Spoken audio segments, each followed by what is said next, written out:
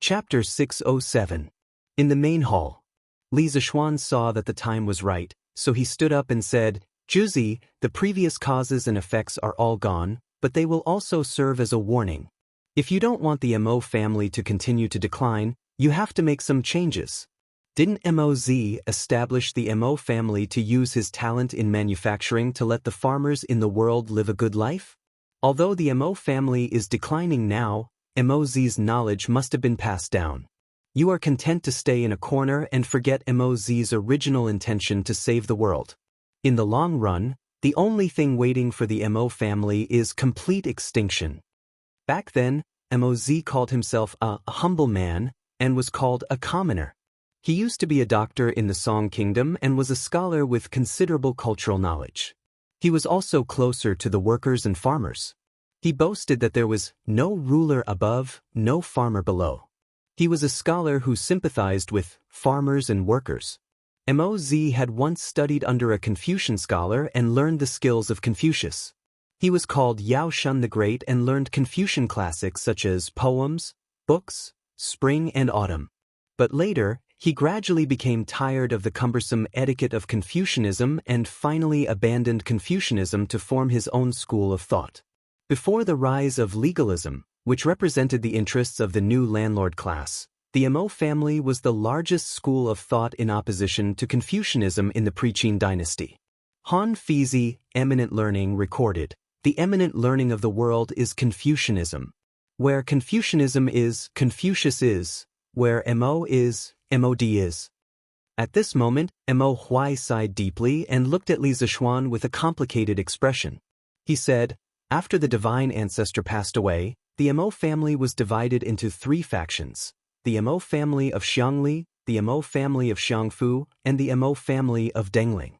The Xiangli family was led by the divine ancestor's chief disciple, Qin Liali. He had the Juzi's keepsake, the inky snow sword."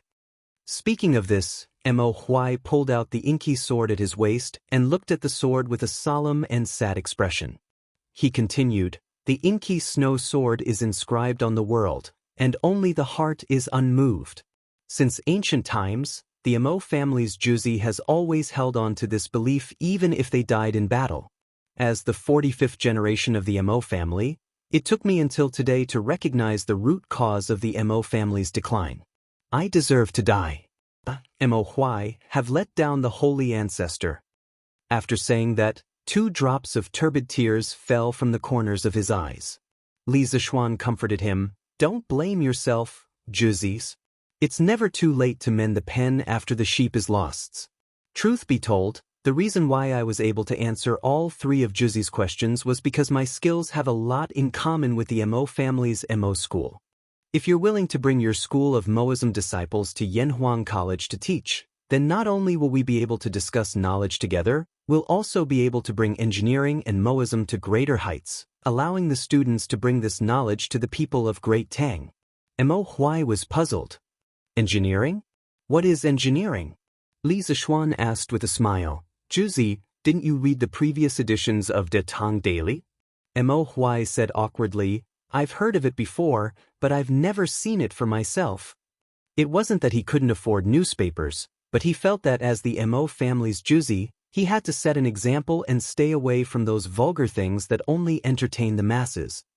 Mo Zhong and Mo Yun hung their heads dejectedly, feeling that their boss had embarrassed himself greatly.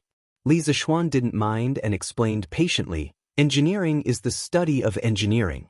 Its main purpose is to serve the needs of the people and improve their lives. Its ultimate goal is to achieve prosperity for all. Civilian houses, palace pavilions, river dams, imperial tombs, and agricultural production can all be supported by engineering. In short, engineering is only for the benefit of the people of the world, not for the fight between schools." Mo Huai was stunned and muttered, "Engineering is only for the benefit of the people of the world? How similar is this to the Moism's purpose?"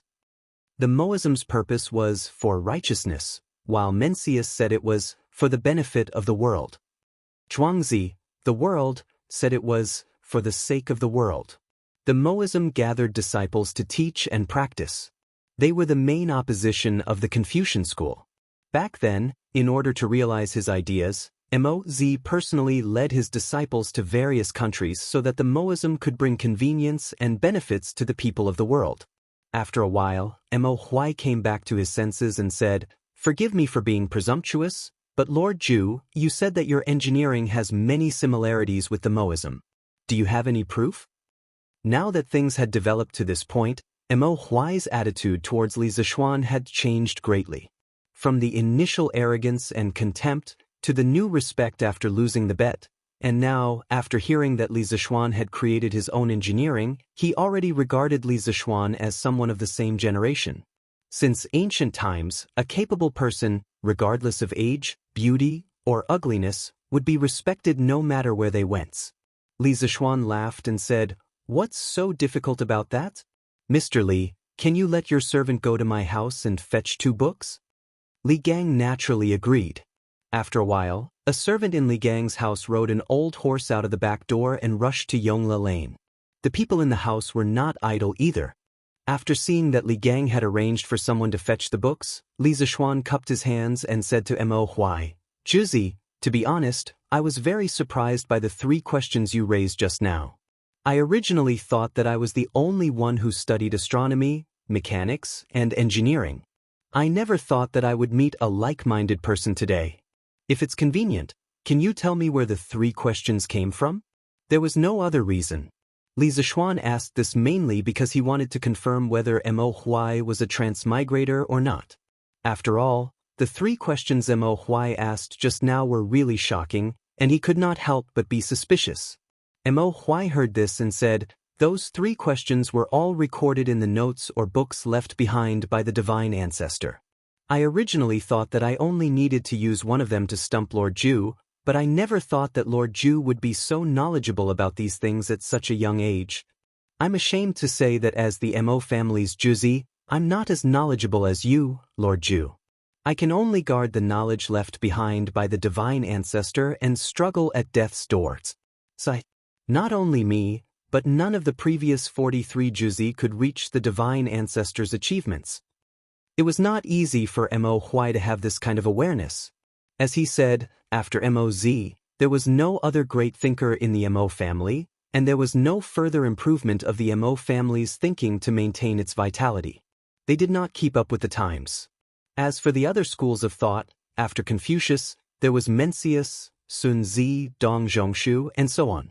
After Laozi, there was Zhuangzi, Luan, and so on. The legalists were even more valued by the ruling class. Especially at the beginning of the Western Han Dynasty, when the country was under great rule and the ruler needed good strategies to govern the country, Dong Zhongshu of the Confucian school offered the spring and autumn dew, and the 3 strategies for heaven and man. Luan of the Taoist school offered the Huainanzi. As for the Mo family, they did nothing in terms of academics and governance at that time. This was also one of the reasons why the Mo family was on the decline. Chapter 608. It's Moz? Li Zishuan was extremely shocked when he heard Mo Huai's reply. Since when was Moz? Qin Dynasty. It was more than 1,000 years since the Tang Dynasty, and more than 2,000 years since the modern era. Moz had already started researching astronomy, mechanics, and optics at such an early age. Li Zishuan suddenly had an extremely absurd thought. Could it be that Moz was also a transmigrator like me? And he was also an engineering student in his previous life? All right, after this incident, Li Zishuan expressed that he would never underestimate the ancients again. "Brother Mo, don't be too harsh on yourself. Moz was also a godlike figure back then. It's extremely difficult for future generations to surpass him. Let's not talk about surpassing him. It's already very difficult to carry forward the knowledge that he left behind." And Shaoxian's Yanhuang College's content is somewhat similar to the Mo family's teachings. Brother Mo, why don't you take this opportunity to carry forward the Mo family's teachings and benefit the world? Li Gang couldn't help but console Mo Huai when he saw his dejected expression. However, as he spoke, he took the opportunity to advertise Yanhuang College. As the saying goes, the older you get, the wiser you become. Although Li Zishuan concealed it well, how could Li Gang not see that Li Zishuan wanted to recruit Mo Huai? Li Gang admired Li Zixuan very much for this rather ambitious young man. Naturally, he would help him if he could. Mo Huai was silent for a while. He narrowed his eyes and didn't reply. No one knew what he was thinking, but Li Zixuan caught a fleeting glimpse of interest in Mo Huai's eyes. Thus, Li Zixuan struck while the iron was hot and said, "Juzi, you just said that although the Mo family's bloodline hasn't been cut off until today, the Mo family hasn't made any fundamental progress after so many years. In the long run, the Mo family will completely disappear. From the way I see it, if you want to bring the school of Mo to greater heights, you have to bring the remaining followers of the school of Mo out into the world. Any sect that was content to stay in a corner and build a cart behind closed doors would not be able to progress and develop. On the other hand, Yanhuang College is a place where the young talents of the Great Tang's 360 provinces and counties are gathered. This is the best opportunity for you to promote the Mo school." When Mo Huai heard that, he couldn't help but ask in confusion, "Didn't Lord Ju establish Yanhuang College to spread engineering? If I go and teach, aren't you afraid that your disciples will change their allegiance to the Mo family?" Li Zixuan laughed and said, "First of all, no matter if it's you or the other followers of the school of Mo, after being hired to teach at Yanhuang College, you only have one responsibility, and that is to teach the knowledge in the textbooks to the students of Yanhuang College. You only have one identity, and that is to be the teachers of Yanhuang College. In the college, there will no longer be a hierarchy between you. You will all be colleagues who will work together. I've said a long time ago that engineering will not compete with other schools.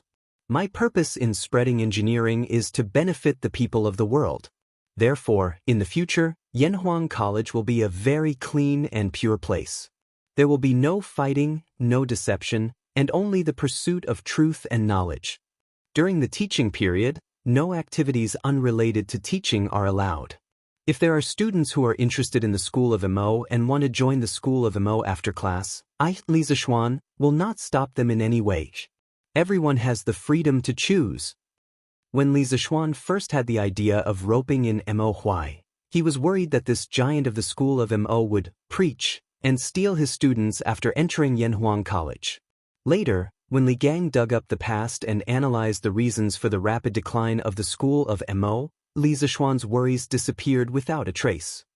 He did not believe that the students of Yanhuang College would give up a good life and insist on becoming ascetic monks in the school of Mo. On the other hand, if Mo Huai brought the followers of the school of Mo to Yanhuang College, Li Zixuan felt that with the luxurious facilities and rich and friendly academic atmosphere of Yanhuang College, those followers of the school of Mo might be assimilated. Mo Huai did not know the evil plan in Li Zixuan's heart.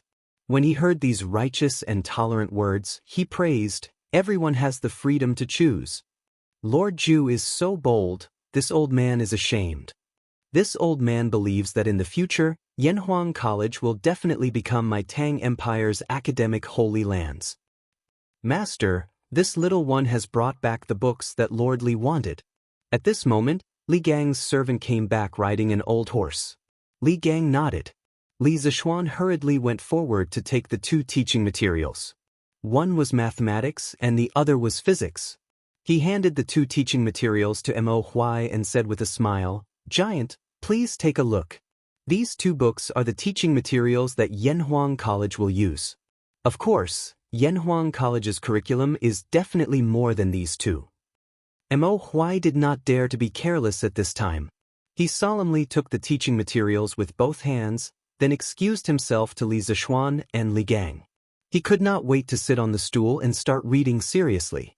Li Zixuan and Li Gang smiled to show that they understood. Then, the two of them started chatting in low voices. On the other side, Mo Huai first opened the mathematics textbook.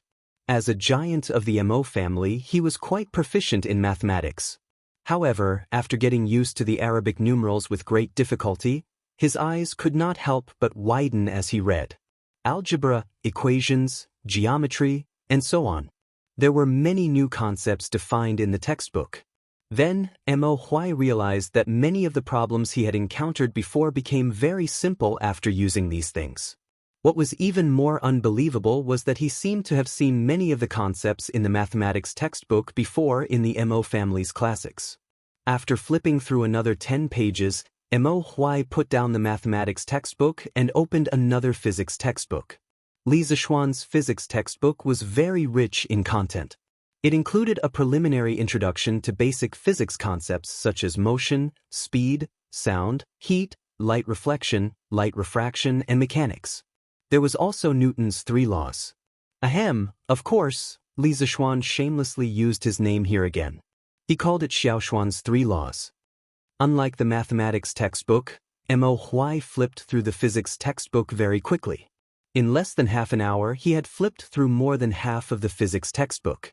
Then, he closed the book and put it away. He took a few deep breaths, then suddenly stood up and went to Li Zishuan. He bowed and said excitedly, "Thank you for your help." The 45th generation of the Mo family's giant, Mo Huai, pays his respects to the divine ancestor. Li Zishuan, who was still wondering why Mo Huai would bow to him, felt that it was ridiculous when he heard Mo Huai's words. He stomped his feet and said, "Divine ancestor? How can I be your divine ancestor? Are you all right, giant?" Chapter 609. In the main hall, Li Gang, who was sitting on the couch, was so shocked that he almost pulled his beard off when he saw this absurd scene. Mo Zhong and Mo Yun, who were supposed to be guarding Mo Huai, saw that their boss actually bowed to Li Zishuan and even called him divine ancestor. Both of them looked as if they had seen a ghost. As disciples of the Mo family, no one knew better than them what the 2 words, divine ancestor, meant. In the Mo family, the giant was called a saint, and there was only one person who could be called the divine ancestor since ancient times, the founder of the Mo family, Moz. As the giant of the Mo family, would Mo Huai use the 2 words, divine ancestor, as a joke to others? Obviously not. Even if he died, it was impossible. But how was he going to explain the current situation? At this moment, Mo Zhong and Mo Yun were completely dumbfounded. Mo Huai did not let everyone wait for long. He said firmly, "You are the reincarnation of the divine ancestor. You are the Mo family's divine ancestor." Li Zishuan was speechless. Reincarnation? Juzi, did you make a mistake? You believe in something as non-existent as reincarnation?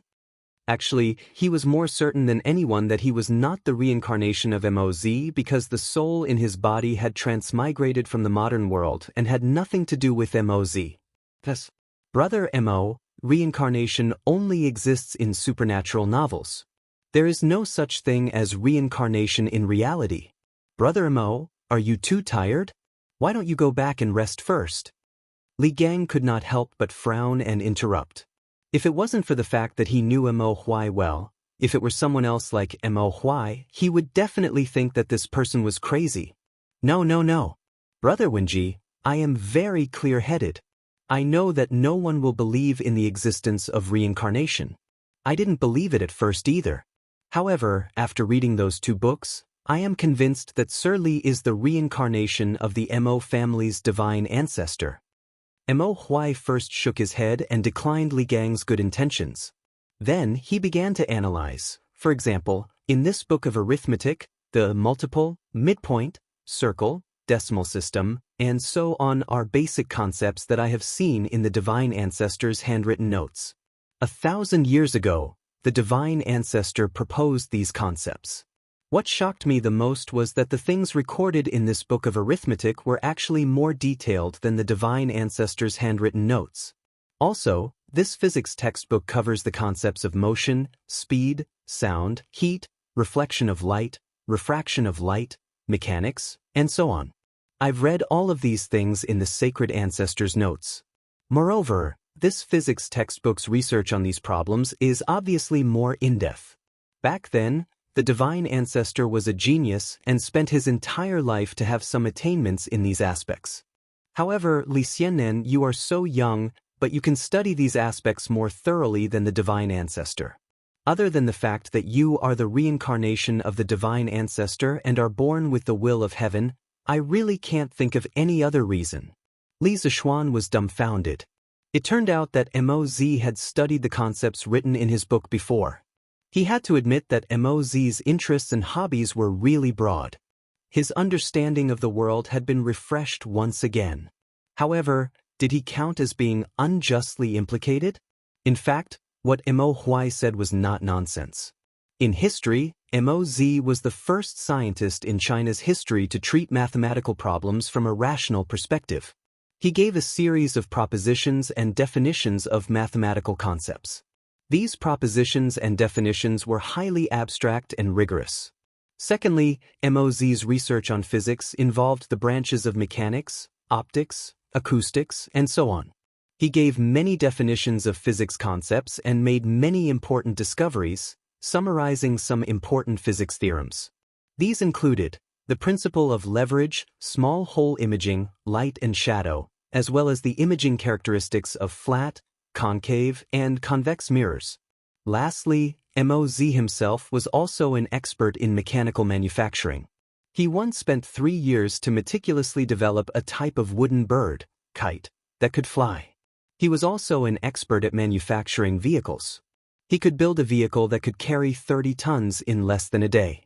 Combined with the new horse carriage that was popular in Chong and City, Don't Touch Me, and the crane that had just appeared recently, Mo Huai was even more certain that Li Zixuan was the reincarnation of Moz. Juzi, this kid really isn't the reincarnation of your divine ancestor. The knowledge recorded in these 2 books were all taught to me by my master, spiritual master Ling Su, when he was still alive. I call them all the knowledge. The reason I set up Yanhuang Academy is to spread my master's knowledge to the world. Li Zixuan rubbed between his eyebrows and explained helplessly. Li Zixuan felt a little uncomfortable being the reincarnation of someone else's divine ancestor for no reason. Although this divine ancestor used to be a very awesome existence, this had nothing to do with him. He just wanted to be himself. Mo Huai said in disbelief, "Impossible. Other than the divine ancestor, who else in the world could have such deep attainments in these aspects?" Li Zixuan spread out his hands and said, "You haven't seen it, but it doesn't mean that it doesn't exist. Moreover, my abilities came from my master. There's probably no one in the Great Tang who doesn't know about this, right? Wake up. I'm definitely not the reincarnation of your divine ancestor." Li Gang also nodded and said, "Brother Mo, although there are many coincidences in this matter, Xiao Xian's abilities are also open and aboveboard. He definitely isn't the reincarnation of the Mo family's divine ancestor." Hearing Li Gang's words, Mo Huai finally wavered a little. His face was filled with disappointment as he muttered, "Is it really not?" Li Zixuan couldn't help but feel a little sympathy for this old man's disappointed look. He thought for a moment and said, "Juzi, I know what you're thinking. You're hoping that there really is the reincarnation of the Mo family's divine ancestor and then lead the Mo family to become strong again. But it's better to rely on yourself than on others. The spread of the Mo school still depends on you and the current followers of the Mo family." Mo Huai was stunned. Li Zixuan's words stabbed him in the heart.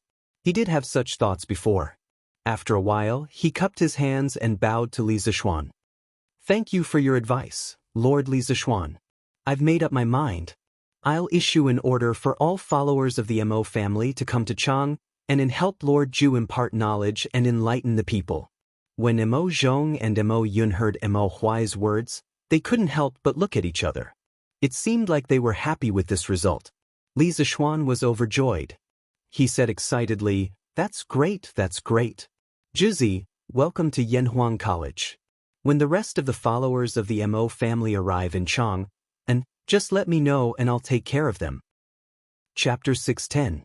Little Xian. Although the Mo family's Juzi has agreed to lead the rest of the Mo family into Yanhuang College, you mustn't reveal their identities to others. Moreover, many of these followers of the school of Mo are skilled in martial arts. You must pay attention to management and don't let these people go out and cause troubles. You must know that there are many people watching you now. After Mo Huai, Mo Zhong, and Mo Yun left with their mission, Li Gang looked at Li Zixuan and said earnestly. Li Zixuan was stunned. He didn't understand, so he asked, "Sir, why is that?" Do you know why the emperors of the past have been suppressing the Mo family ever since the Qin dynasty unified the world? Li Gang clasped his hands behind his back and sighed deeply. Then he turned around and stared into Li Zishuan's eyes with a burning gaze. Li Zishuan answered matter-of-factly, "Isn't it because Confucianism can better govern the peoples?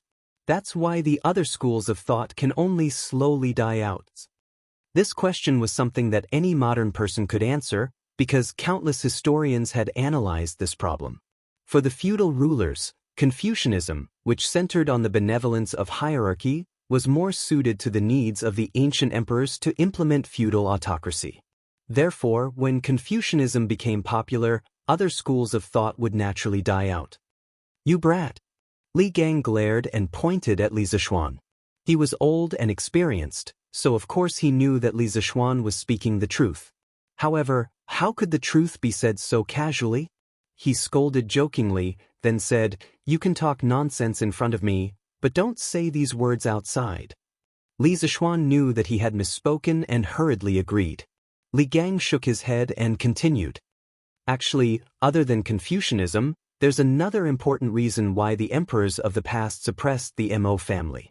Under the background of great unification, a strong organization with strict internal discipline would inevitably make the imperial court extremely wary.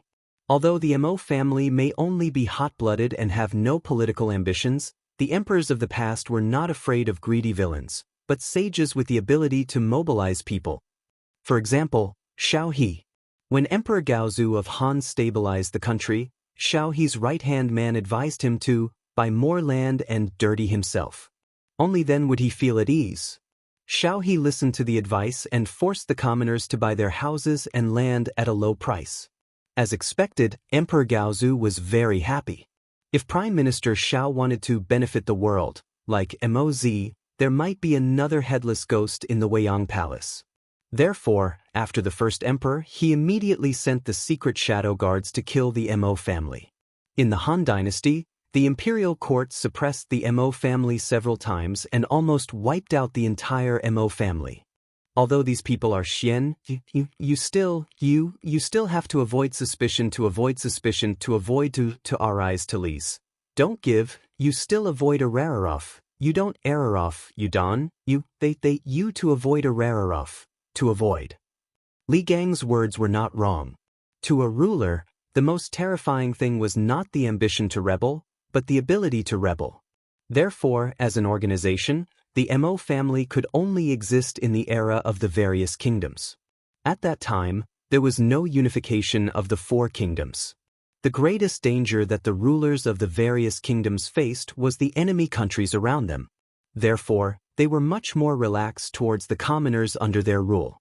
Once the 6 kings are gone, the 4 kingdoms are one, the ruler would definitely treat his subjects as his enemy. Not only would organizations like the Mo family not be able to continue existing, even those who inherited some of the Mo family's ideas and took the responsibility of eliminating violence and protecting the common people would not be tolerated by the imperial court because of using martial arts to violate the law. Li Zishuan stood to the side.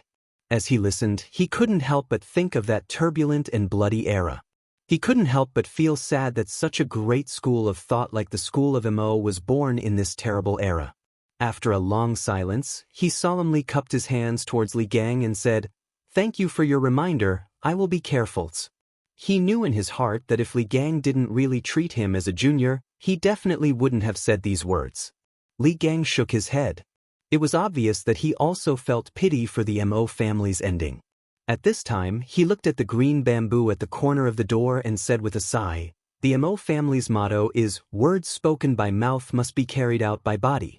The Mo family has many brave warriors, and every member of the Mo family is willing to go through fire and tread on blades without hesitation. This kind of dedication is valuable, but it can easily be expressed as a collective action, which is not beneficial to the long-term development of the school. In the past, when the Mo family's great son Meng Sheng was appointed as the lord of Yang City in the Chu Kingdom, he and his 183 disciples all died in battle. In the chaotic times at that time, such an incident was definitely not the only case for the Mo family. Although the Mo family had hundreds of thousands of disciples at its peak, no matter how many disciples there were, how many times could they withstand such a great battle? Therefore, this old man believes that the Mo family's bravery and ruthlessness are not desirable. Today, Yanhuang College is a good place for them to go. This old man hopes that they can peacefully teach and educate people in the college and don't cause any more trouble. With lofty ideals as the goal, a strict organization as the norm, and a willingness to sacrifice themselves for their ideals, this was the overall characteristic of the Mo family. When they participated in social change and practice in a collective and group way, they could demonstrate an extremely powerful force. However, the tragic result could also happen. When this group of people suffered a strong blow, with their dedication to justice and ideals, with their spirit that would rather die than retreat, the result would not only be a collapse, but also a complete wipeout. If the group collapsed, it could still be dealt with, but a wipeout would be impossible to continue. Forget it. Forget it. Let's not talk about these old things. It's getting late, and I know that you're very particular about your food.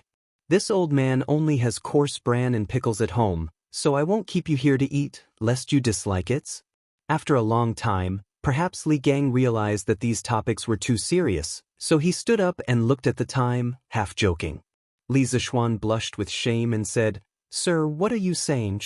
I'm not a spoiled rich young master who can't bear hardships. Back then, my master and I ate wild vegetables in the mountains. To be able to eat at the same table as you, even if it's coarse bran and pickles." Li Gang waved his hand in annoyance and said, "Go, go, goes. This old man didn't cook for you, go home and eat by yourself." "Oh, right, in 2 days, 2 of my good friends will be coming to Changzhen. You should come and meet them."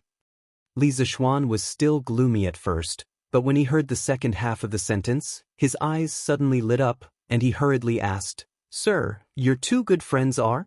"You'll know in 2 days, but you don't have to worry, they're just like me, easygoing people. I'm sure they'll be willing to stay at your college." Chapter 611. Prince of Wei's Mansion, Literature Hall. "Scholar Xiao, are you done with the proofreading?" Li Tai came in from outside and walked around the people around him. He went straight to Xiao Dian's desk and asked expectantly. Looking at Xiao Dian again, his hair was disheveled, his face was haggard, and he had 2 large dark circles under his eyes. He looked like a devil that had just come out of hell. Where was the gentleness from a few days ago? When he heard Li Tai's question, he replied without raising his head, "Soon, soon. Your Highness, please wait a moment. The last proofreading is about to be completed." When Li Tai heard this, he nodded in relief and did not rush him. This was because he knew that the people in the literature hall were already working to their limits. Therefore, he acknowledged and sat by the side to wait for the results. After about an hour, Xiao Dian slammed his brush on the inkstone and laughed loudly. "Ha! The proofreading is complete. There are no mistakes. The book is done. It's finally done." Li Tai, who was lying on the desk and flipping through the manuscripts in boredom, suddenly quivered. He ran to Xiao Dian's side and said happily, "Scholar Xiao, are you done with the proofreading?" Xiao Dian nodded excitedly and said, "I'm done with the proofreadings. Your Highness, after 7 days of hard work by the 13 of us, this geography textbook is finally done." Xie Yan could not help but say excitedly, "Unbelievable! It's really unbelievable." Although Li Xiannan had already completed most of the geography textbook, even the remaining content added up to quite a lot of work. "I didn't expect that we only used 7 days to complete it." Li Tai said warmly, "This is all thanks to all of you scholars who worked hard these few days. After this prince hands this book to Mr. Li, this prince will personally enter the palace to request for credit for all of you." Although Xiao Dian looked extremely tired, he could not help but laugh when he heard this. "Huh! Your Highness is too serious. Even if I don't make any contributions, I, Xiao Dian, am still extremely happy to be able to participate in the writing of such a peerless book." Xie Yan smiled and said, "Dian is right. This geography book will definitely become a masterpiece that will be handed down from generation to generation. At that time, we might even be able to leave our names in history because of it. We are still basking in the glory of your Highness and Li Xianen." That's right. That's right. The rest of the scholars agreed with him. When little Fatty heard the praises around him, he couldn't help but feel a little proud. He secretly thought that he had the best foresight back then. He was the first one who thought highly of Li Zishuan. After everyone had quieted down, Li Tai said to them, "No matter what, you have been busy these past few days. You have stayed up many nights because of this. Now, please go and rest. This prince will return the revised textbook of geography to the teacher." With that, he reached out his hand, ready to pick up the book on the table and go to Yongla Lane to find Li Zishuan. In the end, he actually couldn't pick it up. Li Tai took a closer look.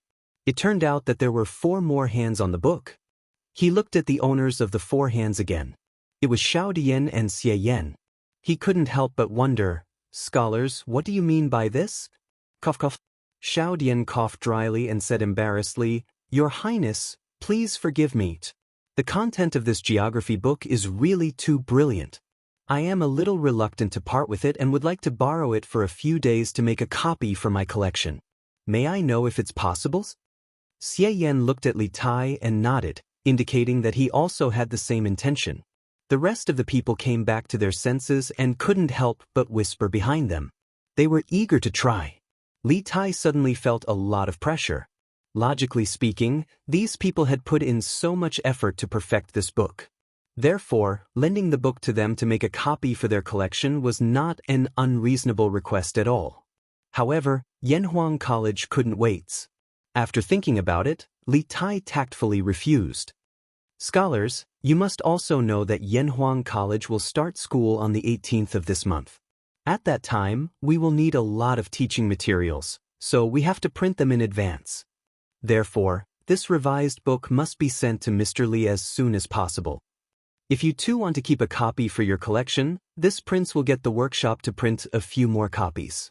When the time comes, I will give each of you a copy. How about that?" Those who could get along with Li Tai for so long were definitely not the kind of people who were one-track minded. Xiao Dian nodded and said, "Your Highness is right.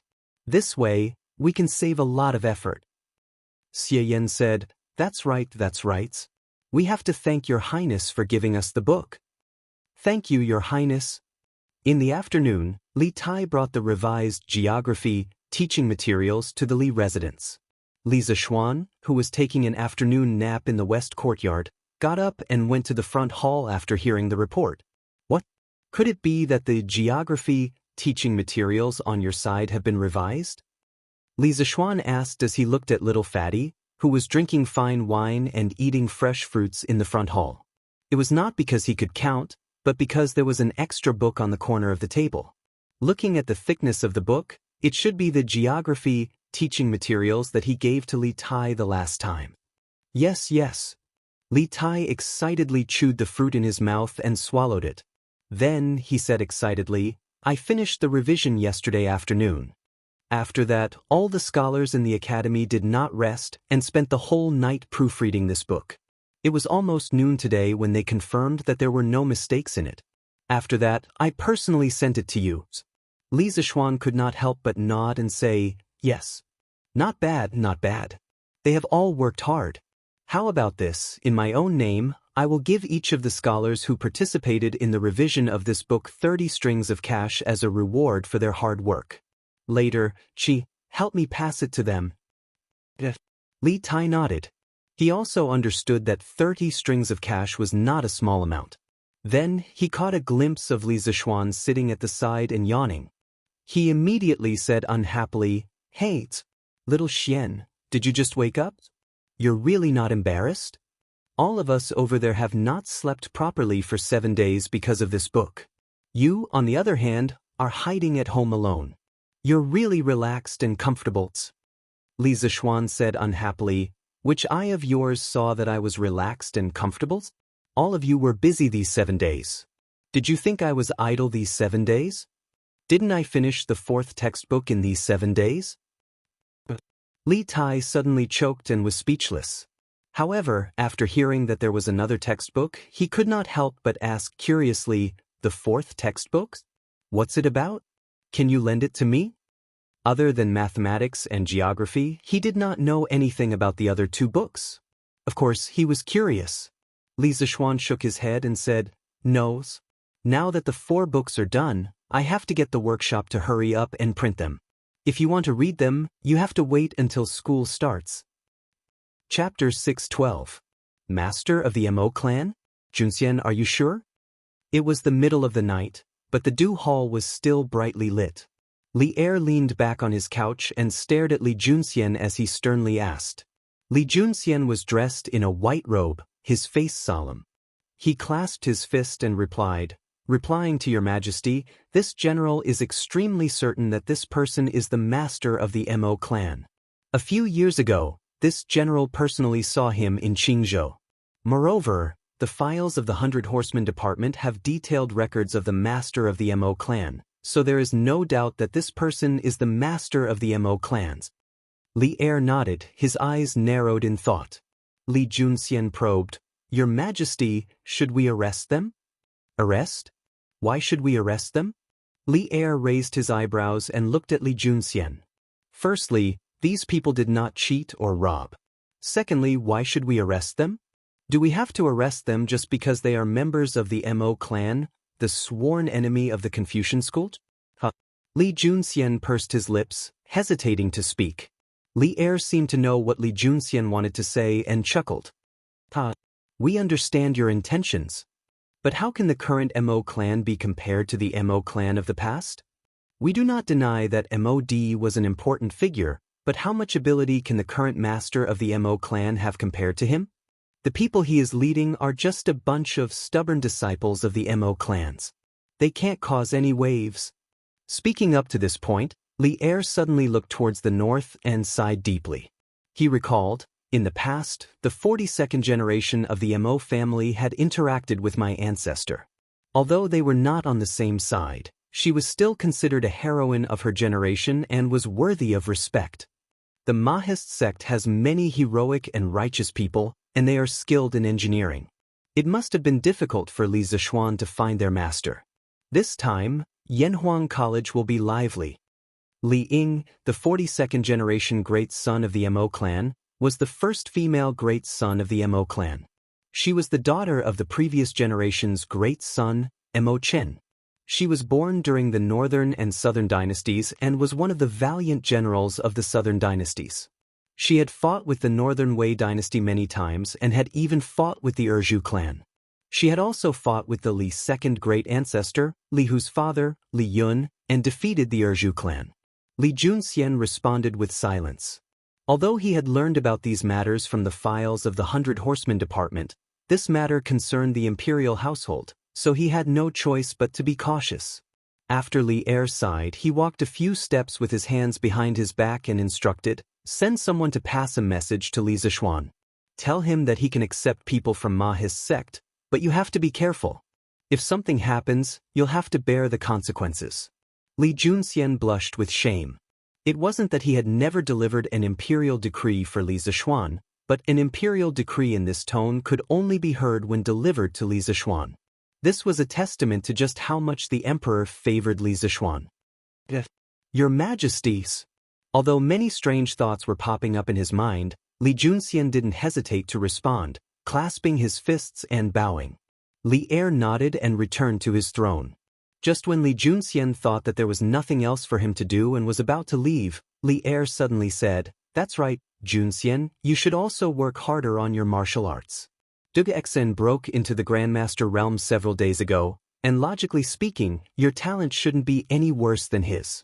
Yet you're still stuck at the Qi transformation realm. This truly shouldn't have happened."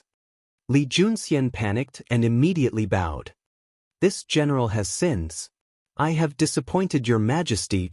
Li Er shook his head and softly said, "We don't blame you for anything.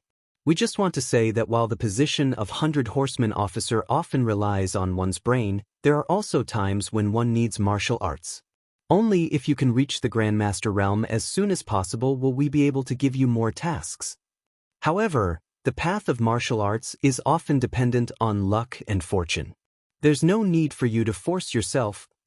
Li Junxian fell into thought, and after a few moments, he clasped his fists and said, "This general understands. Thank you for your Majesty's grace." "Luck and fortune? It said that Duge Xian's luck came from a sword style that Li Zishuan unintentionally created. Then where is my luck? After leaving the palace, Li Junxian looked up at the bright moon in the sky and sighed. He had known long ago that Duge Xian had broken into the Grandmaster realm, and he had also understood the various details. While he envied Duge Xian's good fortune, Li Junxian also felt a great pressure. He and Duge Xian were both outstanding talents of the great Tang's younger generation. After Li Er ascended to the throne, the two of them had served at Li Er's side, one in the light and one in the shadows. They were both good partners and potential rivals. Just as a matter of fact, Li Er had used Duge Xian to compete with him tonight. Although Li Er might not have had such intentions, it was said that with great power came great responsibility. If Li Junxian wanted to stabilize his position, he had to do both his duty and break through as quickly as possible. However, it was extremely difficult to break through to the Grandmaster realm.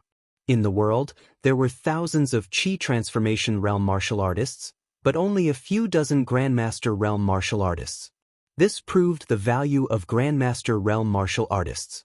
Li Junxian had been born into a poor family, and he did not have Duge Xian's profound family background. In his early years, he had served under Li Mi and later became Wang Shichong's general. But because he loathed Wang Shichong's conduct, he had led his men to defect to Li Yuan and was made a light carriage commandant. He had followed Li Er to the Central Plains. During the battle, he rode out alone, charging and breaking through enemy lines, fighting bravely. In the third year of Wuda, Li Junxian had followed Li Er to defeat Song Jingang in Jiexiu. He had been made the general of agile cavalry and given palace servants and silk. In the fourth year of Wuda, Li Junxian had gone to Luoyang to attack Wang Shichong and was made the deputy commander of the cavalry. Wang Shichong's son, Wang Xianying, had transported grain into Luoyang from martial prison. Li Junxian had captured his army, and Wang Xianying had fled. He had followed the army to defeat Dou Jianda and Lu Haida. After Li Er ascended the throne, he had been made the Left Guard Residence's assistant commander. In the 8th month of the 9th year of Wuda, the Great Tang Dynasty, which had just undergone a coup less than a month ago, had been invaded by the Turks. At that time, the Turks had attacked Jingyang, which was only 40 li away from Chang, and the capital had been shaken. Li Junxian and Yu Qijingda had been ordered to meet the enemy and resolve the crisis in Chang. Li Er sighed. Junxian is so valiant. What is there to worry about? He had been made the general of the Left Guard, in charge of the Xuanwu Gates Guards, and had been made the County Duke of Wulyan. Li Junxian had been very diligent in his work during the war, and he had often been rewarded by Li Er. This year, Li Er had formed the 100 Cavalry, and the brave and intelligent Li Junxian had been made the commander of the 100 Cavalry Department. It could be said that he had been blessed by the emperor for a long time. Sigh. I can only take one step at a time. Nothing can be forced. Let the heavens decide everything. Li Junxian shook his head and sighed. Then he mounted his horse and rode off into the distance. However, he was not the only one who was troubled by the martial Dao. Chapter 613. Your Majesty! Your Majesty! Bad news. But Li Zhao. Not long after his conversation with Li Junxian, Li Er was preparing to leave Ganlu Palace to rest in the rear palace when a young eunuch came running over, shouting at him as he ran. Li Er stopped in his tracks, looked at the young eunuch, and asked in a deep voice, "Zhao Song? What happened to him?" The eunuch panted and quickly replied, "Your Majesty, Eunuch Zhao. He seems to have gone berserk due to improper training. Right now, his room is like a furnace and no one dares to go near it." Li Er was shocked and said, "There's such a thing? Quickly summon Wang Jian and Wang Gang to the Minister of Internal Affairs." If something had happened to other eunuchs, Li Er would not be so concerned. But Zhao Song was different. Putting aside his martial arts, Zhao Song was an old man by his side. He had been by his side ever since he was still the king of Qin. It had been almost 5 to 6 years. It was said that the emperor was heartless, but that also depended on the person and the time. Right now, Li Er was not willing to see something happen to Zhao Song. "Your Majesty!" The eunuch had the ability to observe people's expressions. He could see Li Er's anxiety and quickly bowed in response before going to pass on the decree. Li Er frowned and ordered the eunuch beside him, "Prepare the carriage for the Minister of Internal Affairs." In the west of the palace, there was a short building complex. That was the Yeding Palace. It was where the palace maids and the family members of the officials who committed crimes lived. To the north of the Yeding Palace was Taizong, and to the south was the Minister of Internal Affairs, where all the eunuchs lived. When Li Er hurried over from Taiji Palace, the two eunuchs he summoned were already there. They were middle-aged men in their 40s and 50s and wore loose white robes. They had an elegant demeanor and stood out from the crowd. When the two of them saw Li Er, they quickly walked over and bowed, "Greetings, Your Majesty." Although the two of them were highly skilled in martial arts, but no matter how powerful they were, they could not surpass the secular imperial power. Especially in the face of Li Er, this powerful and iron-blooded emperor, they did not dare to have a trace of neglect. Li Er nodded and asked directly, "How is Xiaosong now? Why don't the two of you go in and help?" One of the men with slightly darker skin cupped his hands and smiled bitterly. "Your Majesty, before you came, the two of us had already checked on Steward Zhao's situation. It's not that we don't want to help, it's just that our abilities are limited and we can't help." Li Er was shocked when he heard that. He said in surprise, "Even the two of you can't help?" The other consecrator shook his head helplessly and said, "Your Majesty, Head Steward Zhao's martial cultivation is already slightly higher than both of us. Now that the vital energy in his body is rampaging wildly, if we want to use external forces to help, we must find a martial arts expert who can completely suppress the vital energy in Head Steward Zhao's body. However, only a great grandmaster can do this. With the strength of both of us, if we rashly intervene, we will only harm Head Steward Zhao. The only thing we can do now is to see if Manager Zhao can make it through." "Great Grandmaster?" When Li Er heard that, he couldn't help but frown deeper. There were only 3 recognized Great Grandmaster experts in the world: Spiritual Master Ling Su of the Celestial Master Sect of Longhu Mountain, Abbot Xian Kong of the Shaolin Temple, and Tujua Nation Master Wuxia. Now, one of the 2 Great Grandmasters in the Central Plains was gone, leaving only Abbot Xian Kong of the Shaolin Temple. If Li Er gave an order, Xian Kong would definitely do him a favor. However, was there really enough time? Li Er, who sat on the world and had hundreds of thousands of soldiers in his hands, was at a loss at this moment. Wang Jian. Zhao Song was fine before. How did he suddenly become like this? After thinking for a while, Li Er frowned and asked. "This?" The 2 consecrators of the imperial family looked at each other. Finally, the slightly darker and older consecrator stepped forward and cupped his hands. "Your Majesty, Manager Zhao's meridians are full of genuine qi. At first glance, it seems to be a sign of a breakthrough. However, the total amount of genuine qi in Manager Zhao's body is definitely not enough for him to break through to the Great Grandmaster realm. After thinking about it, I feel that the violent genuine qi in Manager Zhao's body seems to have been formed after being forcibly compressed before suddenly going out of controls." Li Er was stunned. He suddenly remembered the lie Li Zishuan told in the imperial court after he destroyed the 7 cultivators of Virtue sect. Seeing Li Er's gloomy face, Wang Jian thought that he had said something wrong and hurriedly said, "Your Majesty, it was just my humble opinion. I don't think Manager Zhao would do such a thing without common sense." Li Er's face darkened and he said in a deep voice, "No, you're right. Zhao Song really did do such a thing without common sense." Previously, Li Zishuan mentioned the genuine qi bomb in the imperial court and told a big lie to deceive everyone. Later, only the 2 of them knew about the gunpowder. Zhao Song didn't know about it, which led to the current situation. Li Er was really anxious and annoyed now. Wang Jian and Wang Gang were dumbfounded. They never thought that this unreliable guess would become the truth. "I'll go in and take a look." Li Er thought for a while and was about to enter the house. Wang Jian was shocked and hurriedly stopped him. "Your Majesty, you can't. Manager Zhao is not conscious at the moment and his genuine qi is still in a violent state. It's very likely that he will accidentally hurt Your Majesty.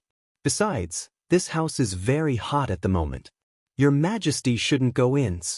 Your Majesty's body is priceless. Please think twice. The accompanying eunuchs and maids stopped him in unison. Li Er was helpless. He sighed and said, "Then you two stay here and take good care of him. You must protect Zhao Song's life. When he wakes up, inform me as soon as possible." Wang Jian and Wang Gang naturally cupped their hands and said yes. Qin Mansion. Although it was late at night, it was still brightly lit. "Zhuang Qi, why hasn't Master come out yet?" "He's been in there for almost a day." Outside a house in the backyard of Qin Mansion, a group of anxious people gathered. There was Madame Qin, Qin Huayu, and the maids, servants, and guards in the mansion. At this moment, Madame Qin glanced at the tightly shut door and asked the burly man beside her with a worried expression. Zhuang Qi was not sure himself, but he still forced himself to be calm and said, "Madame Qin, don't worry. Master's body has been getting better day by day for the past few months. Ever since he started practicing Tai Chi, his old injuries have been recovering faster and faster. It must be a good thing that he suddenly went into seclusion today. Who knows, maybe Master will be able to recover to his peak strength this time." Madame Qin wiped the sweat on her forehead and sighed, "I only hope that Master can be healthy. As for the strength of his martial arts, I don't care about it." At this moment, Qin Huayu came over and patted Madame Qin's shoulder, comforting her. "Mother, Father will be fine. Go back to your room and rest. I'll stay here and guard." Chapter 614. The next morning, Li Zishuan had just woken up when he heard a piece of big news. "What? Uncle Qin's injuries are completely healed? And he even broke through?" Li Zishuan was eating breakfast in the main hall when Han Yushi suddenly came in and told him the news. Li Zishuan couldn't help but exclaim, "That's right. I heard that after practicing Tai Chi yesterday, Godfather suddenly felt something and locked himself up. Last night, Godfather broke out of seclusion. Not only were his old injuries completely healed, but his strength had also improved and reached the peak of the master stage. This way, Godfather doesn't have to suffer any more pain." Han Yushi happily shared the news she had heard with Li Zishuan. After saying that, she seemed to have thought of some unhappy things. She immediately wrinkled her nose and said, "Previously, some imperial physicians said that Godfather's body could only hold on for another 10 years at most. Let's see if they still dare to say that now. A bunch of quacks." Li Zishuan couldn't help sweating. He really wanted to say, "Wife, those imperial physicians were right. If it weren't for me, Qin Qiong wouldn't have lived for more than 10 years. Of course, he couldn't say that he had foresight. Transmigration was his biggest secret. Wife is right. Those are all quacks." Li Zishuan coughed dryly and agreed. Han Yushi smiled and walked to Li Zishuan's side. "Husband, let's go to Qin Manor to visit Godfather later, okay? You were busy with the matters of the academy previously and alienated some of the elders who are close to our family." Li Zishuan was stunned. He didn't expect Han Yushi to think so thoroughly, so he praised, "Yes. Wife is right. Let's go and visit Uncle Qin after dinner." Although they were married, they still addressed Qin Qiong by their own names. Anyway, Li Zishuan couldn't call Qin Qiong Godfather like Han Yushi. "But, young master, General Zuowei is here with an imperial edict."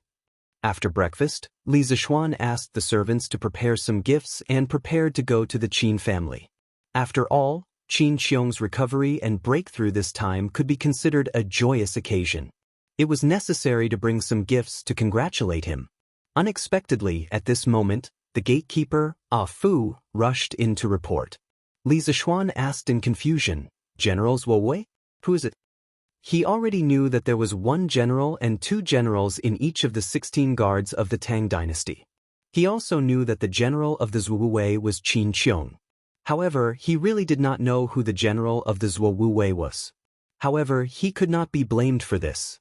Ah Fu was dumbfounded by the question. There was no one else like this wastrel young master.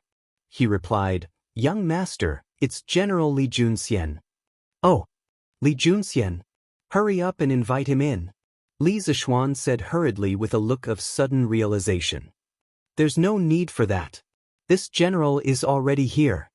Mr. Li, you won't blame this general for being rude, right? Li Zishuan had just finished speaking when a white-robed man walked in. He stared at Li Zishuan and said half-jokingly. It was Li Junxian. Just from appearance alone, Li Junxian had a tall and straight figure and an awe-inspiring demeanor.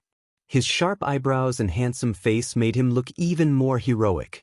TSK, it's actually a pretty boy. No wonder there were rumors about him and Wu Mainyang in the future. Li Zishuan muttered to himself. Then he stepped forward and clasped his hands with a smile. General Li, what are you saying? You have the divine mandate on you. Please come in and have some tea. While Li Zishuan was sizing up Li Zishuan, Li Junxian was also sizing up Li Zishuan. He had met Li Zishuan before. When Li Zishuan had challenged Mount Beimang in order to save Han Yushi, Li Er had sent him to investigate the situation. Although the situation had already been decided by the time he found Li Zishuan, he had still met Li Zishuan before. But today was his first time meeting Li Zishuan face to face. As he looked at this youth who was about the same height as him but still somewhat childish, he couldn't help but sigh. If not for Li Zishuan, he and Duga Xian would have been considered outstanding talents of the great Tang's younger generation. But there were no ifs in reality. Although he held an important position at such a young age and was even a second-rank county duke, he was still a little dim compared to Li Zishuan. The other party wasn't even 15 yet, but he was already able to climb to such a high position. Who knew what he would be like when he was in his 20s or 30s? Besides, how could a martial arts grandmaster who wasn't even 15 years old compare to him? This general is only here to pass on an imperial decree. I won't impose on you. County Duke Li, listen to the decrees. Li Zishuan snapped out of his thoughts and sternly said to Li Zishuan. When Li Zishuan heard that it was a verbal decree from Li Er and not an official imperial decree, he immediately dismissed the idea of having someone set up the incense table. He stood to the side and bent his body slightly, pretending to listen attentively. His Majesty wants this general to inform you that Yanhuang College can accept people from the Mahis sect, but you have to know the limits. If something happens, you will have to bear the consequences. In the end, Li Junxian had to polish Li Er's words a little. Otherwise, he would have been too embarrassed to say it out loud. Even so, this imperial decree was still very straightforward. However, Li Zishuan really liked this kind of straightforward imperial decree. After hearing this, he hurriedly clasped his hands and said, "This subject receives the decree. Thank you for your grace." Li Zishuan's gratitude was sincere. Yesterday, after Li Gang analyzed the pros and cons of the Mahist sect joining Yanhuang College, he knew that the greatest power preventing the Mahist sect from entering the world wasn't the Confucians, but the imperial court and the emperors. Although the Confucians were powerful, their snobbishness couldn't be compared to Li Er's. Otherwise, how could there be a situation where Confucianism, Taoism, and Buddhism coexisted? Thus, Li Zishuan didn't really care about the attitudes of others. However, he had to care about Li Er's attitude. After all, Li Er was his immediate superior. After returning from Li Gang's house yesterday, Li Zishuan had been thinking about how to get Li Er to lower his guard against the Mahist sect. What he didn't expect was that he didn't do anything and Li Er took the initiative to deliver himself to his doorstep. This solved a huge worry in his heart. As for how Li Er knew that the head of the Mahist sect was going to join Yanhuang College, Li Zishuan could figure it out even with his eyes closed. Although he felt a little uncomfortable in this feudal society, wasn't it easy for an emperor to know the movements of others? For Li Zishuan, it was fine as long as it didn't affect his life. Besides, even in modern society, did you really have privacy? When he thought of this, Li Zishuan felt a little better. Chapter 6:15. Husband, is His Majesty angry at you? After Li Junxian left with Li Er's decree, Han Yushi pulled on Li Zishuan's arm and asked. Those who didn't know the situation would immediately think that Li Er was reprimanding Li Zishuan, which was why Han Yushi was so worried. Of course not. There are times when one can't just look at things from the surface. This imperial decree is a good thing for our family. Wife, there's no need to worry. Li Zishuan stroked Han Yushi's coiled hair and comforted her gently. Then he said, "Oh right, aren't you going to visit Uncle Qin?" Sanbao and the others are just about done packing, so let's set off. Han Yushi naturally agreed. The husband and wife went out hand in hand. They rode a carriage with gifts and headed towards the Qin manor. When they arrived at the Qin residence, Li Zixuan realized that the place was already packed with carriages. 4 or 5 carriages were parked by the side of the road, and each carriage had a manservant who was giving the horses water to prevent them from getting heatstroke. It seems like it's going to be rather lively here. Li Zixuan jumped down from the carriage and helped Han Yushi down as well. He couldn't help but chuckle as he looked at the situation by the road. Han Yushi steadied herself and smiled. Adoptive father's recovery from his illness is a major event for all of the Great Tang. Many people will definitely come to congratulate him. Li Zixuan nodded and pulled Han Yushi inside. The gatekeepers of the Qin residence naturally wouldn't stop them. One of them was their patriarch's savior while the other was their patriarch's adopted daughter. Even if they had 10 times the courage, they wouldn't dare to stop them. Second brother can finally ride a horse and hunt with me and go to the battlefield to kill enemies. How delightful, how delightful. Today, we brothers must not return until we're drunk. Needless to say, only Cheng Yaojing could have such a loud voice and speak in such a bold and unrestrained manner. You idiot, Shu Bao has just recovered from his illness. How could he drink so much with a fool like you? It was obvious that this voice belonged to Yu Qigong. He was the only one who would go against Cheng Yaojing like this. Yuchi old hey, what are you talking about? Not only has second brother recovered from his old injuries, but he is also more powerful than you and I. Why can't he drink? I think it's you, Yuchi old black, who can't hold your liquor well and doesn't dare to drink with us, right? Bullshit. I don't dare to drink with you? Today, whoever falls first will be the grandson. So be it. Do you think I, old Cheng, am afraid of you? Hearing this, Li Zixuan couldn't help but shake his head and walk towards the main hall. He thought to himself, these 2 old fellows can really fight anywhere. They are simply enemies from the previous life. No, it should be enemies from the previous life, because even enemies are not as fierce as these Tooch. It was originally a celebratory banquet for Qin Qiong's recovery, but these 2 people turned it into a catfight. Uncle Qin, I heard that you've recovered. Congratulations. From now on, you can continue to carry your spear and gallop on the battlefield. Li Zixuan stepped forward and cupped his hands to Qin Qiong before congratulating him.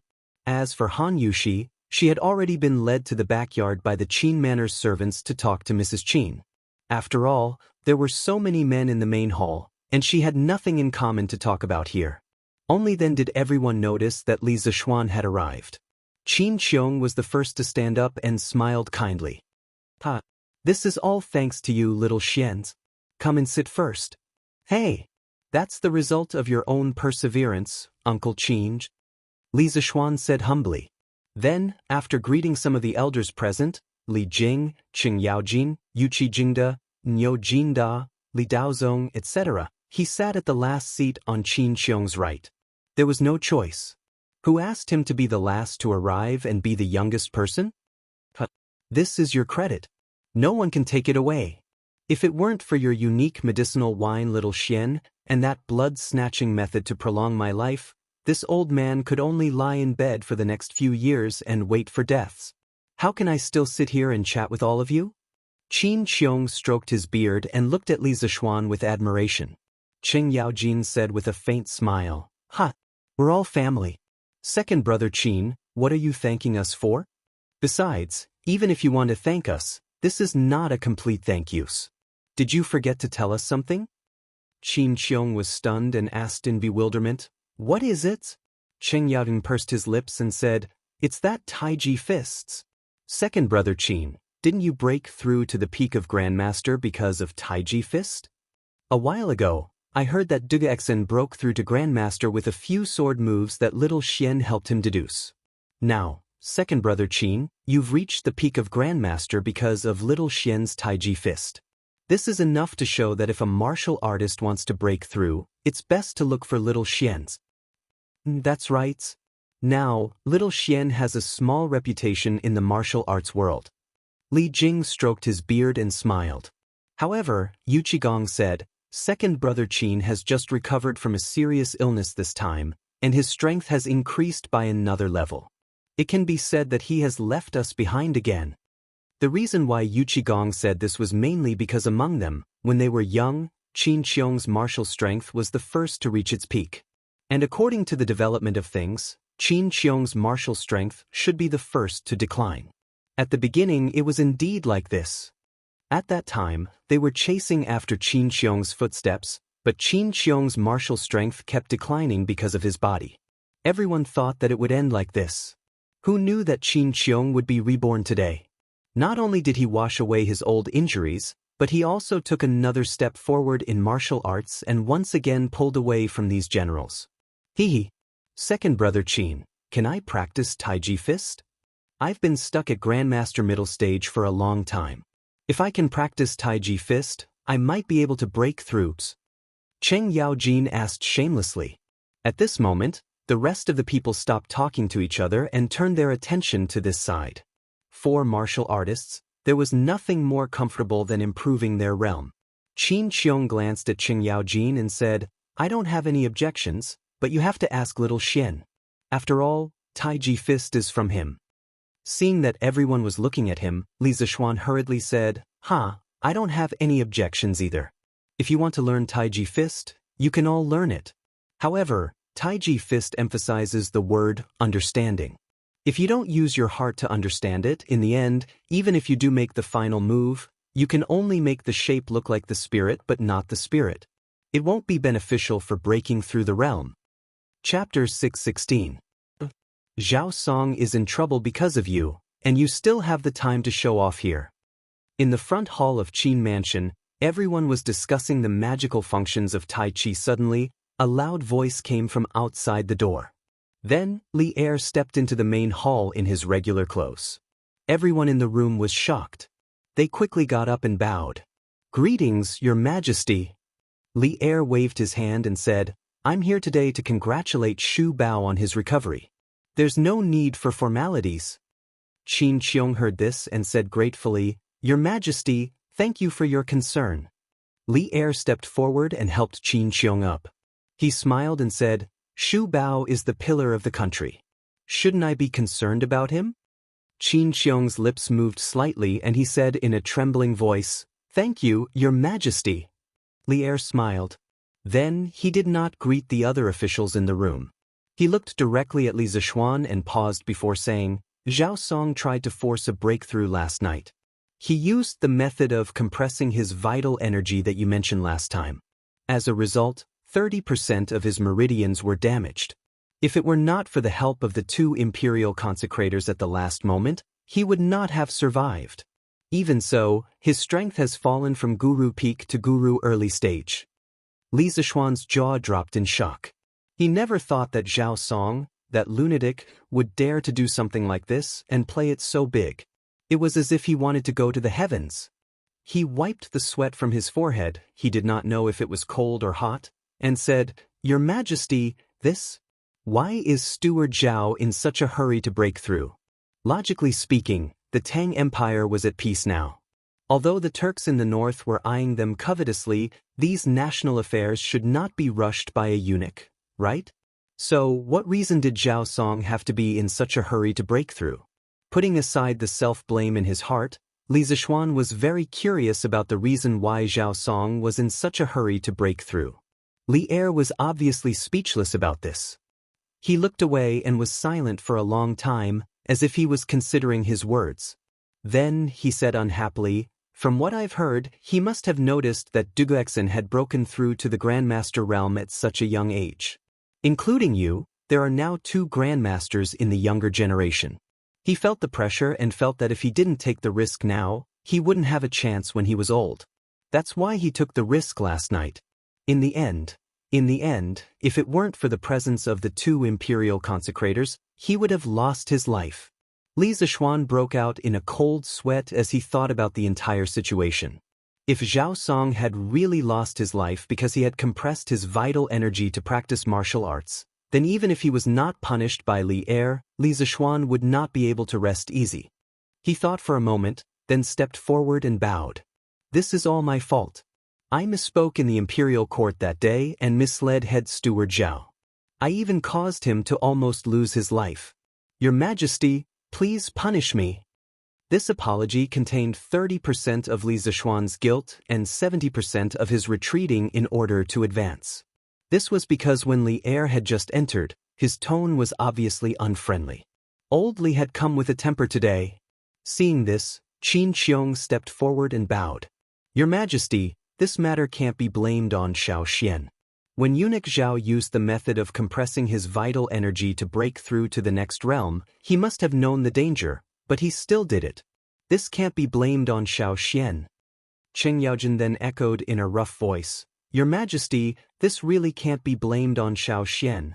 That day, there were so many ministers and generals in the imperial court. Eunuch Zhao was not the only one who knew the method of compressing his vital energy. In the end, nothing happened to the others except for eunuch Zhao. Can this be blamed on Xiao Xian? It was rare for Li Jing to speak. He said, Your Majesty, Shu Bao and Ji Jie are right. Eunuch Zhao is over 40 years old. He is not a 3-year-old child. There is no reason to blame others for his own decision. I think eunuch Zhao himself has never blamed Xiao Xian. Seeing that everyone in the room was speaking up for Li Zishuan, Li Er's face was calm. No one could tell whether he was happy or angry. He paused and said, I haven't convicted this boy yet. Why are you all so anxious? Then he turned to Li Zishuan and said, Although Zhao Song's matter can't be blamed on you, it was more or less caused by you. However, today Shu Bao recovered from his injury and broke through to the next realm because of you. You can be considered to have brought back another tiger general for the Tang Empire. This is something that can't be exchanged for anything. At least your merit outweighs your fault. I bestow upon your wife the title of rank 6 noble lady as your reward this time. Do you have any complaints? Li Zishuan said happily, Thank you, Your Majesty. I have no complaints. The more time he spent with Han Yushi, the more Li Zishuan knew about the inferiority complex in Han Yushi's bones. He was now a higher and higher official, but the pressure on Han Yushi was getting greater and greater. Sometimes, he was also very troubled. He only wanted to live a simple and happy life without any external interference. However, in Han Yushi's heart, she still could not get rid of the secular concept of a well-matched family. Perhaps she agreed to marry him because she was moved by his persistent pursuit. However, ever since she married into the Li family, she didn't have a moment of rest. She learned this and that every day and even learned poetry. Li Zishuan once told her that she didn't need it. However, she said that she wanted to improve and she wanted to be worthy of him. Humble love, humble self. Many people felt that this kind of humble love was not worth cherishing, but Li Zishuan did not think so. In love, if someone loved more, naturally, there would be someone who loved less. It couldn't be equal. People who loved more would give more, and naturally, they would be hurt more. This wasn't because she was cheap. It was because she loved him and didn't want to lose him. After understanding this, Li Zishuan would not cherish this relationship. He would only feel that this woman really made people feel sorry for her. And the 6th rank title that Li Er gave to Han Yushi today could be said to be timely reign. In this era, the title of a noble was very rare. If a 6th rank noble was placed in a place, even the county magistrate would have to greet them with the courtesy of an official. Li Er nodded. Qin Qiong and the others quickly cupped their fists and said, Your Majesty is wise. Li Er laughed and said, That's enough. Let's not talk about this anymore. Today, Shu Bao's body has recovered. I am really happy in my heart. Ji Jie, pharmacist, Jinda, Jingda, since you guys are here, don't leave. Today, we are here to celebrate with wine. We won't go back until we are drunk. Speaking of drinking, Qing Yaojin suddenly became excited. He didn't care about the etiquette of a monarch and minister. He patted his arm and laughed loudly, Okay. We originally planned to eat wine at Second Brother's place at noon. It's good that your Majesty is here. Speaking of which, we brothers haven't eaten at the same table with your Majesty for a year, right? Yes. Today, Xiao Xin is here. This kid's culinary skills are excellent. He can cook a few dishes for us to eat with wine. Wouldn't that be wonderful? Chapter 617. When it came to cooking, many people would subconsciously think of the phrase, "A gentleman should stay away from the kitchen." It was clearly inappropriate for Li Zishuan, the founding baron of the country, to personally cook. However, the elders in the backyard clearly didn't think so. Qing Yaojin, Qin Xiong, Niu Jinda, and Yuqi Jingda had always treated Li Zishuan as their own junior. If something happened to Li Zishuan, the four of them would definitely be the first to act. As for Li Zishuan, because of Han Tianhu's Han family, he was considered relatives of Li Zishuan. Needless to say, Li Zishuan himself also wanted to try the dishes personally cooked by Li Zishuan. After all, in the entire Tang dynasty, who didn't know that Li Zishuan was the best at eating? Therefore, Li Zishuan was unquestionably sent to cook for these elders and big shots to go with the wine. As the emperor, if he wanted to eat lunch at the Qin residence, Li Zishuan obviously wouldn't be the only one busy. When Madame Qin, who was chatting with Han Yushi in the backyard, heard that Li Zishuan was going to eat at the Qin residence, she quickly ordered the servants to prepare the ingredients. Then she personally went to the kitchen. Han Yushi followed behind her. "Xiaoxian? Why are you here? Why aren't you in the front room with His Majesty? They all say that a gentleman should stay away from the kitchen. Why are you, a man, in the kitchen? Go out and let Auntie." Madame Qin originally planned to personally cook lunch. After all, it was for the emperor. However, she couldn't be careless. If the servants didn't pay attention or had any evil intentions and something happened to Li Zishuan while he was eating at the Qin residence, then the hundreds of people in the Qin residence would be finished. After entering the kitchen, Madame Qin saw Li Zishuan cutting the pork and couldn't help but reprimand him. Han Yushi, who was following behind, also couldn't help but open her mouth in shock when she saw this scene. When Li Zishuan heard this, he smiled as he cut the pork. What gentleman should stay away from the kitchen? That was just a bunch of hypocrites who pretended to be righteous and hypocritical to cover up their hypocrisies. Today, Uncle Qin has just recovered from a serious illness, and this little one's cooking skills are just right. I'll conveniently make a few side dishes for Uncle Qin, the elders, and His Majesty to show my sincerity. What's wrong with that? Mencius had a famous saying, "A gentleman is like a beast. Seeing it alive, he cannot bear to see it dead. Hearing its voice, he cannot bear to eat its flesh. Therefore, a gentleman stays away from the kitchen." In the traditional etiquette system, it was simply established as a code of conduct. A gentleman should stay away from the kitchen. If there is blood and qi, he should not be humiliated. Li Zishuan felt that the person who said this was simply asking for trouble.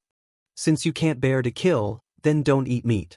Not only did he have to satisfy his desire for good food, but he also couldn't bear to see the pain of animals dying. He had to stay away from the scene of the killing so that he could eat with a clear conscience. If this wasn't hypocrisy, then what was?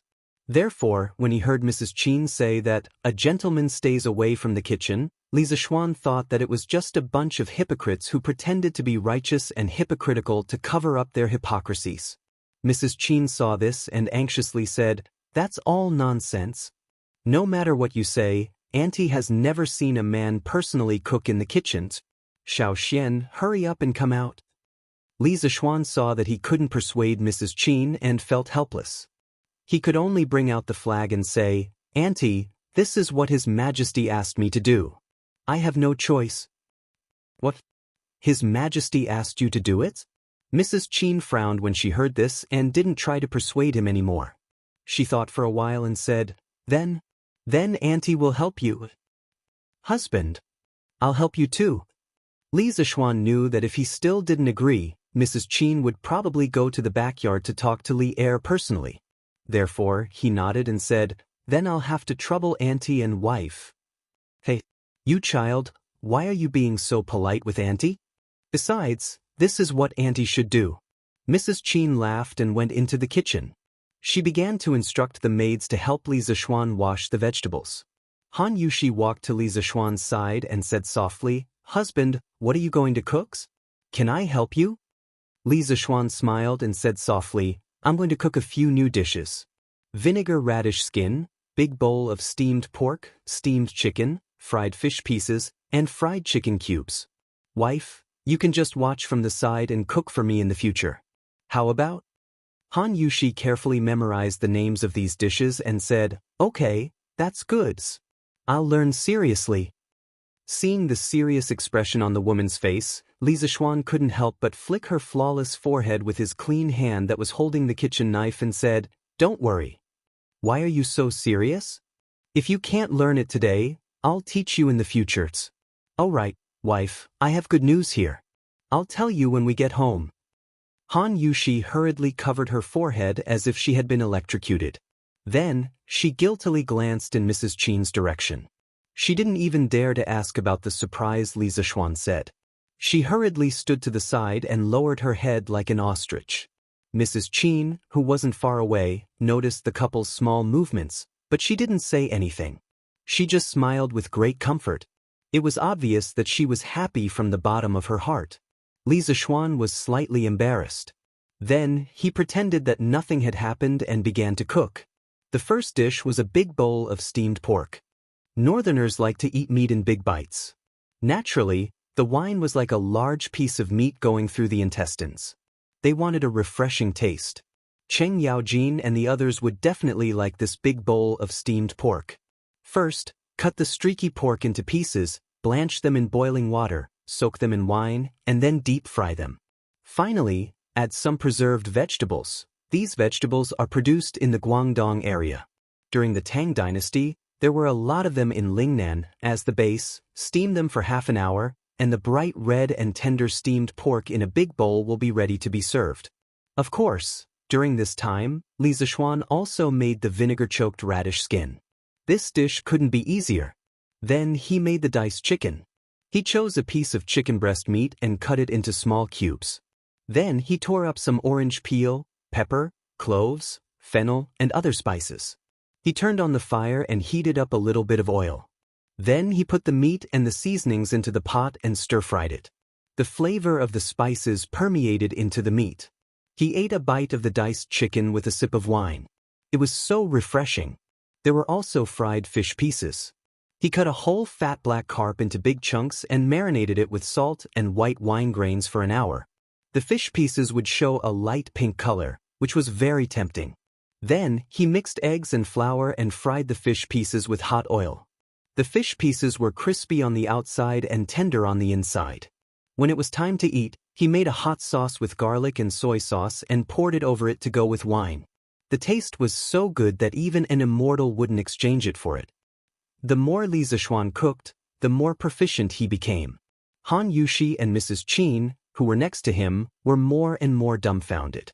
The more they looked, the more they were hungry.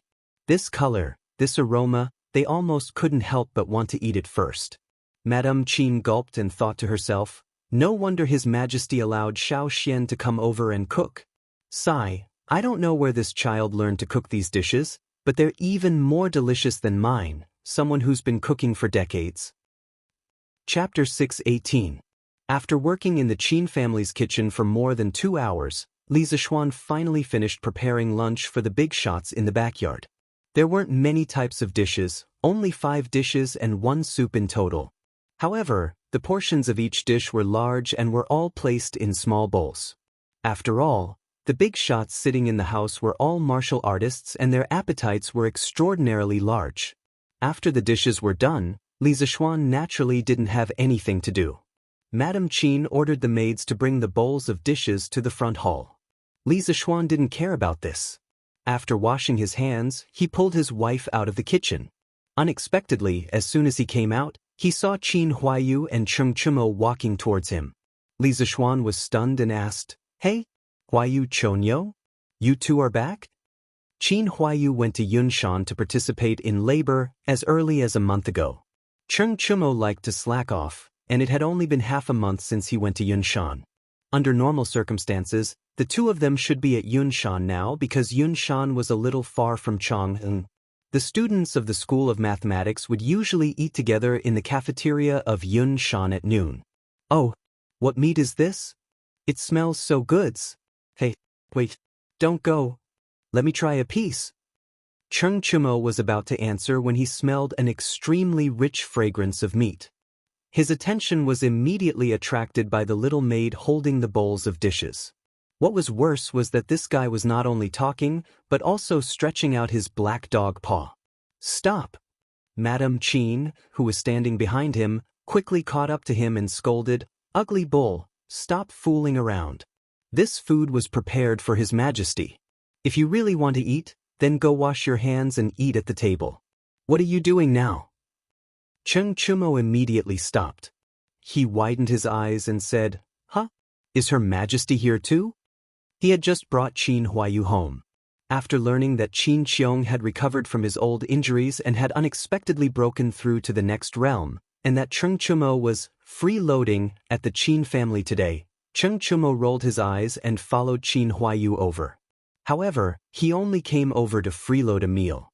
He really didn't know that Li Er was here. If he had known earlier, he definitely wouldn't have come. "His Majesty, your Uncle Yuchi, and the others are all here. Since you're here, Cho-Ox, go wash your hands and accompany them to drink later." After saying that, Madame Qin led the maids into the room, leaving behind a dumbfounded Cheng Chumo. "Who told you to be so smug?" Li Zishuan stepped forward and teased Cheng Chumo. Then he looked at Qin Huayu and asked, "Huayu, how are things at Cloud Mountain?" Qin Huayu said, "The construction of the academy has been completed. All that's left are some non-urgent buildings. The students of the School of Mathematics have all returned home today to prepare for the entrance exams." Everything was completed just like that? Li Zishuan was shocked when he heard that. He said in surprise, "That's fast? Then, Huayu, you guys have worked hard." At this moment, he just remembered that the entrance exam of Yanhuang College was about to begin, and he hadn't even started writing the exam papers. It seemed like he couldn't wander around anymore. "Of course, we've worked hard. Xiao Xian, you have to compensate us well." Cheng Chumo laughed shamelessly. Li Zishuan said in annoyance, "Compensate? Isn't this lunch compensation for you? Cho-Ox, you can't eat these dishes anywhere else even if you want to." "What meat is this? Why is it so fragrant? Old Cheng want to try it and see what it tastes like." After the dishes were served, Cheng Chumo couldn't help but salivate when he smelled the fragrance of the meat with preserved vegetables. He was eager to try it. Cough, cough. Qin Qiong coughed heavily and signaled Cheng Chumo to notice that Li Er was still at the table. Cheng Chumo came back to his senses and blushed. He put down his chopsticks and said awkwardly, "Cough, cough. Your Majesty, please try this first." Li Er smiled and said, "What? We haven't eaten together for so long, and now we're becoming distant?" Thinking back to when Jijia was at the table, he didn't give in no matter who the other party was. Cheng Chumo touched his nose and didn't say anything, but he thought to himself, "You were still the king of Qin, and we were all good brothers. Now that you're the emperor, how can I, old Sheng, not be more careful?" Jijia, are you trying to say that today is different from the past? I'm already the emperor of a country, and you can't laugh and scold me like before? Also, Shu Bao, pharmacist, Jinda, do you all think the same? What kind of person was Li Er? How could he not guess what Qing Yaojin was thinking? He glanced at the people in the room and said with a meaningful smile. Cheng Chumo hurriedly cupped his fists and said, "This official doesn't dare." Qin Qiong and the others also bowed slightly and said, "This official doesn't dare." "Don't dare?" Li Er's mood suddenly became agitated. He stood up straight and looked at everyone at the table. He said with a face full of resentment, "You all just don't dare? This means that you all really thought so in your hearts. To put it bluntly, you all are afraid. You all are afraid that I will punish you because of your words and actions. You all are afraid that I will be the emperor now, and my temperament will change greatly compared to before. You all are afraid that I will be like Liu Bang, who just ascended the throne and then killed a meritorious official. You all are afraid, aren't you?" At the end of his words, Li Er was almost shouting. The atmosphere in the room suddenly became heavy. Everyone lowered their heads and didn't say a word. They didn't even dare to breathe loudly. Cheng Chumo was even grumbling in his heart about why he came to freeload today. In the end, he didn't even freeload the meal, but first freeload the tiger's butt. He was really unlucky. Seeing that no one responded, Li Er was even more depressed.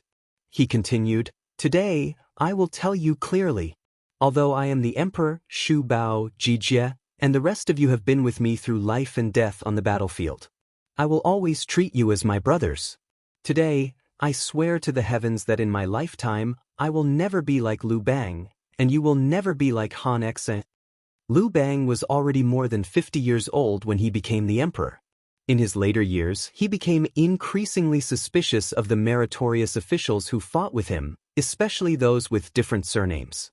In the end, Zhang Tu, Zhang Ao, Han Wang Xen, Pring Yu, Han Xen, Ing Bu, and the others were killed one after another. Ing Bu even rebelled. Liu Bang personally led an army when he was ill and defeated him. After that, the country was handed over to the descendants of the Liu family. Not only that, but he also became suspicious of Xiao He. He forced him to think of ways to tarnish his reputation to arouse Emperor Yi's suspicion. In the end, he almost died. At this time, after Li Er finished speaking, he slammed the wine bowl heavily and said heroically, "Serve the wine." Li Zishuan, Qin Huayu, and Cheng Chumo looked at each other and went to serve the wine obediently. After all, they were the only ones in the room who could be ordered. Chapter 619. Zhen has already said what needs to be said. Today, all of you, bring out the heroic spirit you had when you fought with Zhen on the battlefield. Shu Bao's old injuries have healed and he unexpectedly broke through. Aren't you all happy? Come. There are no monarchs and ministers on the table today. Let's not go home until we're drunks. After Li Zishuan filled the empty wine bowl in front of him, Li Er picked it up and raised it in front of his chin. He said loudly to Qin Qiong, Qing Yaojin and the others, "Cough cough." Cheng Chumo and Qin Huayu, these two idiots, didn't dare to come over and pour wine for Li Zishuan, so this tough job naturally fell on Li Zishuan's heads. Come, let's do it. When it comes to drinking, I, Qing Yaojin, have never been afraid of anyone. Since your majesty said that there are no monarchs and ministers on the table today, then don't blame me when you get drunk by me. Qing Yaojin was the most careless. He held the wine bowl and stood up as he spoke in a rough voice. Li Er laughed loudly. "Ha, do you think Zhen doesn't know your alcohol tolerance? If you can get Zhen drunk today, Zhen will give a daughter to your Qing family." After Li Er's sincere words, Qing Yaojin's heart had already relaxed. His eyes lit up and he said, "Your Majesty, are you serious?" Li Zishuan couldn't help but feel moved. According to the official history, Qing Yaojin's second son, Qing Chuliang, did marry Li Er's daughter, Princess Qinghe. History was always shockingly similar. A monarch doesn't joke. Although Li Er's body didn't look as sturdy as Qing Yaojin's, he still had some skills in alcohol tolerance. After all, how many emperors hadn't been baptized by alcohol? After the two of them messed around, the previous tense atmosphere instantly dissipated. Yuqi Jingde joined in the fun and said, "Your Majesty, you can only believe half of Qing Jijie's words. The older this old guy gets, the less reliable his mouth." Niu Jinda smiled and said, That's right. Jijie's alcohol tolerance can't even compare to me, old Niu. He only knows how to boast." Cheng Yaojin immediately panicked. He glared at Zhao Yu and said, "Hey, I say, the two of you are starting to collude, right? Come. Watch me, old Cheng, beat the both of you up. I'll drink first to show my respect." After saying that, he picked up the wine bowl and was about to drink it all. Niu Jinda hurriedly said, Wait. What's wrong? Hey, old Niu, are you scared?" Cheng Yaojin was puzzled at first, but then he said proudly. Niu Jinda spat, "Bullshit. Why would I be afraid of you, Madman Cheng? What I want to say is, how boring is it for you to drink one bowl after another? It wouldn't be easy to determine the winner. Why don't we compete in drinking with finger-guessing games? Your Majesty Shu Bao, what do you think?" Li Er nodded. "Sure." Qin Qiong nodded and said, "Yes." When Cheng Yaojin saw this, he could only straighten his neck and say, Let's play the finger-guessing games." Everyone quickly reached an agreement and prepared to start the finger-guessing game. At this moment, A discordant voice suddenly came from the field. How boring is this finger-guessing game? I know a more interesting game that's most suitable for drinking. Everyone looked towards the source of the voice and saw that it was Chung Chumo who was eagerly making the suggestion. Go, go, go. We are drinking. You little brat, take 2 pieces of meat and scram to the side to eat. Cheng Yaojin didn't waste any time. He came up and slapped Chung Chumo twice on the back of his head. Chung Chumo was hit hard, and he instantly grimaced in pain. When he heard Cheng Yaojin's heartless words, he was furious. He didn't know if this guy had eaten a bear's heart or a leopard's guts, but he actually said, "Io. What the heck, Dad, am I still your biological son? You can really bear to hit me and say that?" Li Zishuan was the first one who couldn't hold it in and burst out laughing. The rest of the people, including Li Er, also laughed out loud. Cheng Yaojin's face darkened, and he was about to hit again when Li Er hurriedly stopped him. "All right, Jijie, stop hitting. Let Chonyo speak. Who knows, this kid might really have some good ideas?" Only then did Cheng Yaojin stop. However, he still glared fiercely at Chung Chumo and said, "Speaks. You little rascal, if you can't say anything, I'll break your legs when we get back." Chung Chumo shrunk his neck and then began to introduce to the big bosses in the field. This game is called Every 7 Passes. The rules are very simple. You can first randomly choose a person and say any number. For example, Her Majesty says 5, Uncle Lee, you have to immediately say 6, and so on. However, whenever you encounter a number that is a multiple of 7 or a number that contains 7, that person can't say it out loud. He has to say, pass. Those who don't say, pass, or those who hesitate for more than 2 breaths will all be considered to have failed. The person who fails will be punished with a glass of wine, and then the next round of the game will start from this person again. I wonder what Her Majesty and the rest of the uncles thinks? Li Zishuan couldn't help but cover his face. This fellow had completely copied the rules of the game that he had mentioned the other day. It was really hard on him. However, copying the game itself wasn't a problem. The problem was, no. How can this game be as simple as finger guessing? You little rascal, you're just adding to the trouble. As expected, before Li Er could say anything, Cheng Yaojin was the first to jump out and reprimand him. Actually, at this moment, Cheng Yaojin was also sweating in his heart. Was this son really his biological son? Why did he keep tricking him? Because if they were to follow the rules of the game, the ones who would suffer the most would be him and Yuchi Jingda. Although the rest of the people were generals, they weren't like the 2 of them who only knew martial arts and didn't know literature. Chung Chumo had come up with such a bad idea. Wasn't this asking for his old life?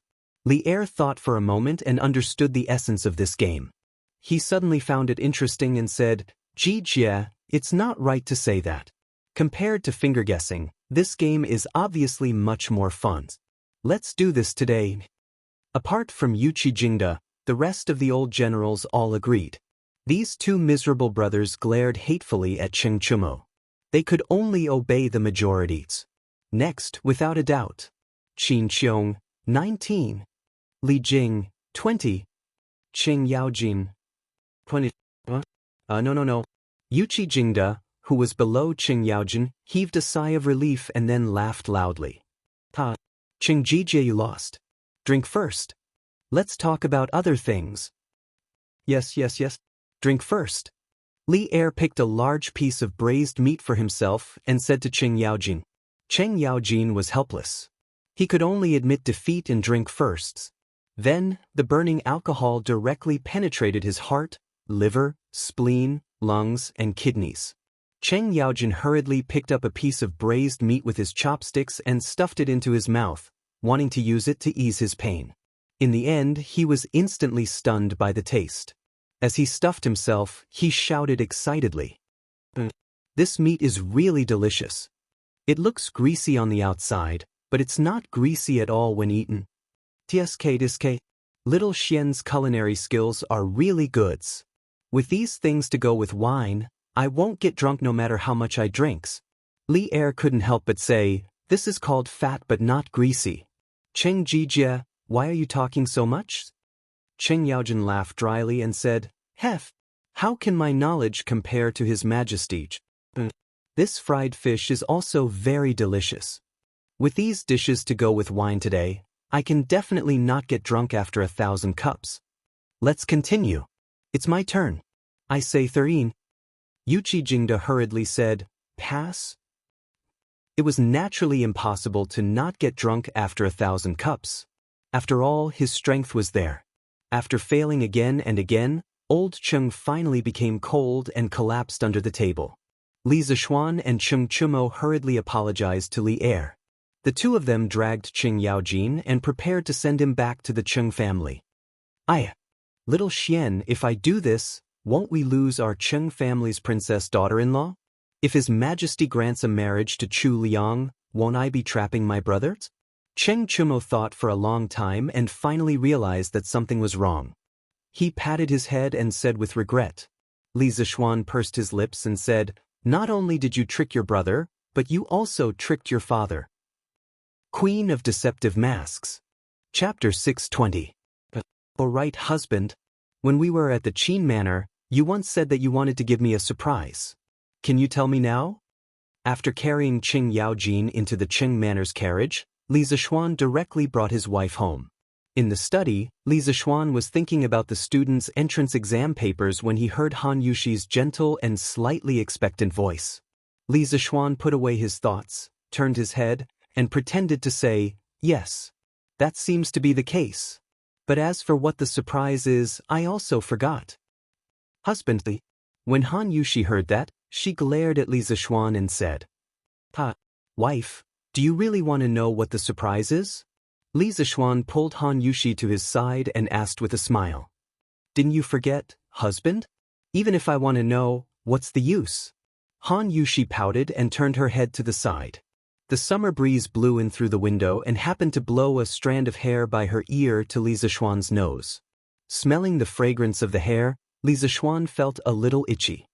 He turned Han Yushi's body around and pretended to be serious. Although I've forgotten, there's a way for me to remember it immediately. Just come, wife, you just need to use your lips to leave a mark of love on it. After I feel your love, I will have a flash of inspiration, and I will be able to remember everything. As Li Zishuan spoke, he pointed to the right side of his face. However, this fellow's expression was not vulgar at all. Instead, he looked bright and upright. However, how could Han Yushi, who had been with Li Zishuan for so long, not know that this was Li Zishuan's little trick? She twisted her body and rolled her eyes at Li Zishuan. Husband can even lie with his eyes open now. I don't believe it. Hey, you little girl. Li Zishuan's lie was exposed, so he angrily scratched Han Yushi's nose. Then he walked to the side of the bed, put his hands behind his head, and lay down. He said shamelessly, sigh. Regardless of whether you believe it or not, your husband has intermittent amnesia. If you don't give me a kiss today, your husband's amnesia won't be cured. Naturally, you won't know what the surprise is. Han Yushi was furious. She walked over and pinched Li Zishuan's arm. Husband, you're cheating. Shameless? Did I? I'm just telling the truth. How am I cheating? If that's the case, then forget it. I don't want to know what the surprise is now. Han Yushi got up and stomped her feet. She turned around and was about to leave. She loved Li Zishuan, but she didn't want Li Zishuan to succeed so easily. Moreover, it was still daytimes. As soon as she turned around, Li Zishuan's slightly bewitching voice came from behind. I suddenly remembered something. It seems that this surprise is very, very important to you. Do you really not want to know? Han Yushi stopped in her tracks and said hesitantly, I don't want to know.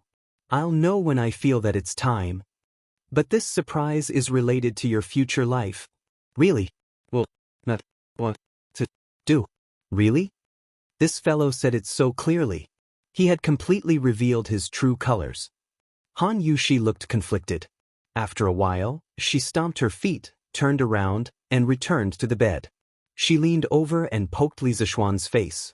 Then, she quickly tried to straighten up.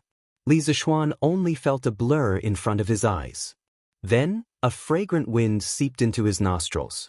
Then, he felt something soft, warm, and water-like on his face. This beautiful feeling disappeared in a flash. Seeing that Han Yushi was about to get up, he quickly reached out and pulled her into his arms. Han Yushi exclaimed. She wanted to break free, but she realized that it was all in vain. She couldn't help but be anxious and angry.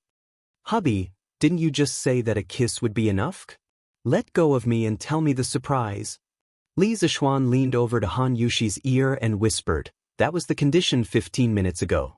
Now, it's time to collect interests." Han Yushi was shocked and instantly understood what this fellow was going to do. She hurriedly said, "Don't. Hubby, it's still daytimes. If Mother and Lan come to the west courtyard later, everything will be over." "Oh, wife, don't worry. Lanta won't come. Let's hurry up." At this moment, Li Zixuan, who was obsessed with sex, couldn't care less about that. He mumbled as he snuggled into Han Yushi's arms. Logically speaking, they were newlyweds. What was wrong with being a little passionate about this? Unfortunately, this fellow was busy with various matters in the academy and didn't have time to be distracted. After holding it in for so long, he was suffocated. Now that there was such an opportunity, how could he let it go? After a while, there was a suppressed gasp in the room, but the volume was very, very low. "Oh, Xiaoxi, young madam has been in there for so long. Why hasn't she come out? The sun is going to set soon. According to the usual practice, young madam should be in the kitchen cooking delicious food for young master." Outside the door, Xiaohe looked at the tightly shut door and asked Xiaoxi, who was sitting in the corridor. Xiaoxi rolled her eyes and said, "I think you're the one who's craving for food again? Every time young madam cooks for young master, you would secretly eat it. Luckily, young madam is kind and didn't argue with you. Otherwise, she would definitely sell you out." Xiaohe stuck out her tongue and blushed. "Young madam wouldn't do that. Besides, young master wouldn't be so heartless." Then she looked at the door and whispered, "Hey, Xiaoxi, do you think young master and young madam are doing that in the room? That's why they haven't come out." Xiaoxi's face instantly turned red. She used her finger to point at Xiaohe's forehead and scolded, "Stupid Xiaohe. Why are you thinking about these things every day? Young master and young madam, they wouldn't." Sixth grade noble titles? Husband, is what you said true? Before Xiaoxi finished speaking, there was a scream in the room. It was obvious that the owner of the voice was very excited. Otherwise, he wouldn't have lost control of his voice. In the room, the two of them were lying side by side on the bed and had already put on their clothes. However, from their messy hair and messy bedsheets, it was obvious that they had a fierce battle just now. "Shoo, lower your voice. Wife, you are trying to invite someone else in." Li Zixuan hurriedly covered his wife's mouth and then glanced at the door with a guilty conscience. If someone else came in now, it wouldn't be a big deal for him as a man. However, he was afraid that Han Yushi would be blamed because of this and be afraid of intimacy in the future. That wouldn't be worth it. Chapter 621. Inside the house, Han Yushi motioned for Li Zixuan to let go of her hand. Then she took a deep breath. Although she looked excited, she tried her best to lower her voice and said, "Husband, I haven't even seen His Majesty today. Why would he give me the title of nobility?" Li Zixuan smiled and said, "What's so strange about that? Although you haven't seen His Majesty, you have trained your husband well and cultivated such an outstanding talent like me. Of course, His Majesty will reward you." Li Zixuan shamelessly praised himself as he combed Han Yushi's long hair. In his previous life, he liked girls with long black hair very much. However, many modern girls found it too troublesome to take care of long hair. It was too hot in the summer and too cold in the winter when they washed their hair, so they usually couldn't keep it. Now that he was back in ancient times, he could finally fulfill this small wish of his. Han Yushi's was the standard long hair that reached her waist. She was extremely beautiful. Trained your husband well? Han Yushi's expression froze. After she reacted, she said angrily, "Husband, you're talking nonsense again. You're already very outstanding. What does it have to do with me?" After saying that, her mood inexplicably became a little depressed. When Li Zixuan saw this, he quickly turned sideways and caressed Han Yushi's little face with his hand. He said softly, "I'm not talking nonsense. If it weren't for my wife urging me, I might be walking around with a group of rich playboys in Chang'an City right now, or hanging around in brothels. How would I have the perseverance and willpower to go to that Yanhuang college? Husband, don't go to that kind of place. The women there are not worthy of you." When Han Yushi heard about brothels, her nerves immediately became sensitive. She said anxiously. Li Zixuan smiled and said, "Yes. I'm not going. In this world, only my wife is worthy of me. I only want to be intimate with my wife." Han Yushi's ears turned red. Her voice was as soft as a mosquito as she sighed, This concubine is also not worthy of my husband." Li Zixuan's eyes widened and he suddenly shouted excitedly, "You are worthy! Who dares to say that my wife is not worthy of him? Even if you're from a commoner's family, even if you don't understand poetry, even if you're not from a noble family, you're still worthy. If I say you're worthy, then you're worthy. You don't need to learn poetry, you don't need to learn accounting, and you don't need to worry about other people's gossip. Do you understand?" "Husband." Han Yushi's eyes were filled with tears as she stared blankly at Li Zixuan. She wanted to say something, but nothing came out of her mouth. Li Zixuan held Han Yushi in his arms and rested his chin on her forehead. He said softly, "Remember, my wife, from now on, you only need to accompany me and grow old together. I will help you solve other things. If others feel that your status is low and you're not worthy of me, then I will find an official position for you. Let's see who dares to gossip behind my back in the future. Wife, it's fine if you don't know how to do accounting and manage the family. I will earn mountains of gold and silver for you.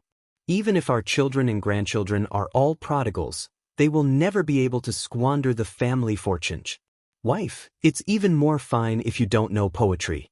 When you want to write poems, tell me, and I will write them for you. You can write whatever you want. Actually, our life doesn't need to be so complicated. I love you, you love me. It's that simple. We will love simply in the future and live together simply, okay? Wah!" These ordinary and touching words of love, which seemed to be a reprimand on the surface but were actually full of concern, made Han Yushi unable to hold it in anymore. She burst into tears and buried her head in Li Zixuan's arms as she sobbed, "Husbands." Sobs. "I'm sorry, I was wrong. I won't have those messy thoughts in the future. I'll accompany you well in the future. I won't study poetry anymore." At this moment, she realized that Li Zixuan wasn't lying to her when he said that this surprise was related to her future life. In the past, in order to make herself worthy of Li Zixuan, she had been working hard to learn this and that. She originally thought that he couldn't tell, but she didn't expect that the man beside her had long noticed all of this and kept it in his heart. He even put in a lot of effort to untie the knot in her heart. When she thought of this, self-reproach, sweetness, happiness, and gratitude instantly surged into her heart. Han Yushi's tears flowed endlessly like a flood breaking through a dam. In just a short while, Li Zixuan's chest was already wet. Li Zixuan quickly patted Han Yushi's back and comforted her gently, all right. Wife, don't cry. Now that you have an official position, even the county magistrate will have to bow to you when you see him in the future. This is a joyous occasion. Wife, don't cry. Stand, coughs. In the modern era, there were all kinds of nonsense. Li Zixuan almost said, "Wife, don't cry, stand up and masturbate." Fortunately, the old driver drove steadily and braked in time. Otherwise, there would definitely be a car accident. Han Yushi, who was in a complicated mood, didn't notice the abnormality. She sobbed twice and then wiped her tears. She used Li Zixuan's clothes to wipe her tears. She raised her head and said, "And you're right, husband. This is a joyous occasion. I won't cry. It's so late. Oh no, since His Majesty has given me an imperial edict, then there should be an imperial edict in the afternoon. But husband, did we miss the imperial edict?" Han Yushi looked at the sky and only then did she notice that the sun was about to set. She suddenly thought of the 6th rank title and couldn't help but exclaim with a panicked expression. Li Zishuan patted Han Yushi's shoulder and said with a smile, "Huh, wife, you're thinking too much. His Majesty drank a lot in the afternoon. He's probably still in the land of tenderness. Where would he have the time to get someone to draft an imperial edict? The imperial edict bestowing the title of wife will probably only be sent tomorrow." Han Yushi heard that and couldn't help but let out a long sigh of relief. She patted her chest and said, "Oh, that's good, that's goods. It's all your fault, husband. Xiao He and the others must have noticed something. Forget it, let's not care about this. I have to go to the kitchen and arrange for someone to cook. Otherwise, father and mother will be anxious from waiting." After that, she left Li Zishuan and got up in a hurry to go out. Li Zishuan was speechless. He thought to himself, is it my fault for lasting too long? He looked at Han Yushi's back and added, "Wife, remember to make a plate of scrambled eggs with chives and roast a plate of pork kidney tonight." Han Yushi's tender face turned red when she heard that. She said unhappily, "Stinky husband, you haven't been serious all day. I'm ignoring you." After she finished speaking, she really didn't bother with Li Zishuan and directly fled. Chapter 622. The next day, Li Zishuan slept in, which was rare. On one hand, it was because he had been in seclusion for the past month to compile teaching materials. He would work overtime every night, which exhausted a lot of his physical and mental strength. On the other hand, it was because this guy had another wave last night and worked overtime in bed. Under such circumstances, he could not get up in the morning. But as the person involved, Han Yushi didn't feel sleepy at all. She didn't feel sleepy at all. She knew that Li Zishuan was very tired during this period of time, so she didn't wake him up. Instead, she walked out of the room alone and brought Xiao He, Xiao Shi, and the others to practice Tai Chi. Today, Han Yushi felt more and more that Tai Chi was very beneficial to the body. Not to mention that her husband and her adoptive father had broken through because of Tai Chi. After practicing Tai Chi for more than 2 months, the most direct feeling was that she was very energetic every day. Secondly, she could barely cope with Li Zishuan's various torments at night. The 3 beauties were practicing Tai Chi outside. The scenery was very beautiful, but Li Zishuan had no time to care about it. He lay in bed and slept soundly, going on a date with Zhou Gong. "Hubby, get up quickly, Mr. Li Gang is here." After an unknown period of time, Li Zishuan faintly heard a melodious voice ringing in his ears. He muttered somewhat unwillingly, "Who's here?" Han Yushi had no choice but to repeat, "Hubby, Mr. Li Gang is here. He's waiting in the front yard. Get up quickly." Li Zishuan heard it clearly this time. He immediately turned over and jumped off the bed, saying, "Mr. Li is here? How long has he been here?" This guy looked at the sunlight outside and knew that it was not early. As he spoke, he hurriedly put on his clothes and buttoned a button wrong in his hurry. Seeing this, Han Yushi sighed helplessly. Without any hesitation, she stepped forward to help Li Zishuan put on his clothes. She said, "Husband, don't worry. Mr. Li Gang has just arrived. There are 2 other people who came with him. They look quite old. Father is accompanying them in the front hall."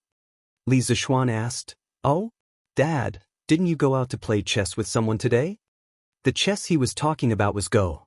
Of course, it didn't mean that there was only Go in the Tang dynasty and no Chinese chess. In fact, there were both types of chess in the Tang dynasty. Go had been circulating in China's upper class since the spring and autumn period. Chinese chess was relatively late and only became popular during the Warring States period. A few months ago, after Li Jingma handed over the family business to Li Zishuan, he happily became a rich man.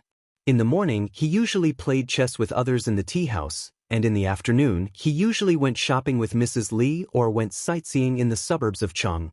He was really comfortable. Not yet. Mother said that the imperial edict might come to our house today. She asked father not to go out. After Han Yushi helped Li Zishuan put on his clothes, she began to pull Li Zishuan to the dressing table to help him comb his hair.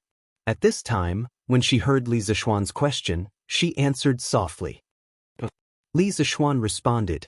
Then he complained in his heart, "I don't know if old Li has recovered today after drinking so much yesterday. He's not like me, who can sleep in the morning." Li who had dark circles under his eyes and was in low spirits, yawned inexplicably on the dragon throne. Wei Zheng, who was standing below, couldn't help but frown. "Mr. Li, you're here. We're honored by your presence. Please forgive us for not going out to meet you." After washing up, Li Zishuan came to the main hall in the front yard. When he saw Li Gang and two unfamiliar old men, he quickly went forward and greeted them politely. Li Gang didn't buy it. He pointed at Li Zishuan and scolded, "What do you mean by not going out to meet you? I think you just woke up, right?" He had been with Li Zishuan for so long and had long regarded Li Zishuan as his own junior. When he saw this situation, he couldn't help but say a few more words. Cough, cough. Li Zishuan blushed and said awkwardly, "Well, I've been too tired to compile teaching materials for the academy recently, so I woke up a little late today. I didn't expect Mr. Li to come in person. Otherwise, I wouldn't have woken up so late." Li Gang glanced at Li Zishuan's legs and wanted to say, "Young people should pay attention to self-control." But when he considered that it would embarrass Li Zishuan in front of others, he could only change his words and say, "Diligence is the key to success. Yanhuang College will soon be on the right track. Little Xian, don't slack off at this time." Li Zishuan cupped his hands and said, "I understand." At this time, Li Jingma finally had a chance to interrupt. He stood up and said to Li Zishuan, "Little Xian, Mr. Li Gang has come to our house. You have to treat him well and don't neglect him. Father will go and order people to prepare lunch. You stay here and accompany these gentlemen." The people who came today were all influential figures. He felt like he was sitting on pins and needles. When Li Gang reprimanded his son, he could only listen. He couldn't say that Li Gang's reprimand was wrong. After all, Li Gang's name was so famous. Li Zishuan knew that his father wanted to sneak away, but he didn't expose him. He replied, "Father, go do what you need to do. I'll stay here." Li Jingmo nodded and cupped his hands to everyone. Then he hurried out. This kid is in a high position, but he can still accept criticism. His temperament is not bad. After Li Gang left, an old man with half-white hair sitting on Li Gang's right stroked his beard and laughed. "Sir, you flatter me." Although Li Zishuan didn't know who this person was, he still cupped his hands and thanked him. This was because he understood that the person who was brought here by Li Gang must have an extraordinary identity and ability. Li Gang pointed at the old man and introduced him to Li Zishuan. "Little Xian, let me introduce you. This is Dragon Gate's Wang Ji, Wang Wugong. People call him Dong Gaozi. You must have read his biography of Mr. Wu Dou, right? Mr. Wang is a true literary figure. This old man spent a lot of effort to invite him over. You mustn't neglect him."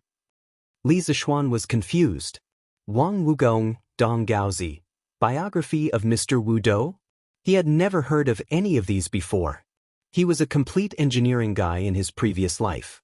If you were talking about awesome people like Li Bai, Du Fu, Bai Ji, he would definitely know them. However, he had never heard of Wang Ji. But it didn't matter because this guy knew how to act. "So it's you, Mr. Wang. I'm sorry for the disrespect. After I read your biography of Mr. Wu Dou, I admired your noble character very much. I'm really lucky to be able to see you in person today." Li Zishuan silently gave Li Gang 32 likes. Old Li was really a good friend. He even mentioned Wang Ji's representative work. This teammate was really 66666. Chapter 623. Wang Ji, courtesy name Wugong, also known as Dong Gaozi, was from Jiangzhou Longmen, a Tang dynasty doctor and famous poet. Many people might not know the name Wang Ji, but this person had a very powerful grandnephew, Wang Bo, the head of the 4 heroes of the Tang dynasty. Wang Bo was the grandson of Wang Ji's brother, Wang Tong. Speaking of Wang Tong, he was also a famous doctor and a very famous scholar. In the 3rd year of Emperor Wen's life, Wang Tong once traveled west to Chang and met Emperor Wen and presented the 12 strategies for Taiping, respected the way of the king, and analyzed the past and the present. But he was not used. Probably because of the recommendation of his hometown friend, Xue Daoheng, he was given the position of Assistant Secretary of Shu County and Assistant Minister of Shu King. But Wang Tong was not satisfied. so he resigned and became a private educator in his hometown. Later on, he devoted himself to the study of Confucius's 6 classics. It is said that he once studied under Li Yu of the Eastern Sea, studied poetry under Xia Dian of the Huiji, and inquired about etiquette under Guan Ziming of the River East. After studying, Wang Tong felt that he had learned something, so he imitated Confucius and wrote Wang's 6 classics, or continued 6 classics. He began to gather disciples and give lectures at Bai Niushi in his hometown. The number of disciples is often in the hundreds. Only Hunan Dongheng, Nanyang Qingyuan, Zhongshan Jiaqiong, Hedong Shui Shou, Taishan Yao Yi, Taiwan Wenyanba, Jingzhao Du Yen, and a dozen others are outstanding.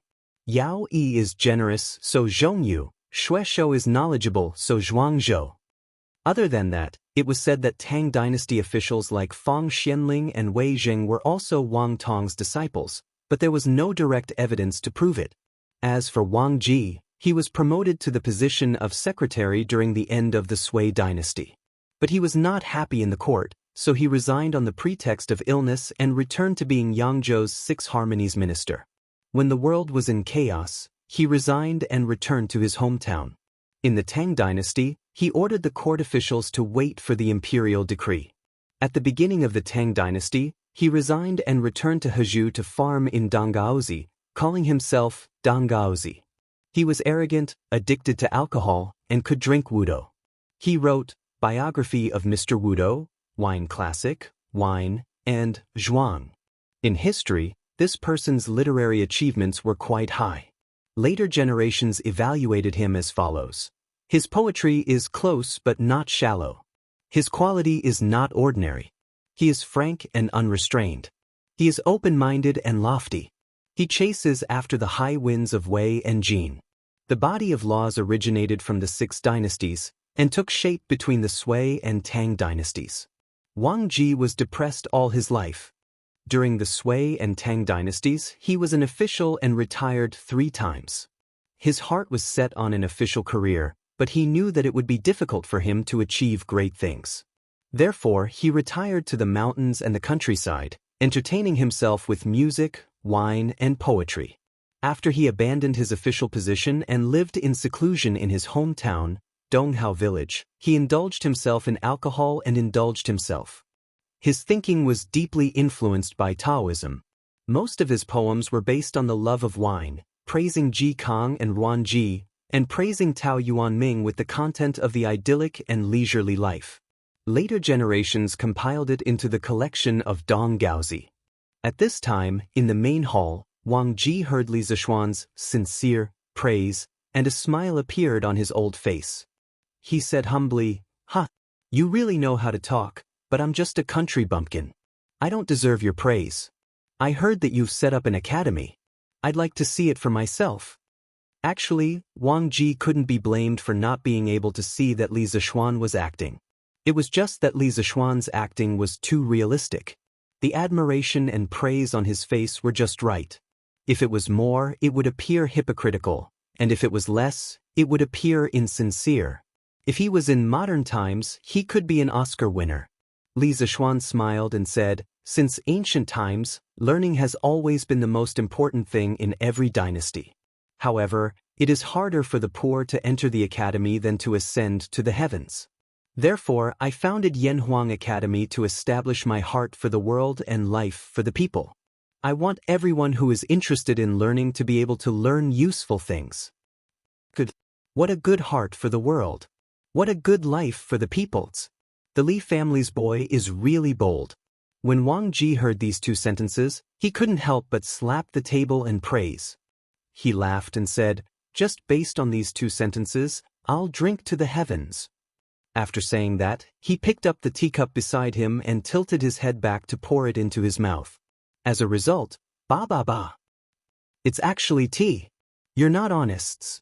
Why didn't you serve me wine when I came here?" Wang Ji complained as he spat out the sour, sweet, bitter, spicy, and salty tea in his mouth. Li Zishuan blushed with shame.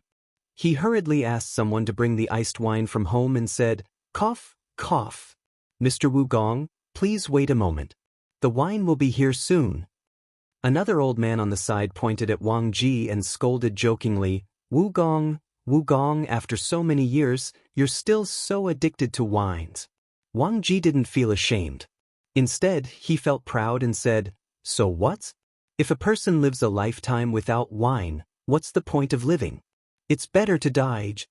Everyone was shocked by these words. What did he mean by addicted to wine? This was what it meant to be addicted to wine. In comparison, those drunkards in other people's mouths were simply too weak. Fragrant. Fragrant. Fragrant. So fragrant. At this moment, a maid from the Li residence brought in a pot of wine. The spout of the wine pot was emitting cold air, and at the same time, it also brought out bursts of wine fragrance. Wang Ji's nose twitched like a pug as he greedily sniffed the wine fragrance in the air. The image of an otherworldly expert from before instantly disappeared without a trace. Li Zishuan's jaw dropped to the ground. Wang Ji didn't care about these things, or rather, he didn't care about these things at all. At this moment, he closed his eyes and was deeply intoxicated. Soft and mellow, mixed with the fragrance of mountain fruits. The ratio of each is just right. The fruit borrows the strength of the wine, but the wine dissolves the fragrance of the wine. Wonderful. Wonderful. Wonderful. It's really wonderful. This winemaker can be called a master. Li Zishuan was speechless. Wasn't this the most ordinary of warm and gentle wine?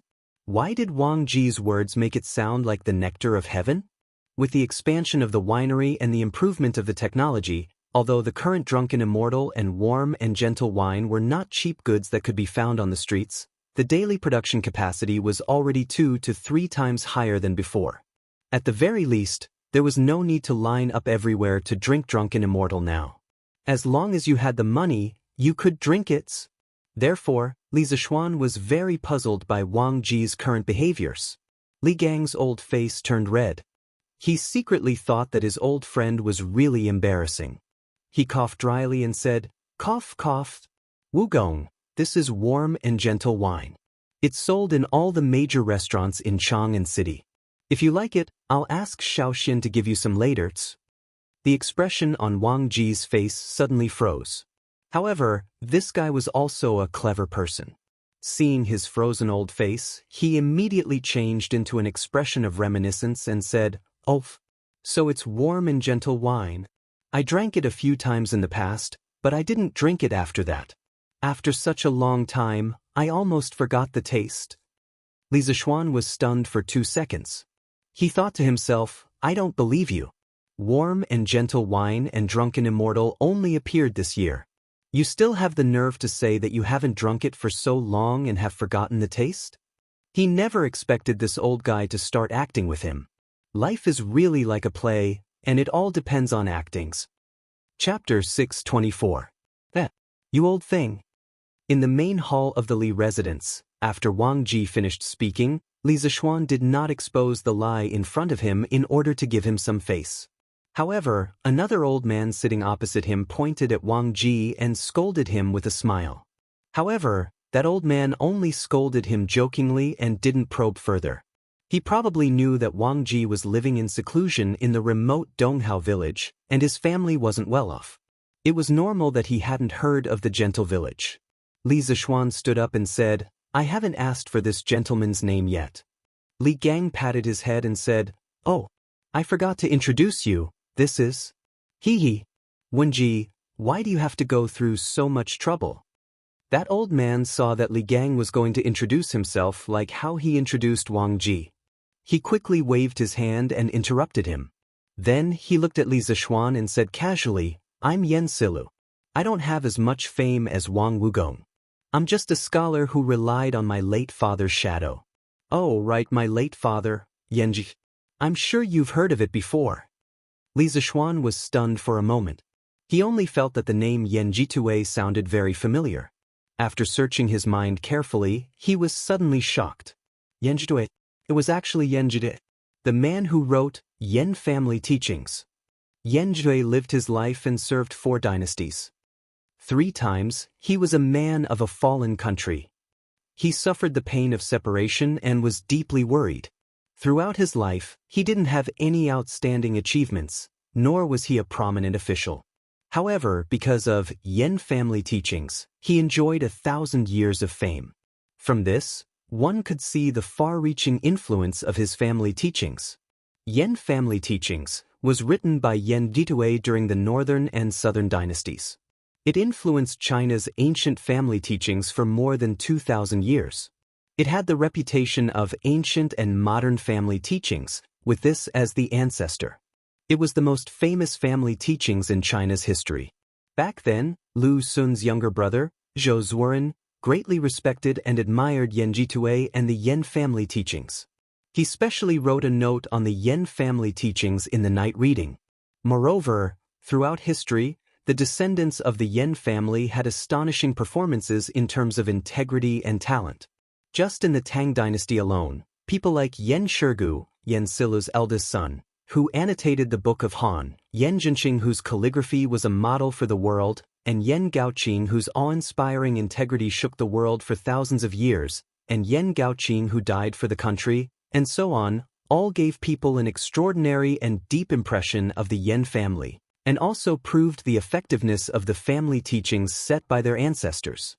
Even in the Song and Yuan dynasties, the Yan clan members continued to be officials, making the people of the Ming and Qing dynasties extremely envious. So you're a descendant of Master Yan.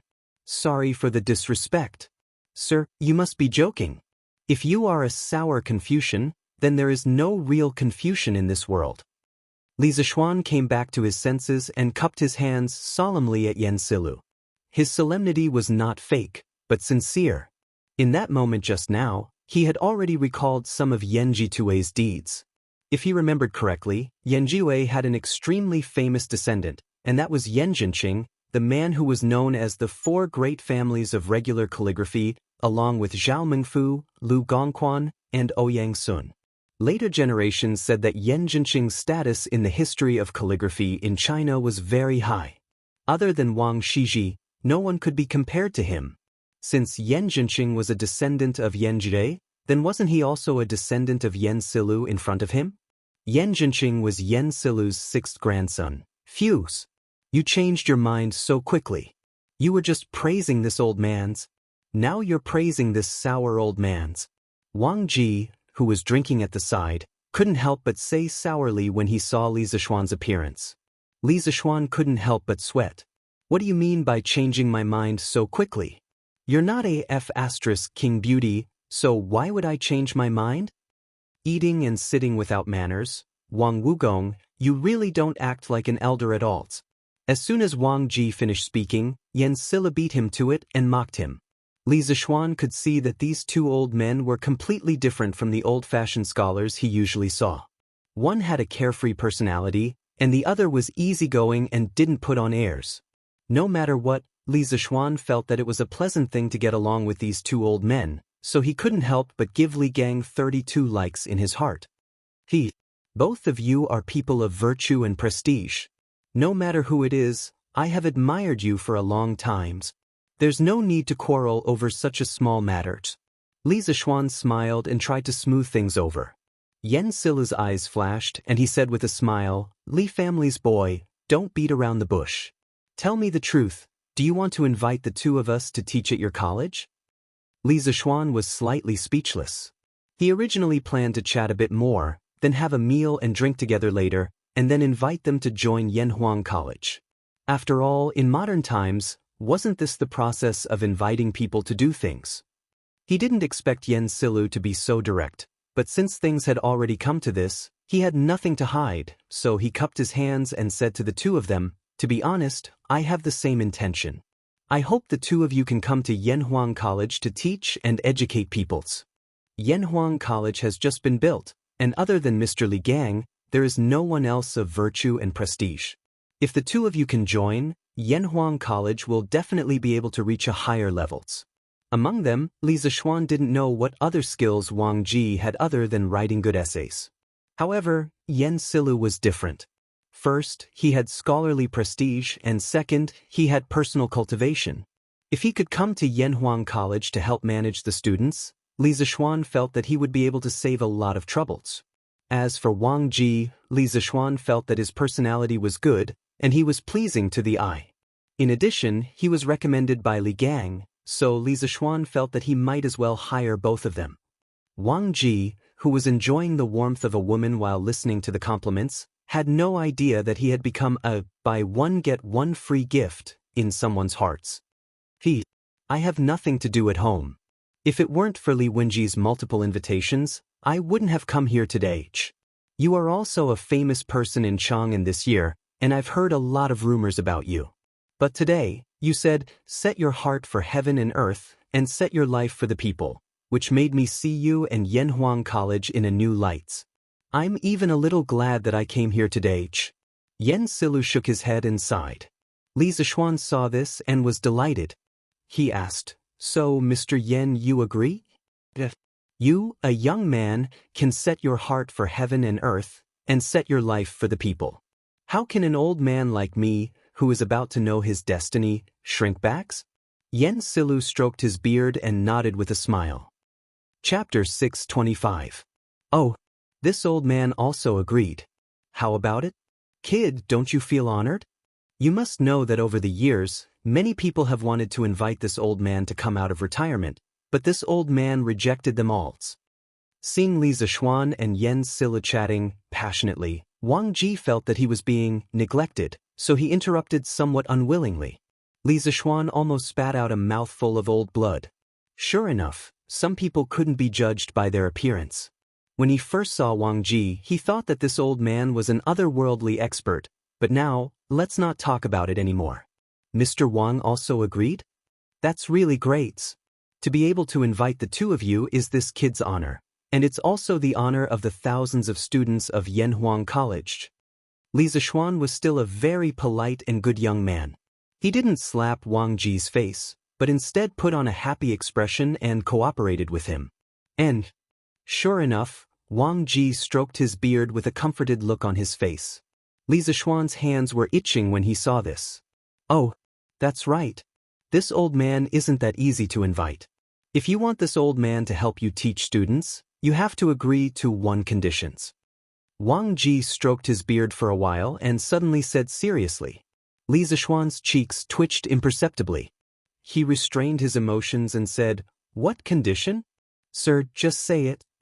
But in his heart, he secretly thought, when did a free gift become so troublesome? This old man doesn't have any self-awareness. Li Gang and Yen Silu immediately cast a contemptuous look over. Wang Ji's old face turned red, and he hurriedly coughed twice to hide his embarrassment, but he still insisted and said, Cough, cough. Kid, if this old man goes to your college to teach, will there be good wine for me? Just this kind of gentle village will do. How about 5 buckets a month? 5 buckets a month? Li Zishuan almost fell to the ground when he heard this. What kind of concept was 5 do? 1 bucket of wine in the Tang dynasty was about 6,000 milliliters in modern times, which was about 12 caddies. 5 buckets was 60 caddies. Drinking 60 caddies of wine in 1 month, Li Zishuan only wanted to say one sentence at this moment. Furthermore, according to the current market price of 2 strings of coins per liter, these 5 buckets of gentle village would be 100 strings of coins. 100 strings of coins. Even though Li Zishuan wasn't lacking in money, the salary of a Yanhuang College teacher was still there. Previously, Yanhuang College's salary was 10 strings of cash per month for teaching assistants, 20 strings of cash per month for lecturers, 50 strings of cash per month for associate professors, and 100 strings of cash per month for professors, and 100 strings of cash per month for professors, and 100 strings of cash per month for Yanhuang College. Wang Wugong, you old man, do you really think you're Mr. Wudo? You want 5 buckets of wine as soon as you open your mouth? Yen Silu was a native of Cheng. He was very clear about the current market price of Gentle Village. At this time, after hearing Wang Ji's request, he spoke out with some dissatisfaction. Speaking of Wang Ji's title of Mr. Wudo, it could be said that there was a lot of history behind it. First of all, Wang Ji himself wasn't as bad as Li Zishuan thought. Someone who treated him as a gift was a bit ignorant. Actually, Wang Ji was a very talented person. In the 20th year of Sui Kai Huang, Wang Ji, who was only 15 years old, traveled to the capital and Chang, and to visit the powerful minister Yang Su. He was called the child prodigy fairy by the ministers present. In the first year of the Dai dynasty, Wang Ji was a filial and honest official. But this guy was smart, but he was a bit lazy. Moreover, he was addicted to alcohol. At first, because of his arrogant nature, he didn't want to serve in the imperial court, so he was appointed as the deputy county magistrate of Yangzhou. But because he was addicted to alcohol, he was impeached and dismissed. Actually, he didn't care about the official position. He sighed and said, "The net is in the sky, I'll settle down." At this time, the Sui dynasty was in chaos. He and the hermit Zhong Zongguang were drinking wine, composing poems and raising birds for fun. In the 8th year of Tang Wuda, the imperial court recruited the officials of the previous dynasty. Wang Ji was appointed as an official under the imperial court. According to the rules of the imperial court, he was given 3 liters of good wine every day. His brother Wang Jing asked, "Are you happy waiting for the imperial court?" He replied, "Waiting for the imperial court's salary is low and lonely. Only the 3 liters of good wine makes people reluctant to part with it." When Xianxia heard about it, he increased the wine from 3 liters to 1 do. At the end of the 9th year of Wuda, Li Er killed his brother and imprisoned his father. Wang Ji was once again recruited by the imperial court and appointed as a minister. At that time, Shi Jiaoge of the Tai Lu department was good at brewing wine. After Wang Ji heard about it, he was a bit restless. He hesitated for a long time and finally made up his mind. He told the big boss of the Ministry of Personnel that he requested to be transferred to the Tai Lu department to be the Tai Lu minister. At that time, the Minister of Personnel should have been Zhang Sun Wuji. When the old fox heard Wang Ji's strange request, his old face turned black. He then refuted it with the reason that it did not match the rank. Minister of Personnel is a concubine of the 4th rank, while the Tai Lu minister is a concubine of the 8th rank. I have to say, for the sake of drinking wine, this guy is really capable of doing anything. After Wang Ji received Zhang Sun Wuji's reply, he did not give up. He sent Zhang Sun Wuji a request again and again, stating that he had to go to the Tai Lu department. At first, Zhang Sun Wuji did not take it to heart. However, he could not stand this guy's daily harassment and finally appointed him according to his request. When Wang Ji received the appointment, he was naturally overjoyed. He felt that he could finally drink good wine every day. However, the good times did not last long. At the beginning of the Jingguan period, Jiao Gu passed away. However, Jiao Ji's wife continued to send wine to Wang Ji. However, not long after, Jiao Ji's wife also passed away.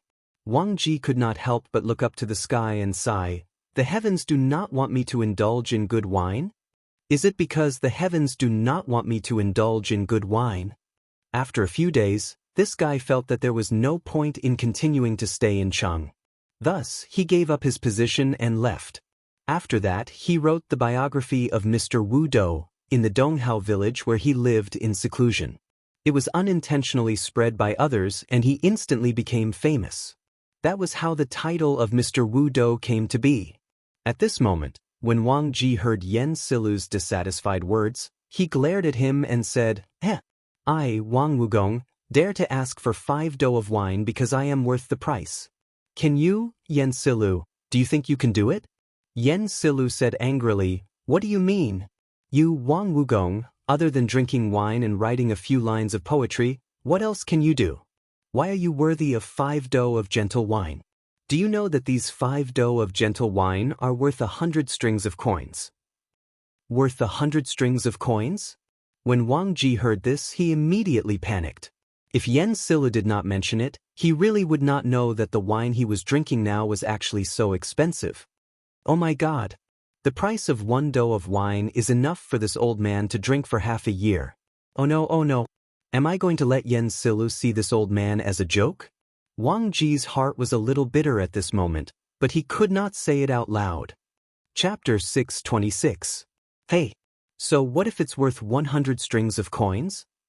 Seeing Yen Shilu looking at him provocatively, the temper buried in Wang Ji's heart surged. He straightened his neck and said indignantly, "Who said this old man only knows how to write poems and drink wine? The best thing about me is that no matter what I learn, I'm faster than you, Yen Kong. Yen Shirlu glared at him and said, "Heh, you're really a toad yawning. What big words." Wang Ji seemed to have recovered by now. He raised his chin slightly and said proudly, "Ha, I'm telling the truth. Don't doubt me when you return, Yen Kong. Let's talk about playing the zither first. I learned it for less than half a month and mastered it thoroughly. Can you do it? There's also bird training. I learned how to raise birds from others in my early years, and I mastered the knack of it in just a month. I even tamed 2 owls. Can you do it?" "All right, stop." Yen Shirlu, whose face was as black as the bottom of a pot because of Wang Ji's repeated questions of, "Can you do it if you're in my place?" hurriedly interrupted him. "Are you flaunting your idleness as capital? I only found out today that you, Wang Wugong, are so thick-skinned." Wang Ji wasn't annoyed by Yen Shirlu's sarcasm. Instead, he smiled meaningfully and said, "What is a proper occupation? What is a side occupation? I, Wang Wugong, don't have a proper occupation to begin with. Or rather, everything is my proper occupations. The world is big, but life is short. Why don't I do what I want to do while I'm alive? Why do I have to work so hard?" Li Zishuan's eyes flickered slightly. He thought to himself, this Wang Ji's personality is really open-minded. Yen Shirlu didn't buy it. He said directly, "Then why do you still go to Yanhuang College to teach? Aren't you afraid of being troubled by your work?" Wang Ji seemed to be prepared for this question. He didn't even think about it and answered, I'm going to the Yanhuang Academy because I'm interested, not because I'm working on a case. Speaking of which, the Yanhuang Academy that Xiao Xian built was probably built to teach the 4 books and 5 classics, right? Right now, he is in need of a talented person like me who has an extraordinary learning ability. Do you think this old man is worth his monthly salary of 5 buckets of wine?" Yen Shirlu said with a straight face, "Nonsense. Don't tell me you think that with your talent in playing with chickens and dogs, you can be like a fish in water in Little Xian's engineering? You're just being arrogant. Sooner or later, you'll harm others and yourself." Wang Jimmy took a sip of wine and said nonchalantly, "I, Wang Jimmy, have never tried it before. How do you know it won't work? Could it be that you're feeling guilty?" Yen Shirlu was so angry that he rolled his eyes. He simply couldn't be bothered with this egomaniac. Li Zishuan saw that the atmosphere was a little awkward. He thought for a while and said, "I am deeply honored that the 3 of you could come to my humble abode today. Moreover, we will be colleagues soon. There's no need to be angry over such a small matter. To show my sincerity, I will personally cook a few dishes for all of you. I will also send someone to invite Elder Mo over. The academy is about to start, so let's have a gathering today." Li Gang clapped and laughed. "Good. I've long heard that your skills in food are at the peak of perfection. You must have cooked lunch at Qin Manor yesterday, right? I heard that even His Majesty was full of praise for your culinary skills. Today, us old fellows are in for a treat." When Wang Ji heard Li Gang's words, he suddenly felt a little saliva in his mouth. He licked his lips and said excitedly, "Very goods. Very goods. Only good dishes are worthy of good wine. Today, let's see if your culinary skills are worthy of this wine-making skills." Li Zishuan couldn't be bothered to bicker with this old fellow. He stood up and prepared to leave. "Hey, kid, wait." As Li Zishuan stood up, Wang Ji's voice came from behind him. "Kid, let me take a look at the knowledge that Yanhuang College is going to impart to you in the future. Firstly, it's so that you know what to do. Secondly, as the host, you abandoned your guests and ran away. You should at least leave a few books for us old fellows to relieve our boredom." Li Zishuan thought that it made sense.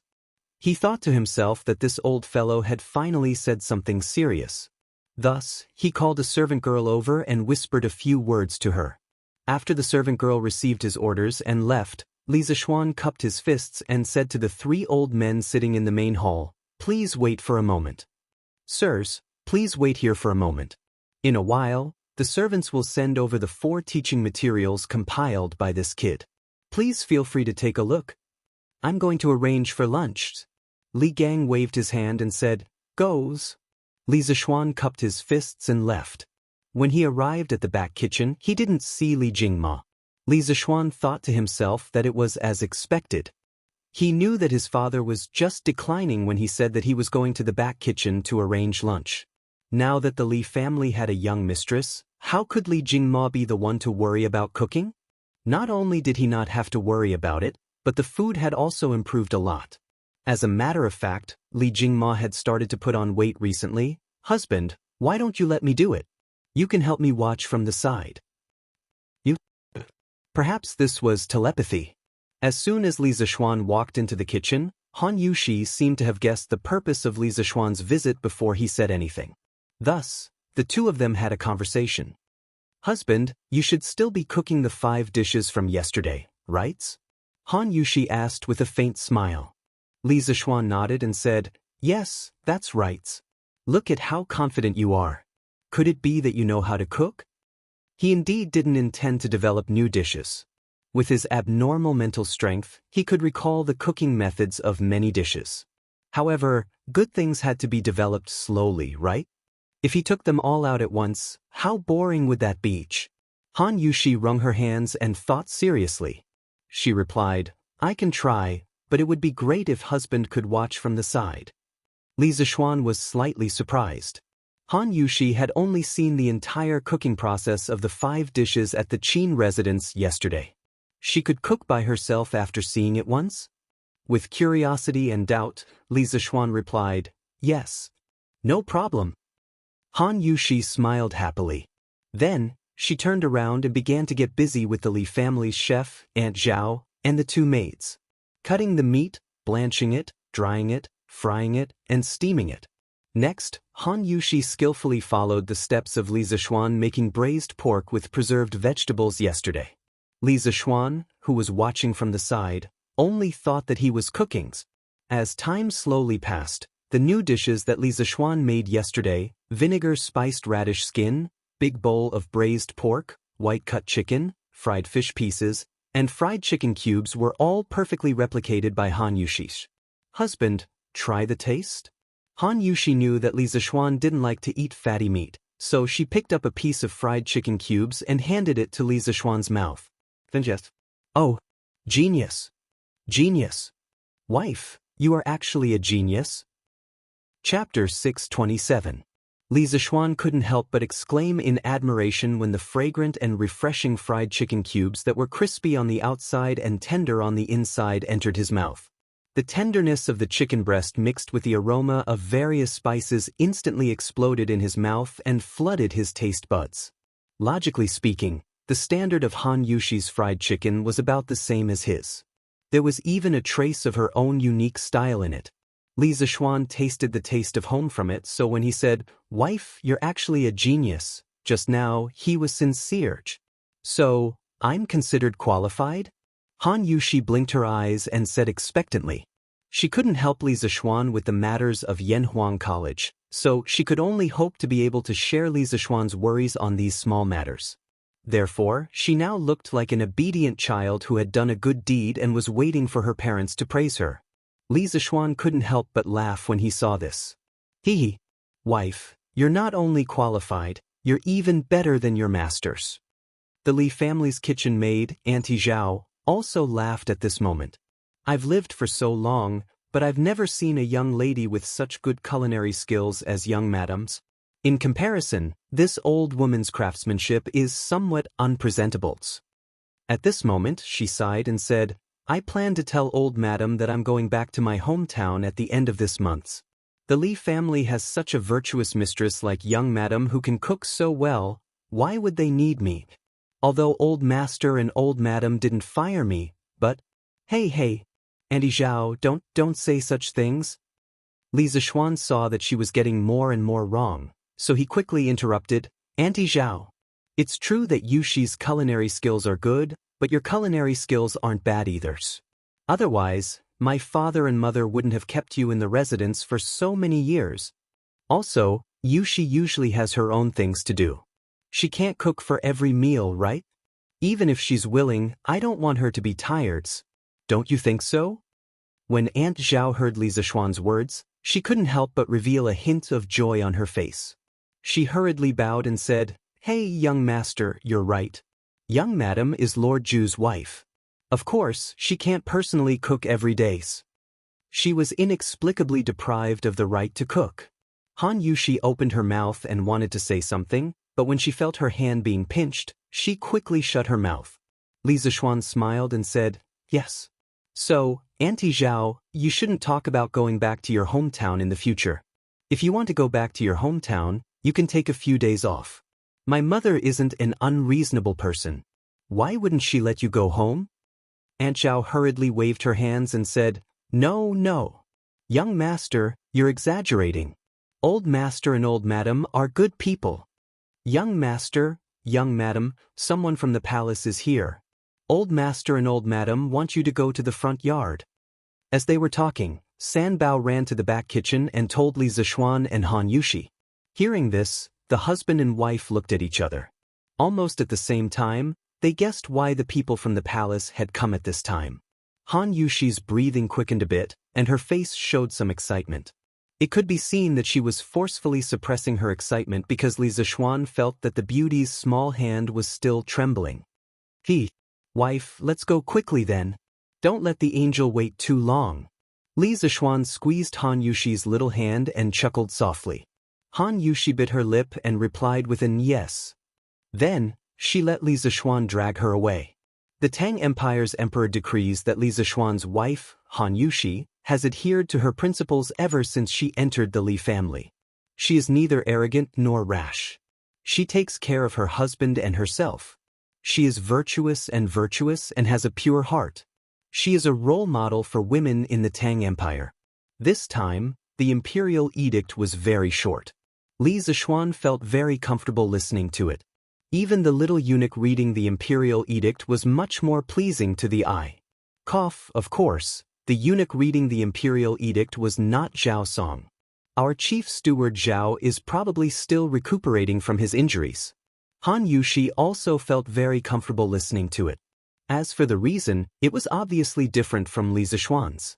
After she married into the Li family, she had accompanied Li Zishuan to listen to many imperial edicts.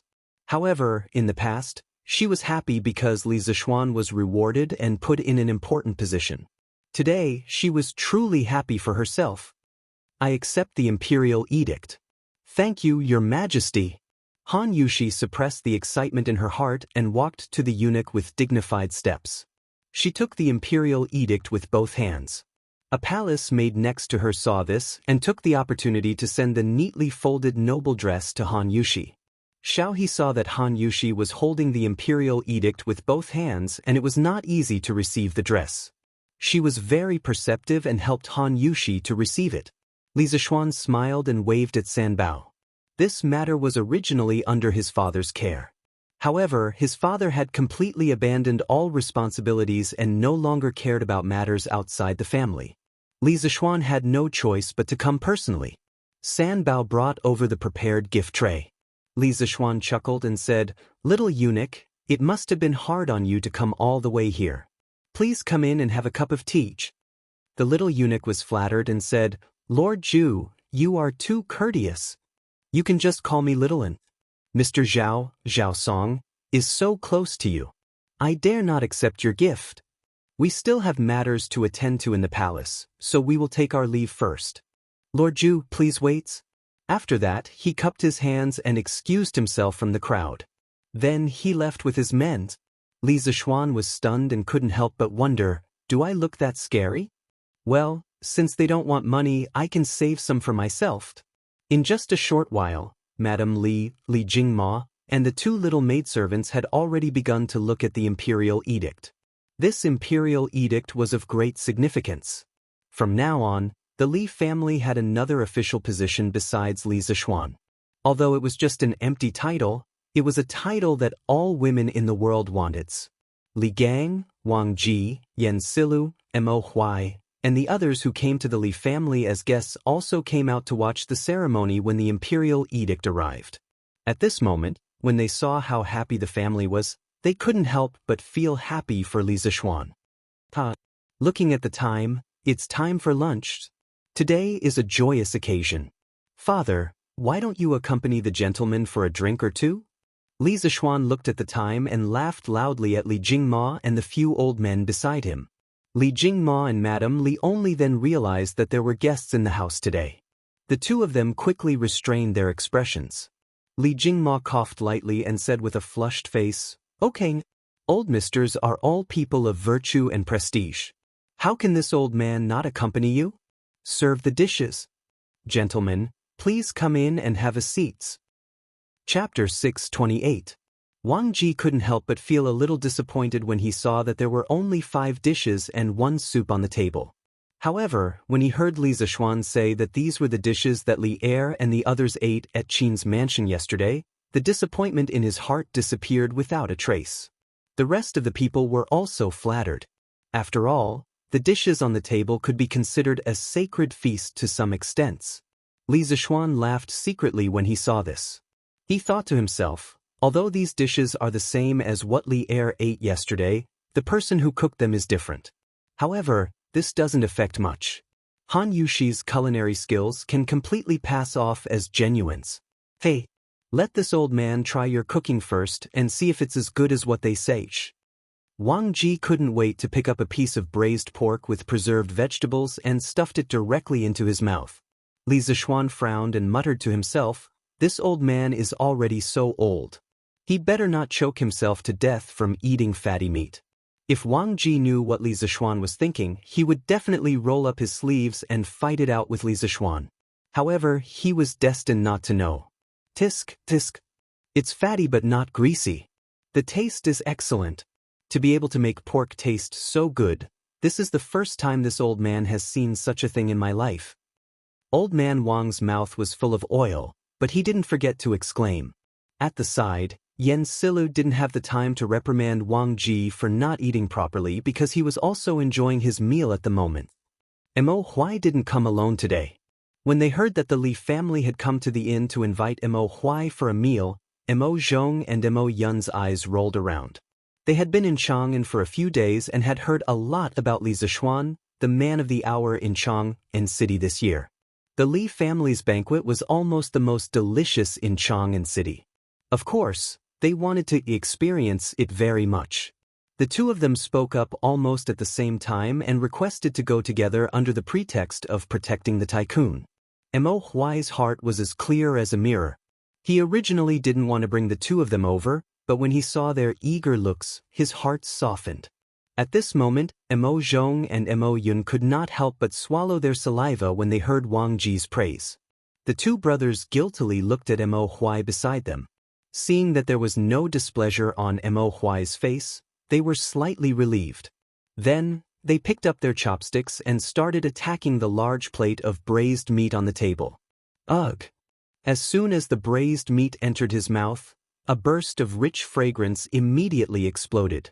The preserved vegetables absorbed the juices of the meat, and the meat also brought out the fragrance of the preserved vegetables. The combination of the two was really incomparable. Mo Zhong and Mo Yun widened their eyes in disbelief. Why is pork so delicious? It was fatty but not greasy, melted in the mouth, and was salty and fresh. How is this pork made? As the last descendants of the Mo family, they had lived in a bitter and cold place for a long time. The high-ranking officials and dignitaries ate beef and mutton, while they could only eat pork during festivals. At that time, they thought that they were eating the best pork in the world. But now, the two brothers stared blankly at the remaining half of the braised pork in their bowls. Their feelings were very complicated. At this moment, they completely understood why people said that no place in Chang'an City could compete with the Li family in terms of food. As they ate the delicious food, a certain persistence in their hearts began to waver slightly. It's rare for us to gather together today. How can there be meat but no wine? Come, 3 sirs, let me give you a toast. After hearing Wang Ji's exclamation, Li Zishuan picked up a glass of wine, stood up, and said with a smile. At this time, there were naturally servants who poured wine for them. Of course, it was the best immortal drunken wines. As for the reaction of the two Mo brothers, Li Zishuan naturally saw it and was very satisfied. This was because Mo Huai still had some misgivings about the Mo family entering the world. Since that was the case, Li Zixuan would dispel Mo Huai's misgivings through the other members of the Mo family. It had to be said that Mo Zhong and Mo Yun came at the right time today. Good. Well said. Little Xians. This old man is completely convinced by your culinary skills. There's not a single dish on this table that this old man can find fault with. What wine is this? Why is the wine aroma so strong? Wang Ji first praised the dishes on the table sincerely. In just a short while, the old man had already tasted every dish. As he spoke, the maids had already poured the wine. The rich aroma of the immortal drunken wine instantly wafted out. Wang Ji couldn't help but take a deep breath and ask, Wang Wugong, this is the immortal drunken wine. And it's the best immortal drunken wine. The most famous wine in Chang and city this year is none other than this. Yen Silu was also a wine lover. He could tell that the wine in the cup was the immortal drunken wine. However, his love of wine was not the same as Wang Ji's love of wine. The two were fundamentally different. At this moment he smiled slightly and explained to Wang Ji, Immortal drunken wine, this name is goods. This old man wants to see if it lives up to its names. Come, Brother Jingma, thank you and your son for your hospitality today. Sitting beside Wang Ji was Li Jingma. It was rare for him to think of Old Man Li at this moment, so he spoke politely.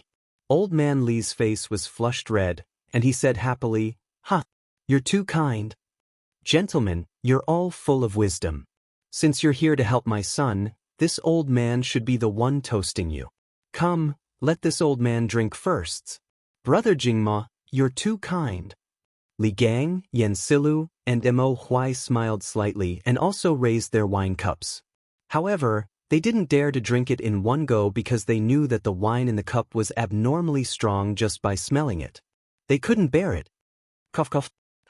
This wine is really strong. This old man has also studied the art of winemaking, but I don't know how to make such strong wine. I'll have to ask Xiaoxian for advice later. Wang Ji drank a cup of drunken immortal in one go and almost choked to death. When he recovered, his first reaction was to be concerned about the winemaking method of drunken immortal. Well, if Mr. Wang is interested, we'll talk about it in detail later. Li Zixuan replied. While they were chatting happily, Mo Zhong and Mo Yun didn't have time to pay attention to them. The two of them ate happily. At first, they were afraid of Mo Huai's power and didn't dare to go overboard. However, once they started eating, how could they resist the temptation of delicious food? They opened their stomachs and started eating. Vinegar-choking radish skin? Crispy and refreshing, delicious. Big bowl of braised pork, fatty but not greasy, salty and just right, delicious. White-cut chicken, fragrant meat, delicious. Fried fish, crispy on the outside and tender on the inside, fresh and delicious. Fried chicken cubes, crispy and tender, also delicious. At first, they felt that there were too few dishes, but now they didn't know which dish to eat. Every dish was the best taste. How could they choose? They could only eat whatever they picked up randomly. Chapter 629. Little Xian, how much of the content in this chemistry book is true? Why do I feel like it's a little mysterious? After the meal, they didn't leave. Instead, they stayed in the main hall and chatted while drinking tea. Wang Ji picked up a book from the table next to him, pointed at the book and asked Li Zixuan. It's worth mentioning that Wang Ji drank a lot of drunken immortal at noon. At this moment, only his cheeks were red and he wasn't drunk. Li Zixuan admired his alcohol tolerance from the bottom of his heart. This chemistry book, I can guarantee that it's 100% true. Chemistry is about the study of transformations. If you just look at the book, you'll feel that it's a little mysterious. Li Zixuan laughed when he heard this. He was still very confident in the course of chemistry. In his previous life, he had been a chemistry class representative and was always at the top of the class in every exam. In this life, he had an abnormal spiritual force, so he was even more confident that he would not make any mistakes. Wang Ji nodded thoughtfully. After a while, he asked tentatively, "This book's structure is really big. It's really rare in the world. Although I didn't have time to read it, based on the first half of the book, doesn't it mean that all substances in the world can be transformed into each other's? Li Zishuan was slightly stunned. He didn't expect that Wang Ji, this old urchin, would be interested in chemistry. He thought for a while and replied, if it's based on the transformation between elements, Mr. Wang's theory is correct. But sometimes we have to consider reality because many chemical reactions have very strict requirements for external conditions. For example, temperature, catalyst, etc. If you don't meet certain conditions, even if you put two substances together, they won't have a chemical reaction, let alone complete the transformation between substances. Wang Ji frowned and said in surprise, this little chemistry actually has so many tricks? Li Zishuan laughed and said, of course. Strictly speaking, the content of this class covers everything in the world. You have to know that there are millions of substances in the world and there are even more chemical reactions between them. So there's a lot of knowledge in this. As Wang Ji listened, he pinched his chin and pondered seriously. After a while, he opened the book and pointed to a page.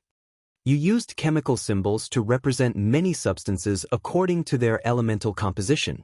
Of course, I don't know if your representation is right or wrong, so I'll follow your thinking first. For example, in this chapter, you said that hydrogen can be burned in oxygen to produce water. According to what you said earlier, doesn't it mean that water can also be converted into hydrogen and oxygen under certain special conditions? Li Zishuan was really surprised this time. Wang Ji's way of thinking and his ability to draw inferences was really different from the capable people of this era. Moreover, how long had he been reading this book? How could he reach such a level? He had to admit that geniuses were geniuses. They learn things very quickly. Perhaps this person could really do it. Thinking of this, Li Zishuan explained seriously, Sir, you are right.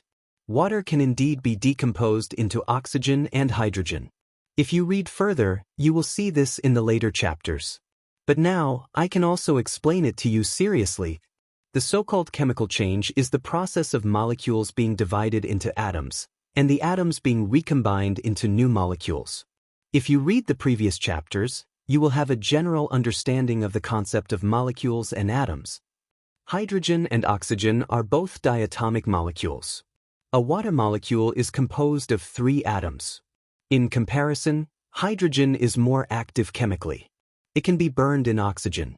While releasing heat, it can produce more chemically stable water. You can calculate their ratio to be 2:1:2 according to the number of atoms between the 3. In the process of the reaction, the number of atoms is conserved. Just now, you asked how water can be converted into hydrogen and oxygen. This kid will also explain it to you.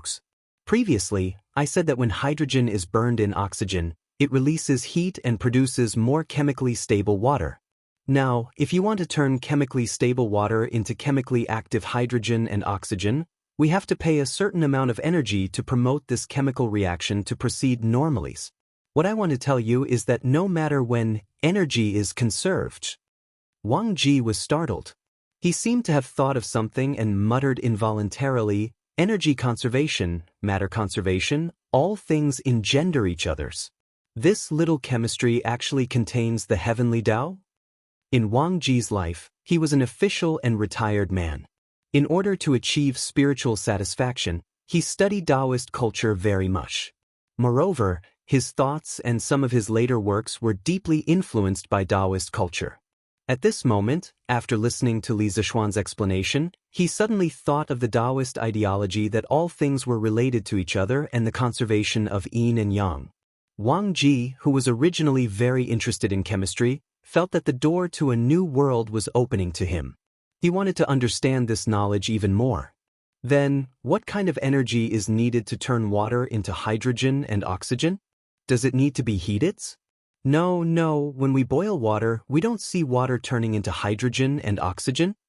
After secretly sighing for a while, Wang Ji couldn't help but ask. Li Zishuan was about to explain, but Yen Silu interrupted at this time. Wang Wugong, you've just read the book for less than 2 hours, and you're already starting to have ideas? Don't pretend to know when you don't and make a fool of yourself in front of the juniors. Li Zishuan talked about chemistry with Wang Ji, but he, Li Gang, and Mo Huai were confused and didn't understand half of it.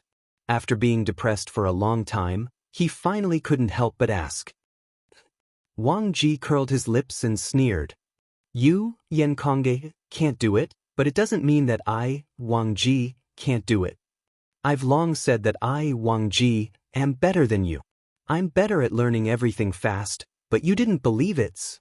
Wang Wugong. How arrogant of you.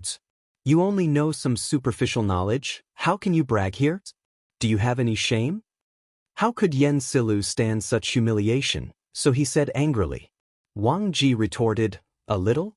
It's indeed a little, but I can understand a little in less than 2 hours. Doesn't this mean that I'm a faster learner than you? Now, Yen Kong, do you dare to say that I, Wang Ji, am not worth a monthly salary of 5 buckets of wine? Yen Silu said indignantly, Yanhuang College is going to be the elite college of the Tang dynasty in the future. How can I ask you, a teacher who only knows a little, to mislead the students? Not to mention 5 buckets of wine. In my opinion, even 1 bucket of wine is too much for youths. I only know a little now, but it doesn't mean that I'll be like this when school starts. Yen Kong, do you dare to make a bet with me? Chapter 630. Bet? What bet? What kind of bet? In the main hall, Yen Silu heard that Wang Ji wanted to bet with him. He raised his eyebrows and asked in a deep voice. Wang Ji thought about it and didn't answer directly. Instead, he looked at Li Zixuan and asked, Xianxia, how much longer until Yanhuang College starts school? When Li Zixuan heard this, he could roughly guess what Wang Ji wanted to do. He thought for a while and replied, the academy will officially open on the 18th of September. Counting the days, there are only 8 days left. However, I don't plan to let the students attend classes in the first month of their enrollment. I have other plans for this month. So, if Mr. Wang wants to read chemistry in this period of time, I can give you 40 days. Wang Ji's heart tightened when he heard that there were still 10 days left. However, when he heard the second half of the sentence, he couldn't help but smile. He laughed and said, okay, I don't need 40 days. 30 days is enough. Then he looked at Yen Silu and said, Kong, let's set a limit of 1 month.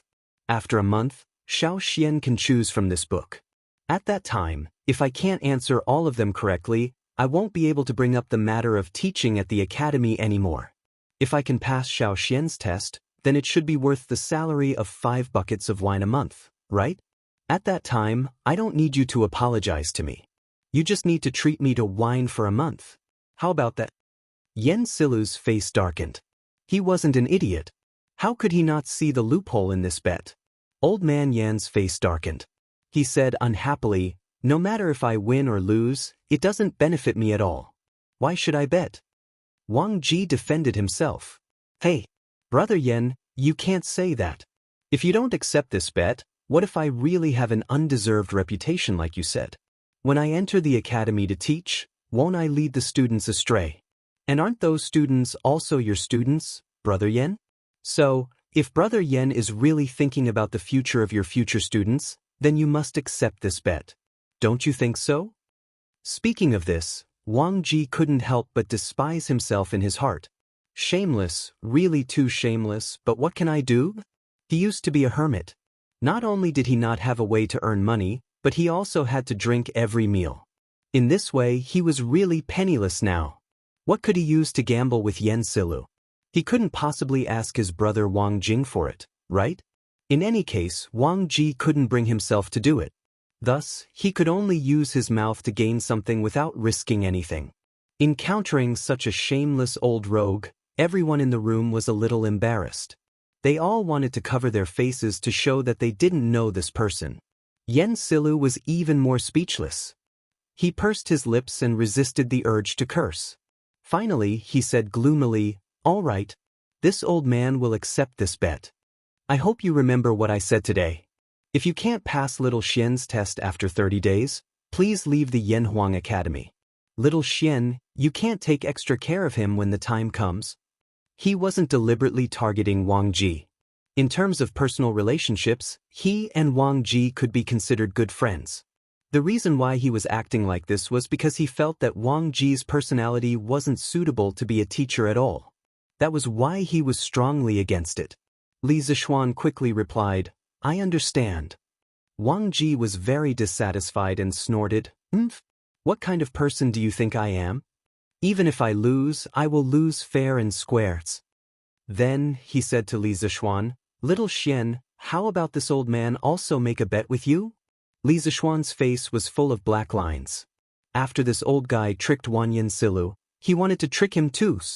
However, Li Zishuan was also very curious as to whether Wang Ji could thoroughly study the first volume of chemistry within a month. Thus, he said, Mr. Wang, feel free to say it. Wang Ji squinted his eyes and smiled. Little Xian, as the Yamacho of the college, if this old man can pass the test in 30 days, then this old man's salary will be set at 5 buckets of tenderness? If this old man can't pass the test, then this old man won't disturb you and will go back to my hometowns. At this moment, Wang Ji was ruthless in his heart and thought to himself, this old man is going all out for this 1 month. Last year, this old man was willing to drop 8 levels in order to drink at the Tai Lu department. Now, in order to drink more delicious tenderness, this old man is willing to study hard for a month. Sure enough, this is another cunning bets. The corner of Li Zishuan's mouth twitched. After a moment, he stretched out a finger and said, Without rules, nothing can be accomplished. This old man has already stated clearly on the newspaper about the treatment that you will receive from the college. How about this, a bucket of immortal drunken wine and 5 buckets of money? This is the most this old man can do for you. What do you think? Li Zishuan did this to uphold the rules of the college. Secondly, he was afraid that Wang Ji would really give him 5 buckets of wine every month. At that time, Wang Ji would probably be so poor that he would have no food to eat and would have to drink every day. Wang Ji was slightly disappointed. However, when he thought that Li Zishuan had promised that the wine was immortal drunken wine, he felt somewhat better. After all, immortal drunken wine was much stronger than tenderness. If he drank every day sparingly, a bucket of wine would be enough to last him a month. This old man was actually afraid that 12 buckets of highly concentrated white wine would not be enough for a month. If Li Zishuan knew what this old man was thinking, he would definitely vomit blood. Thus, he nodded and said, That's good. This old man is not an unreasonable person. It's settled then. In the following days, this old man will often look for you to teach me.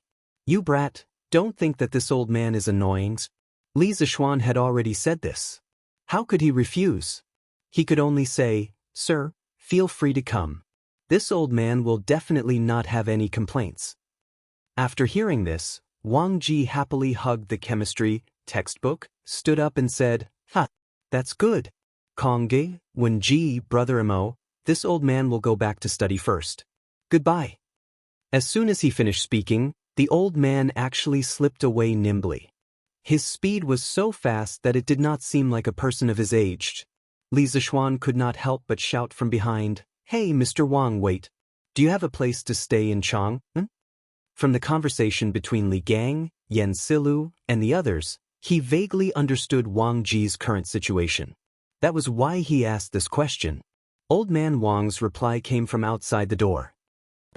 Little Xian, you don't have to worry. This old man has a younger brother in Chang. I can stay with him for a few days. When Yanhuang College reopens, this old man will move to the college to live. There should be a place for this old man to stay? Li Zishuan said, Of course there is. But in a while, I plan to bring all of you to visit Yanhuang College.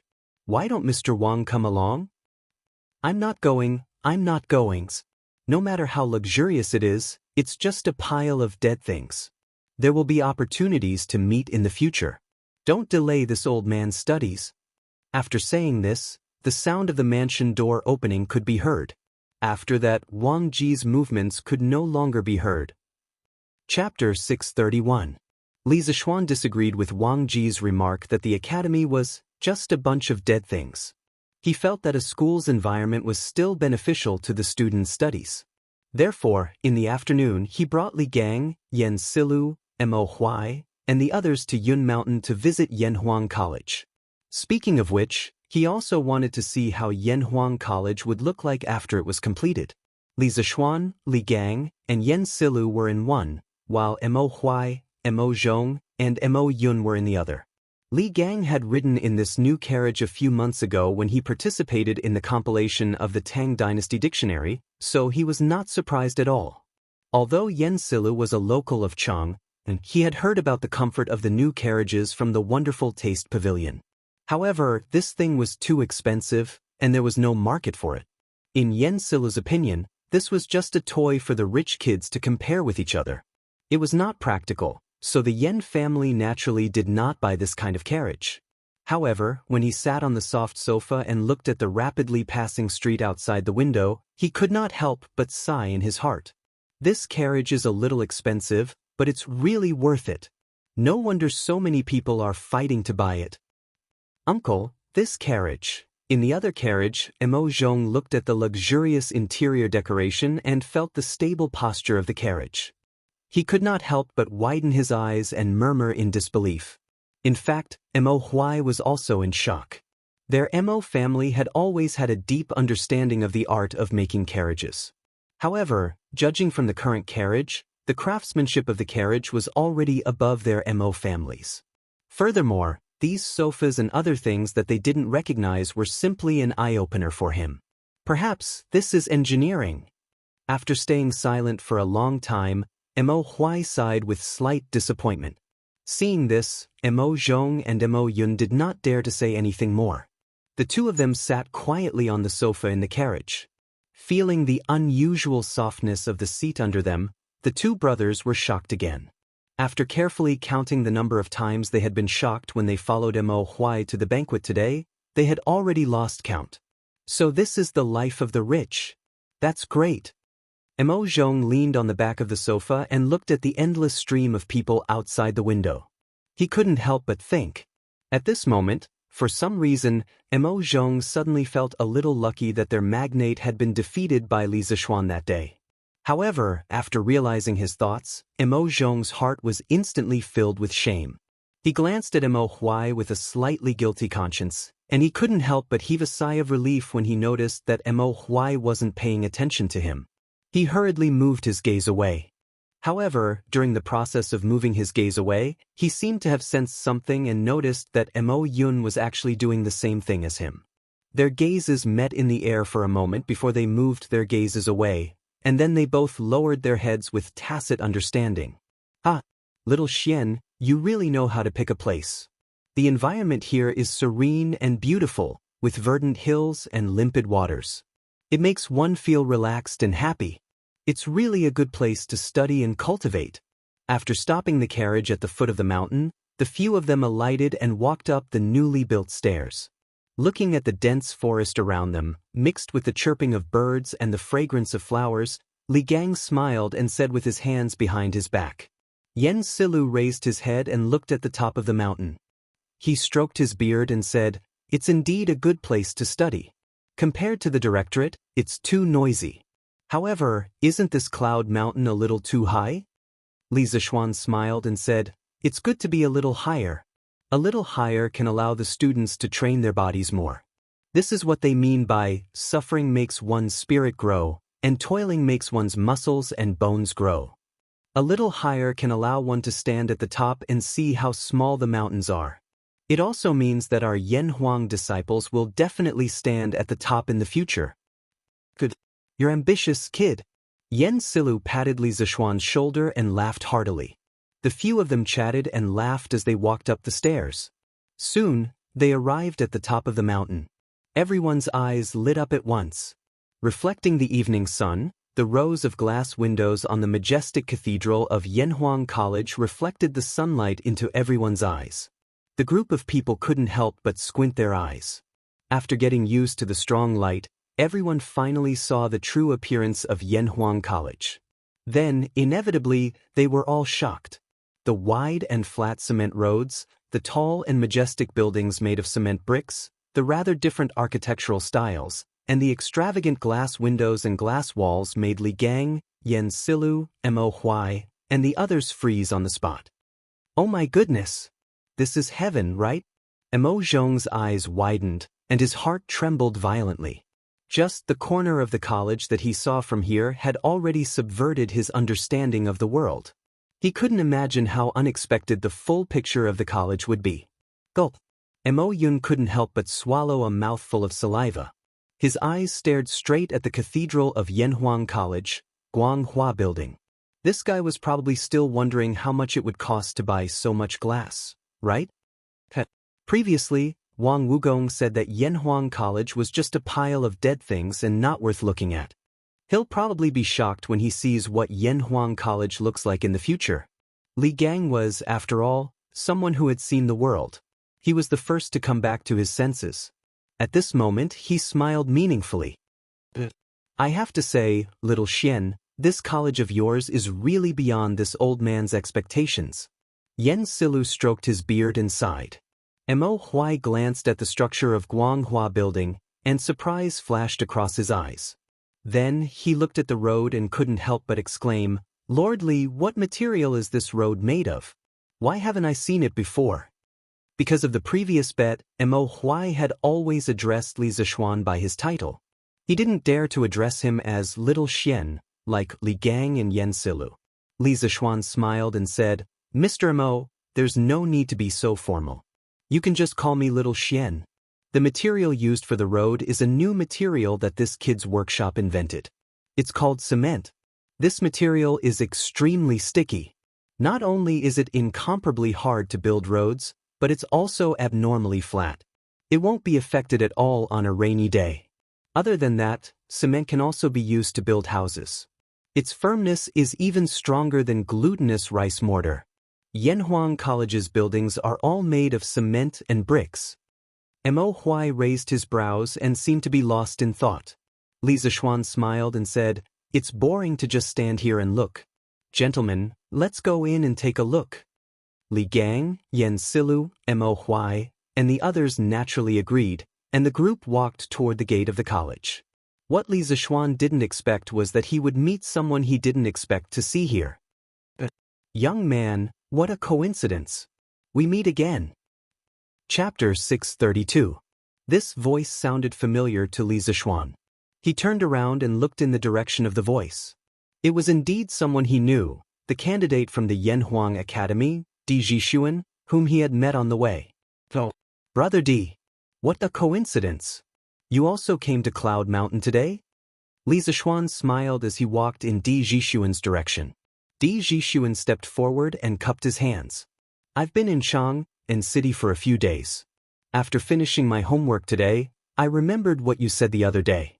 I suddenly wanted to visit Cloud Mountain on a whim.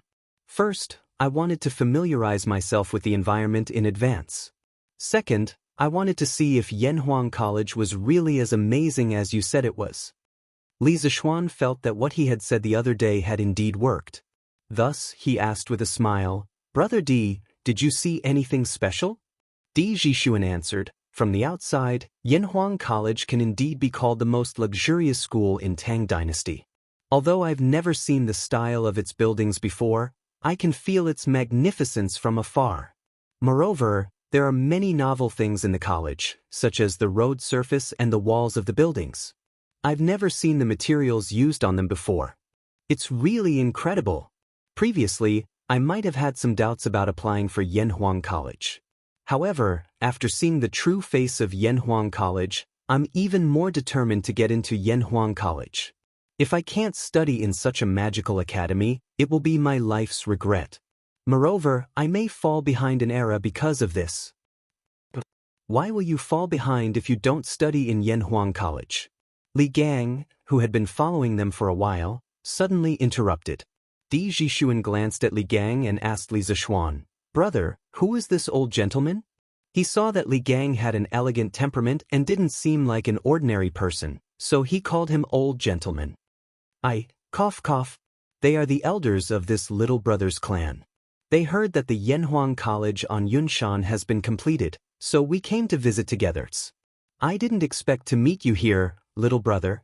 Li Gang was about to introduce himself, but Li Zishuan quickly took over and said, The main reason was that each of the three old men he brought here had a great background.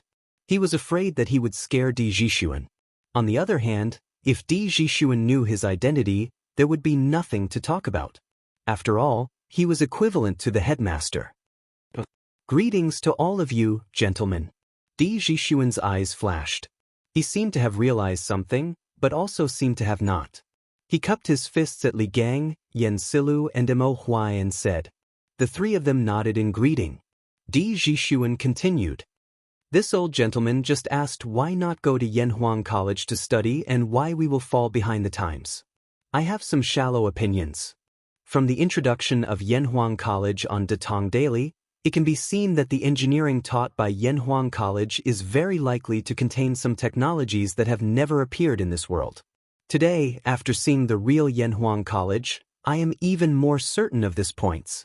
Think about it, 3 years later, or 5 years later, thousands of students from the Yanhuang Academy will enter the various departments of the Tang Empire. It can be foreseen that at that time, all kinds of new technologies will emerge like bamboo shoots after the rain. No one can predict what kind of huge changes the Academy of Engineering will bring to the Tang Empire. At that time, those who don't know engineering will fall behind the times. Li Zishuan couldn't help but think highly of Di Zhishuan when he heard this. In his original plan, he wanted to rely on the talents cultivated by Yanhuang College in the next 3 years to quickly form a group of top technical teams and develop some new technologies that were now qualified to be launched. He really didn't expect that there would be someone who could see so far ahead. Li Gang didn't understand this, so he just nodded reservedly and didn't make any comments. Li Zishuan praised him when he saw this. I agree with Brother D's judgment very much. In terms of the foresight of engineering alone, I think many people can't compare to Brother D. I'm looking forward to Brother D's brilliant future with your engineering skills. Di Zhishuan's eyes flashed imperceptibly. He smiled and said, Little brother, you think too highly of me. I'm not good at engineering. I want to enter Yanhuang College because I don't want to fall behind the times. Li Zishuan seemed to understand something. He looked at the sky and said, It's getting late. Brother D, why don't you go to the academy with us now? Di Zhishuan laughed and said, if I could go in, I would have gone in long ago. I'm afraid you and I won't be able to go in today. Li Zishuan asked curiously, why is that? As far as he could remember, ever since Yanhuang College had been built until the last time he came to Cloud Mountain, the academy had never stopped outsiders from visiting. Why did Di Zhishuan say that? Di Zhishuan pointed at the entrance of the academy. Li Zishuan looked in the direction he was pointing at and noticed 2 guards with bright armor and sabers standing there. Di Zhishuan said, Don't worry. Di Zhishuan said, I've come at the wrong time. I've never heard from my classmates that Yanhuang College doesn't allow strangers to visit. However, looking at the situation today, I guess some big shot has come to Yanhuang College. Therefore, I can only watch from afar. Forget it, there will be plenty of opportunities in the future. Besides, didn't I meet an acquaintance like you, little brother? This trip was not in vain. It's getting late, so I have to return to Chang. Little brother, do you want to go down the mountain with me?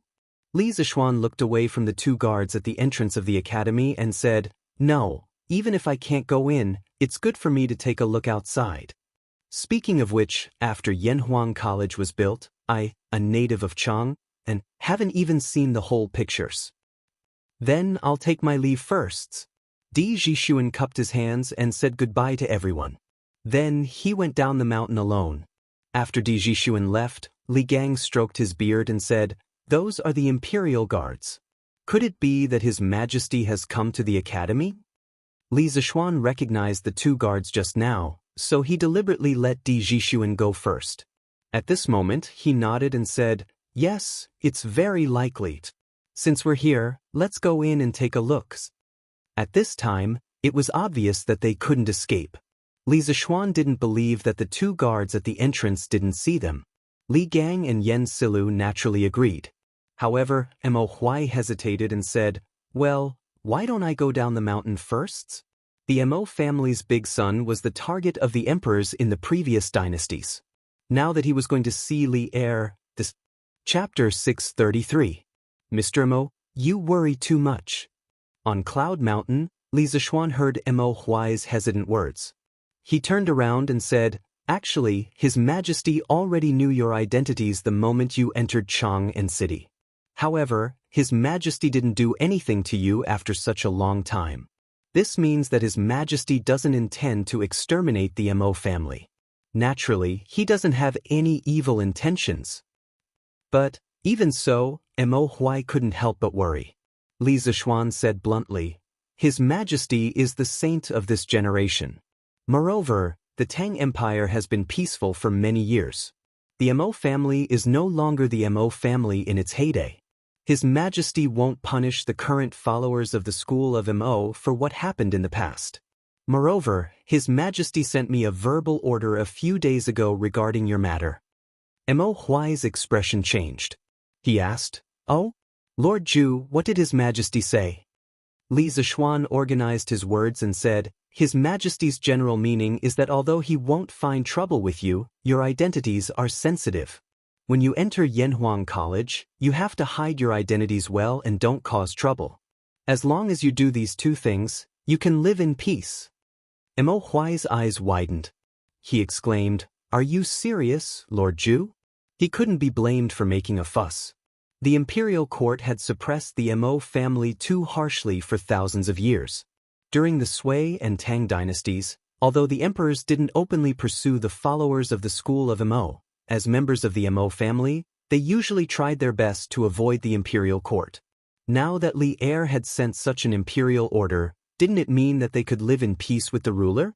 Li Zishuan nodded and said affirmatively, It's absolutely true. I'm not lying. Li Gang smiled and said, In that case, Brother Mo, come in with us. Mo Huai nodded, and the few of them walked to the entrance of the college. Father, Brother Xiao Xian's college is so beautiful. Chang'e wants to live in it. In the conference room, in the middle of Yanhuang College's main building, Li Er brought his wife and children to sit on the sofa. Their ancient costume, coupled with the modern decoration in the room, looked very strange. However, old Li obviously didn't think so. Today, he brought his family here for a vacation. At this moment, when he heard Chang'e's laughter, Li Er couldn't help but laugh, and this academy is indeed well built. But if Chang'e lives here, what will father and mother do when they miss you? Chang'e blinked and thought for a while before replying, Oh, forget it. Chang'e can't bear to part with father and mother. Chang'e was extremely adorable to begin with. When she said this, Li Er immediately laughed heartily. At this moment, he was no longer the ruler of a nation, but a gratified father. Li Chengqian, Li Tai, Empress Xianxia, Concubine Yang, Li Ku, and the others also burst into laughter. It looked like a happy and harmonious family. However, no one noticed the flash of disappointment in the corner of Chang Li's eyes. Your Majesty, Li Xian'en is here. Should I let him in? At this moment, a chamberlain walked in quietly from outside the door and bowed. Li Er was a little surprised. He didn't expect Li Zishuan to be willing to leave the house today after staying at home for more than a month. Thus, he said, Let him in. Logically speaking, if Li Er had come to the college alone today, he definitely wouldn't have arranged guards at the entrance of the college. As an emperor who was about to go to war, Li Er had never been particular about ostentation.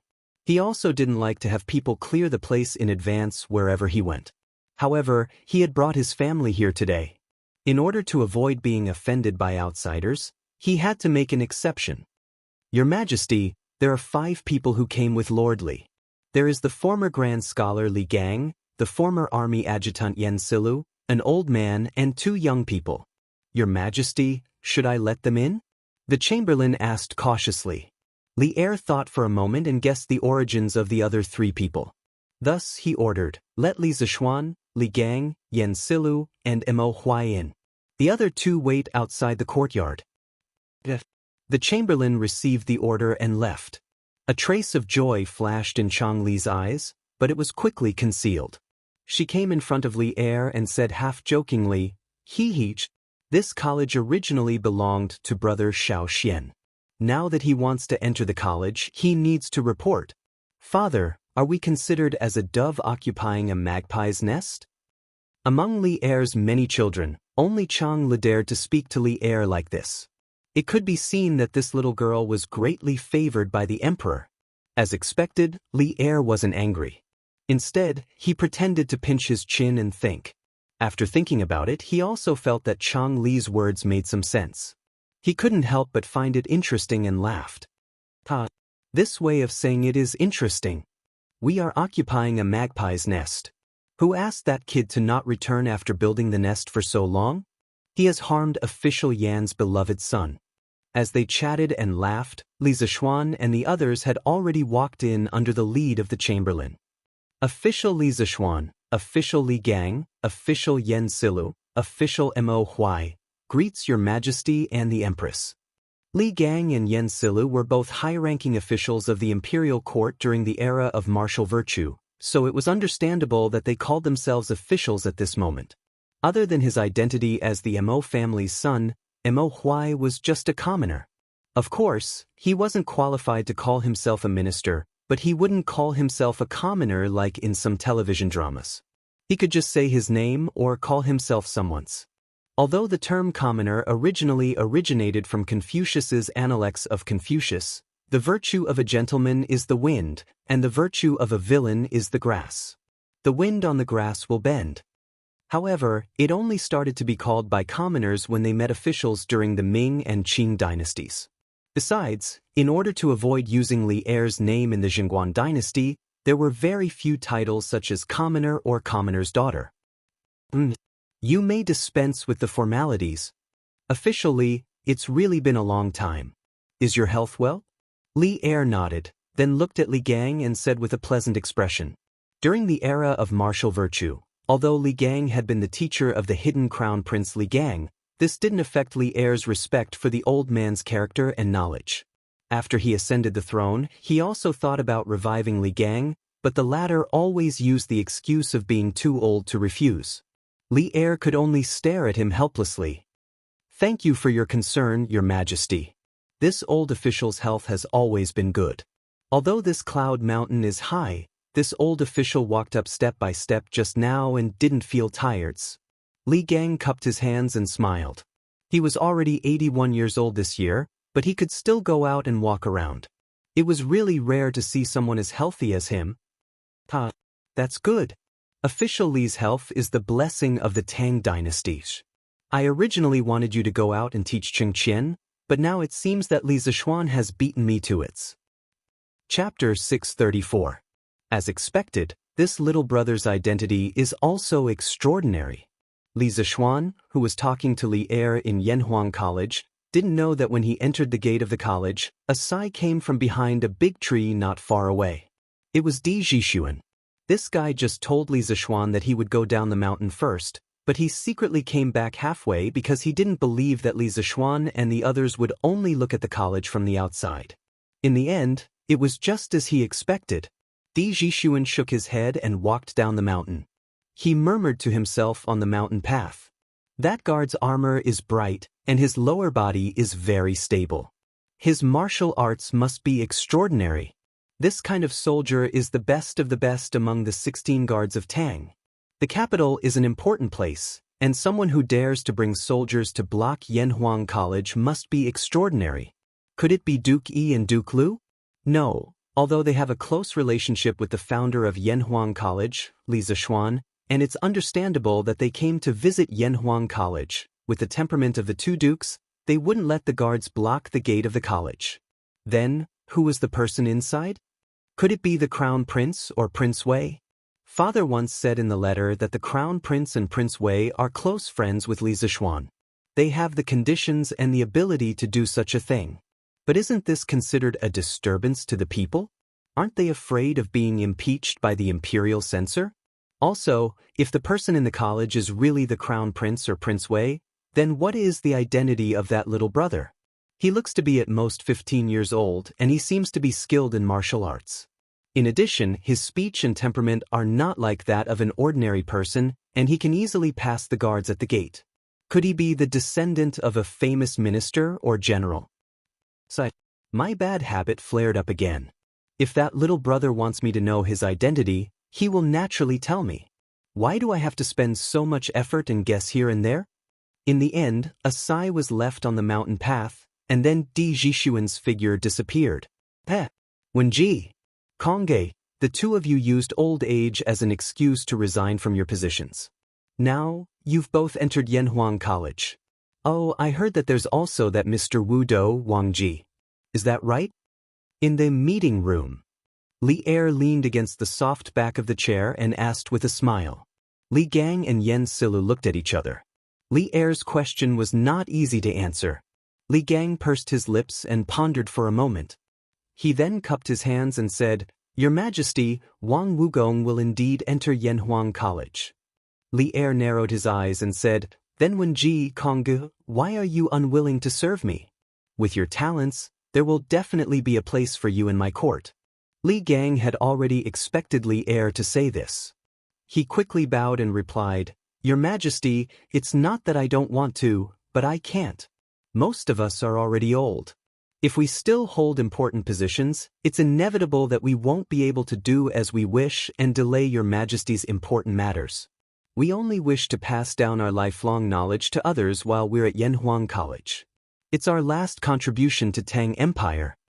Yen Silu also bowed and said, I also have the same intention. I hope Your Majesty can understand. Li Er quickly got up and helped the two of them up. He comforted them and said, My two beloved subjects, you're overthinking. I don't mean to blame you. I just feel a little regretful. Empress Xianxia also added, Both of you are people of virtue and prestige. His Majesty is just thirsty for talents. Don't misunderstand.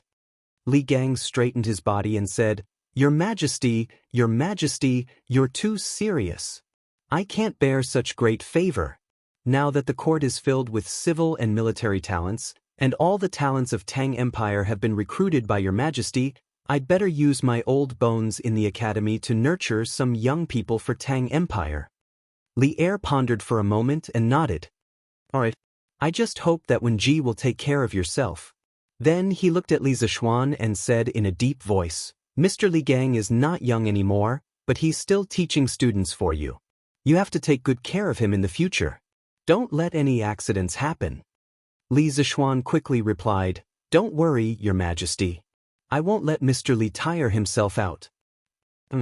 At this moment, Li Er shot his gaze towards Mo Huai. Mo Huai's heart instantly tightened, and his clenched fists couldn't help but sweat. At the same time, he was secretly calculating how confident he was in escaping if Li Er suddenly attacked. Mo Huai. Li Er looked at Mo Huai for a long time, and only spoke when Mo Huai's forehead was sweating. Mo Huai's eyebrows twitched. He stepped forward and bowed. Mo Huai is here. There was no joy or anger on Li Er's face. He said calmly, I don't object to the Mo school. Of course, as long as it's beneficial to the people of Tang Empire, I won't object. So you don't have to worry that I will harm your Mo family. Although he had already known Li Er's attitude from Li Zishuan, Mo Huai couldn't help but say excitedly now that he had personally confirmed it from Li Er's mouth. Mo Huai thanks Your Majesty on behalf of the Mo school. Li Er waved his hand and said, Don't be happy too early. I'm not done yet. As for the school of Mo entering the Yanhuang Academy, I need to make 3 rules with you. First, the followers of the school of Mo are proficient in martial arts. As a magnate, you must control them well and prevent them from using their martial arts to break the law. Otherwise, when the time comes, the Supreme Court will personally come and demand an explanation from the offenders. Mo Huai didn't even think about it and replied, That's how it should be. Your Majesty, don't worry. I, Mo Huai, will do my best to restrain the people of the Mo school. Li Er nodded and continued, Second, now that Confucianism has become the orthodox school of thought in the world, I don't want the Mo family to stir up disputes between the schools again. You have to hide your identity as a member of the Mo school in Yanhuang College. You are not allowed to leak secrets without permission. Otherwise, you will have to bear the consequences. Although Mo Huai was unwilling to accept this request, there was nothing he could do. With the few remaining followers of the Mo school, fighting with the established Confucianism was tantamount to a moth flying into a flame. Even if Li Er didn't mention it, they didn't have the strength to do so. Mo Huai understands. Third, after every one of the Mo family comes to Cheng, and their household registration will be transferred to Li Zishuan's fief, Plum Village. Someone will naturally allocate farmland and houses for you. From now on, you don't have to hide from the imperial court. However, in Yanhuang College, you must fulfill your responsibilities. As a teacher, you must take on the responsibility of a teacher. Do you understand?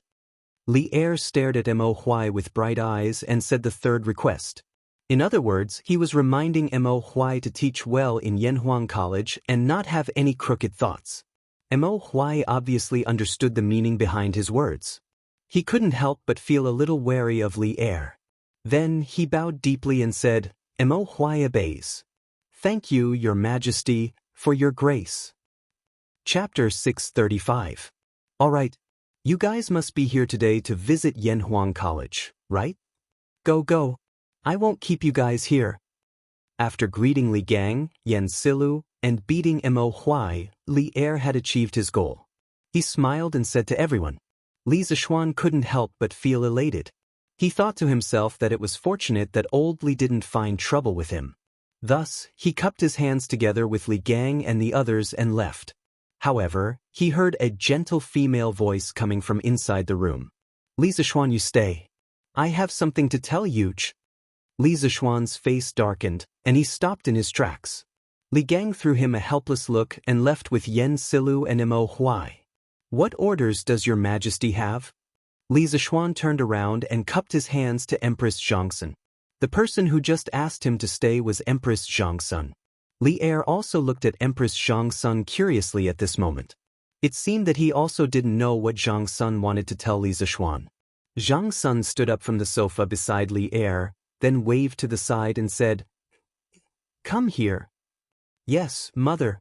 Li Zishuan looked in the direction of the voice and saw a 7 or 8-year-old boy who looked 70% similar to Li Er. He was simply a miniature version of Li Er. When the little boy heard Xianxia calling him, he quickly responded and walked over. Greetings, Your Highness. Li Zishuan was helpless. Although he didn't know why Empress Xianxia did this, he couldn't pretend that he didn't see Li Ku standing in front of him, right? So he could only salute. At the same time, he muttered in his heart, Isn't this Li Ku the son of concubine Yang? Why is he so close to Xianxia? Li Ku, 3rd year and 6th month of Wuda, was conferred the title of Prince of Xianxia. 8th year of Wuda, was conferred the title of Prince of Hanzhong. In the 1st year of Xingguan, he was conferred the title of Prince of Hanzhong. In the 2nd year of Xingguan, he was conferred the title of Prince of Shu and was conferred the title of Governor of Izhou. In the 11th year of Xingguan, he was conferred the title of King of Wu and was given the title of Governor of an province. What was slightly gratifying was that Li Ku was not the kind of arrogant prince with his nose in the air. When he saw Li Zishuan salute him, he also hurriedly bowed in return and said, It should be Li Ku. Greeting, sir. Sir is a talent that transcends the heavens and earth. Li Ku has long admired you. As the saying goes, don't slap a smiling face. Li Zishuan smiled modestly and said, Your Highness is too kind. At this time, Empress Xianxia patted Li Zishuan's shoulder, then looked at Li Zishuan and said, Mr. Li, I told you before that I would give you a few students. Do you remember? Li Ku, who was next to Empress Xianxia, had a hint of excitement on his face. Li Zishuan's eyes flashed. Could it be that Xianxia wanted to send Li Ku to Yanhuang College? Of Li Er's 14 sons, the most outstanding one was not the intelligent and quick-witted eldest son Li Chengqian, the 4th son Li Tai, who had outstanding literary talent and could write well. It was also not the brave 8th son Li Zhen or the honest 10th son Li Shen. Of course, it was definitely not the cowardly 9th son Li Ji, but rather the 3rd son Li Ku. Not only was Li Ku proficient in horseback archery, but he was also well-versed in literature and history. His reputation was also high, and he was well-versed in both literature and martial arts. His reputation was very high, so Li Er had praised Li Ku more than once in front of all the officials that he was, like me. However, it was also this Li Ku is similar to me that led to Li Ku's final tragedy. Now, Xianxia wanted to send Li Ku to Yanhuang College. Could it be that she wanted Li Ku to leave the center of the power struggle? If that was really the case, then Empress Xiangxuan's move was really clever. However, Li Zixuan did not like to be someone else's chess piece, even if that person was Empress Xianxia. Thus, he said seriously, I remember. Could it be that your majesty wants to send His Highness the King of Han to the college? Empress Xianxia nodded and said, That's right. Does Li Xiannan agree? Li Zixuan pondered for a moment and said, Since it is your majesty's order, how can I not agree? However, I want to know if His Highness the King of Han really likes engineering? Zhang Sun was a very clever person. She raised her eyebrows and said somewhat angrily, What do you mean? Do you think that because Ku doesn't like engineering, I will force him to go to Yanhuang College? Li Zixuan was joking with Chang'e and Li Tai on the side and did not pay attention to what was going on. At this time, when he heard Zhang Suan's angry words, he could not help but turn his head and stare unkindly at Li Zixuan. Sister, don't be angry. Li Xiannan, don't misunderstand the Empress. Just as Li Zixuan was feeling pressured, a voice as gentle as water came from the side. Then, he saw a woman with a slightly plump figure, exuding a graceful and seductive aura, walking over. Li Xiannan was born and raised by me. How can I, as his mother, not know what this child likes and dislikes? Previously, I wanted to ask Sister Empress to help me and let you accept her as a student, but I did not expect that it would cause a misunderstanding. This is my fault. I hope Sister Empress and Li Xiannan will not take it to heart. After such a commotion, Li Ku, who was still a little confused, seemed to have understood something at this time. He looked at Li Zixuan with an inexplicable look in his eyes. After Yang Fei finished speaking, he cupped his hands and said, Sir, Ku's yearning for engineering is absolutely sincere. There is not a bit of falsehood. Li Zixuan felt a little better. Just as he was about to speak, Li Er's dissatisfied voice came from the side. What? Is my son not worthy of entering your Yanhuang College? Li Zixuan did not know whether to laugh or cry. He thought to himself, I didn't say anything. It was all your husband and wife's blind guesses. How can you blame me for this? Your Majesty, this subject has never said that I would not let the King of Han enter Yanhuang College. Li Zixuan turned around gloomily and cupped his hands. This subject only wanted to confirm the King of Han's interest. There is no other meaning. Yanhuang College also welcomes His Highness the King of Han. On September 20th, Your Highness can directly report to the college. Since Li Ku voluntarily left the palace to study, and it was Li Er's two wives who begged him, Li Zixuan naturally had to open the back door for Li Ku's. Li Er nodded and no longer paid attention to this side. However, Li Ku asked, Sir, doesn't the college start on September 18th? Why did you let Ku go on September 20th? Li Zixuan smiled and explained, September 18th is the entrance exam for Yanhuang College. Since the King of Han was personally entrusted to this subject by the Empress, he naturally does not need to participate in this exam. The reason why he opened this back door was not only to give face to Empress Xianxia, but more importantly, when he thought that this clever child in front of him would be framed to death by Xianxia Wuji in the future, he could not help but feel a trace of sympathy in his heart. Perhaps putting Li Ku in Yanhuang College could be considered a form of protection for this child. This was originally just a normal process of going through the back door. Unexpectedly, when Li Ku heard this, it was as if he had been greatly insulted. He stubbornly raised his small face and said, No, sir. The rules cannot be broken. Previously, Ku did not know that there was an entrance exam. Now that I know, Ku must participate in this exam. If Ku does not pass, Ku will not talk about going to Yanhuang College. Li Zixuan's face suddenly darkened. He really did want to curse Li Ku, but he did not know if he should say it. Chapter 636. Li Zixuan was confused by Li Er and his family.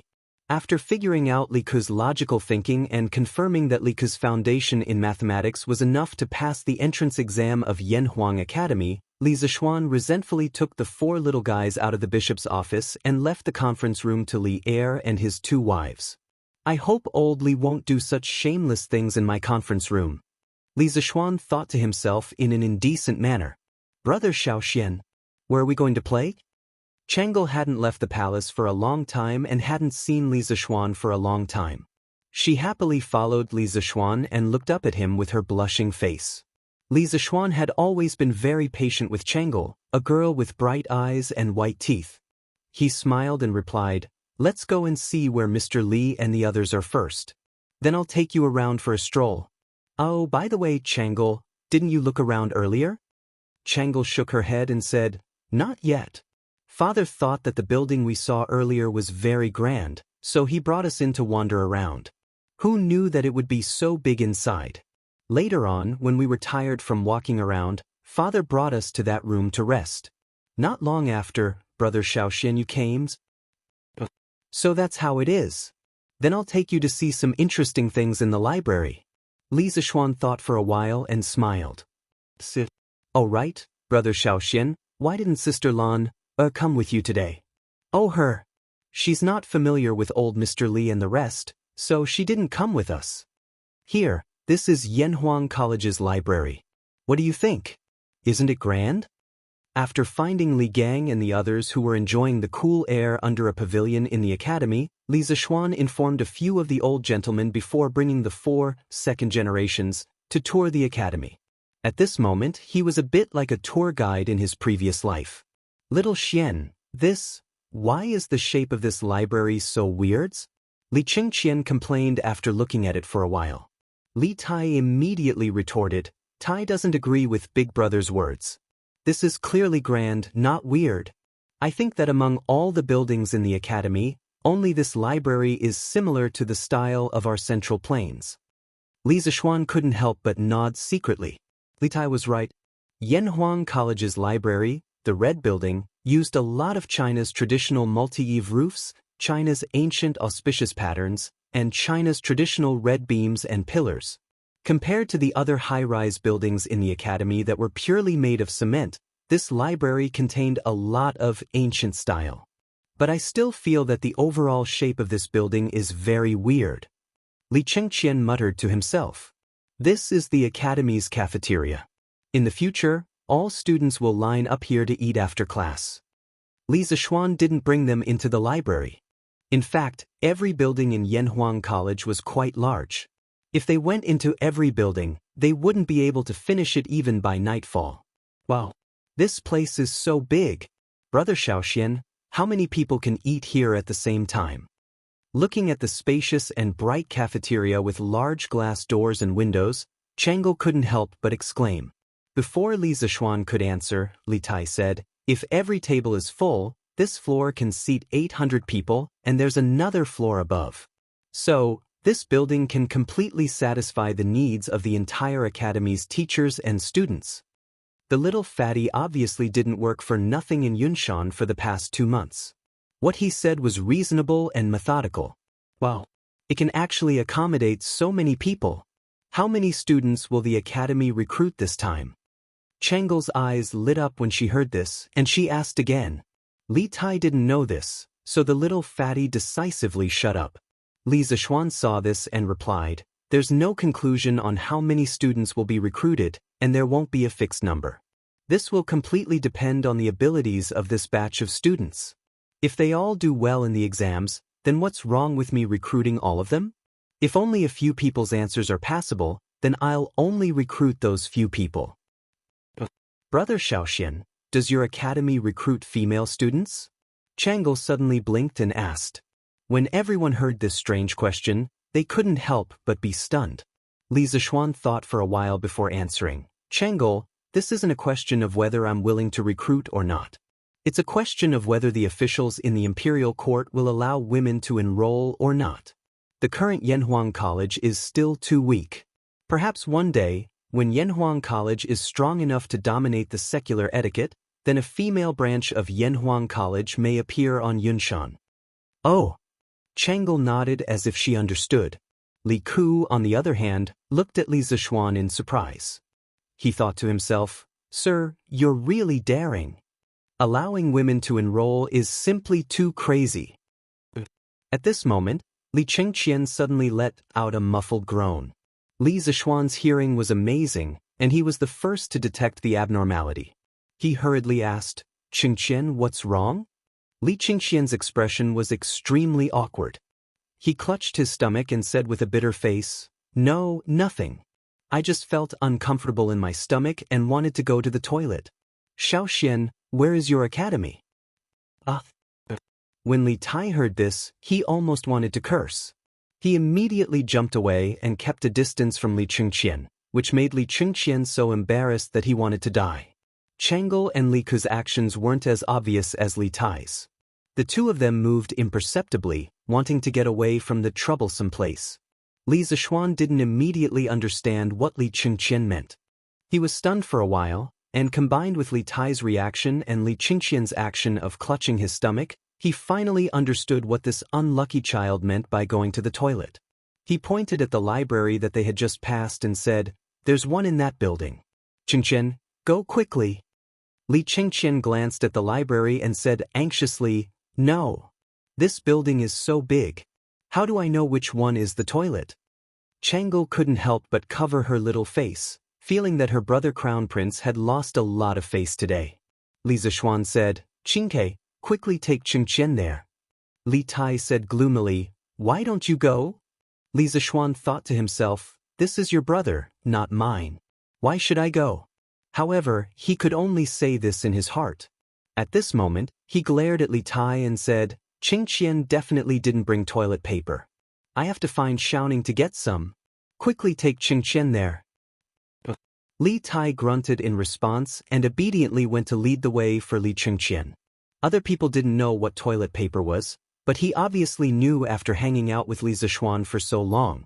Li Zishuan looked at the two brothers walking away and didn't know whether to laugh or cry. Did he meet someone who didn't bring toilet paper to the toilet today? The unlucky thing was that he had to help deliver toilet paper. Fate really made fools of people.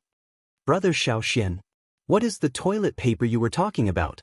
As expected, when Chang'e started asking, Li Ku's eyes also stared at him without blinking. Li Zishuan waved his hand and said, "It's a very sanitary type of paper. I don't have time to explain now. You two wait here. I'll be right back." With that, Li Zishuan used cloud-piercing steps and instantly disappeared from the spot. Chapter 637. I've long heard that you've become a martial Dao master. Looks like it's true. Looking in the direction Li Zishuan left, Li Ku couldn't help but fall into a daze. He was also very interested in martial arts, so after seeing Li Zishuan's amazing speed, he couldn't help but yearn for it. Does third brother want to learn martial arts from brother Xiaoxian too? At first, Chang'e was also attracted by Li Zishuan's graceful movements. However, when she came back to her senses, she realized that Li Ku was still in a daze. She thought for a moment and guessed what Li Ku was thinking. Hence, she tugged at Li Ku's sleeve and asked, "That's not true. Third brother, learning martial arts from General Dugu is pretty good too." Li Ku quickly came back to his senses and tried to cover it up. After knowing that he liked martial arts, Li Er arranged for Dugu Xian to be his martial arts master. As the saying went, a teacher for a day, a teacher for life. Li Ku was very principled when it came to conduct himself. Hee. Chang'e laughed and skipped the topic. She started to talk about the academy's architecture with Li Ku. The siblings didn't wait for long before Li Zishuan came over with a roll of toilet paper. "Brother Xiaoxian, you're back," Chang'e exclaimed in surprise. Li Zishuan nodded. He estimated that Li Chengqian should have just squatted down. Hence, he took out the toilet paper and said, "Here, Chang'e, look, this is toilet paper." Chang'e took it curiously and touched it with her hand. Feeling the soft touch, the little girl exclaimed, "Brother Xiaoxian, this paper is so soft. But why does Brother Crown Prince need this?" Cough, cough, cough. The overly naive Chang'e couldn't figure out the use of the toilet paper. Li Ku, on the other hand, suddenly coughed. It was obvious that this kid had figured it out. "Third brother? Do you know the reason?" Chang'e asked Li Ku. This? Li Ku didn't know how to explain it to his naive sister. He could only stutter. "What is this? Third brother, why are you hesitating?" Chang'e rolled her eyes and said anxiously. Seeing this, Li Zishuan could only helplessly explain, "This thing can be used as a substitute for toilet paper. Of course, it can also be used in other places." Just in time. "Qing, since you're back, help me send the toilet paper to Xianxia's. Li Tai, who had just walked over, suddenly had a dark expression. Just as he was about to retort, he heard Li Zishuan say, "Brothers have to love each other. Qingke, if you don't go, Xianxian will be anxious." Alright. Little Fatty thought for a while, and finally decided to listen to Li Zishuan's suggestion. He brought the scroll of paper to the library. After Li Chengqian came out, he naturally had an awkward expression.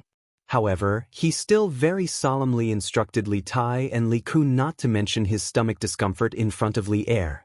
Otherwise, a few more people in the imperial kitchen would probably die. Li Zishuan was quite satisfied with Li Chengqian's arrangement. Although ruthlessness was the most royal family, at this time, Li Chengqian was only less than 10 years old. If a 10-year-old child could really be cold-blooded and treat human lives like grass, then Li Zishuan would definitely not have any interaction with Li Chengqian. Next, Li Zishuan took the four of them to see the academy's sports field, dormitory, and even bathhouse. They visited all of them. The sun was setting in the west. Seeing that it was getting late, Li Zishuan followed Li Gang and the others back to Cheng. As for Li Chengqian, Chang'e, and the others, of course, they followed the guards that Li Er brought back to the palace. However, before leaving, Li Zishuan promised to give Chang'e 10 boxes of toilet paper. Thinking of the shy look on the little girl's face when she asked for toilet paper, Li Zishuan couldn't help but feel a little amused. "Hey, wife, I haven't seen enough yet. Do you want to try it on?" After dinner at night, Li Zishuan accompanied Lan Er to play around crazily for a while before returning to his room. However, he saw Han Yushi using her hand to caress the honorary dress sent by the palace. Li Zishuan couldn't help but tease. "Husband." Han Yushi was startled when she heard the voice. Then she panicked and said, "No, I was just packing my clothes." "Really?" Li Zishuan moved closer to Han Yushi's ear and chuckled. Then he came to the desk where the honorary robe was placed. He sighed and said, "So this is what the honorary robe looks like. This is the first time I've seen it." "Sigh, wife, you don't say, this honorary robe looks quite good." What he said was true. Although he had seen it in a TV series in his previous life, how could the TV series be real? The director and the costume designer weren't historians. Han Yushi thought that Li Zishuan was teasing her again. She quickly came over and took away the honorary robe and the imperial edict on it. Then she said angrily, "All right, husband, stop fooling around. Go to sleep." Sigh. "That's not right. Why is this imperial edict made of wood? Could it be that it was replaced by someone?" Li Zishuan inadvertently glanced at the imperial edict and suddenly said in surprise. Han Yushi turned around and said speechlessly, "Husband, are you sleepy?" The side of this imperial edict was originally made of sunflower ebony. Li Zishuan frowned and said, "Wood? How can His Majesty be so stingy?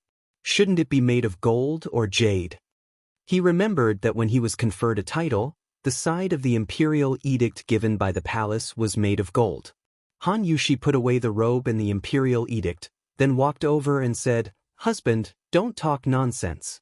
His Majesty gave me a 6th rank official. How can I be qualified to use a jade or golden scroll?" Li Zishuan said, "Oh." He really didn't know anything about this, so he asked, "Then, wife, do you know what rank of honorary title one needs to use a golden or jade scroll?" Han Yushi didn't know why Li Zishuan had to get to the bottom of this matter. She thought for a while and replied, "It should be above the 3rd rank, right? I'm not very sure about the specifics." Under normal circumstances, a 1st-rank madam would use a jade scroll, a 2nd-rank madam would use a rhinoceros horn scroll, a 3rd-rank and 4th-rank virtuous and respectful person would use a golden scroll, a 5th-rank pleasant person would use a horn scroll, a 6th-rank and 7th-rank official would use a sunflower ebony scroll, and a 8th-rank and 9th-rank official would also use a sunflower ebony scroll. The room fell into silence. Then, Li Zishuan said firmly, "Okay, I'll help you get a 3rd-rank honorary title later." Han Yushi was shocked. She hurriedly said, "Husband, this 3rd-rank honorary title is not a joke. Besides, I don't care about the rank of the honorary title. As long as I can stay by your side, I'm willing even if I'm a commoner." Li Zishuan's heart warmed. but he smiled mischievously and said, "Hee hee. Whether you care or not, we'll talk about it later. It's late now. Wife, shouldn't we go to bed?" Chapter 638. On September 15th of the first year of Zhengguan, Yanhuang College held its first teachers' meeting on Yunshan. In addition to letting all the hired teachers know each other in advance, Li Zishuan also announced a series of important personnel appointments. Mr. Li Gang will be the acting Yamacho of the academy, in charge of teaching and administration. Mr. Yen will be the director of the academy's teaching department, in charge of the daily management of the academy. He has the right to supervise all the teachers and students of the academy and can directly report to the Yamacho or the acting Yamacho. In addition, the academy will be divided into 5 sections according to the disciplines: classics, chemistry, mathematics, physics, and geography. Each section will have a discipline leader who will be in charge of the curriculum planning, teaching schedule, and compilation of exam questions. The leader of the classics section will be Mr. Ma Zhou, and the leader of the chemistry section will be temporarily replaced by Mr. Wang Ji.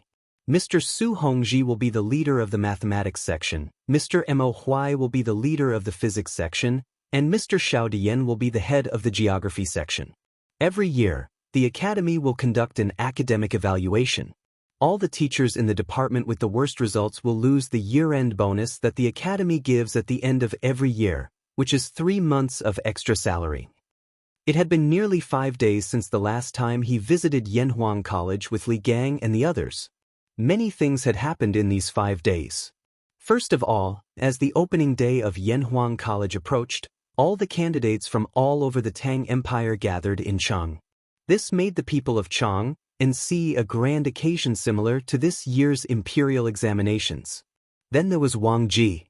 This old guy had become a frequent visitor of the Li family in these 5 days.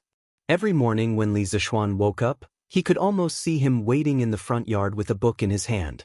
However, although it was troublesome, it was undeniable that Wang Ji's learning progress was really fast.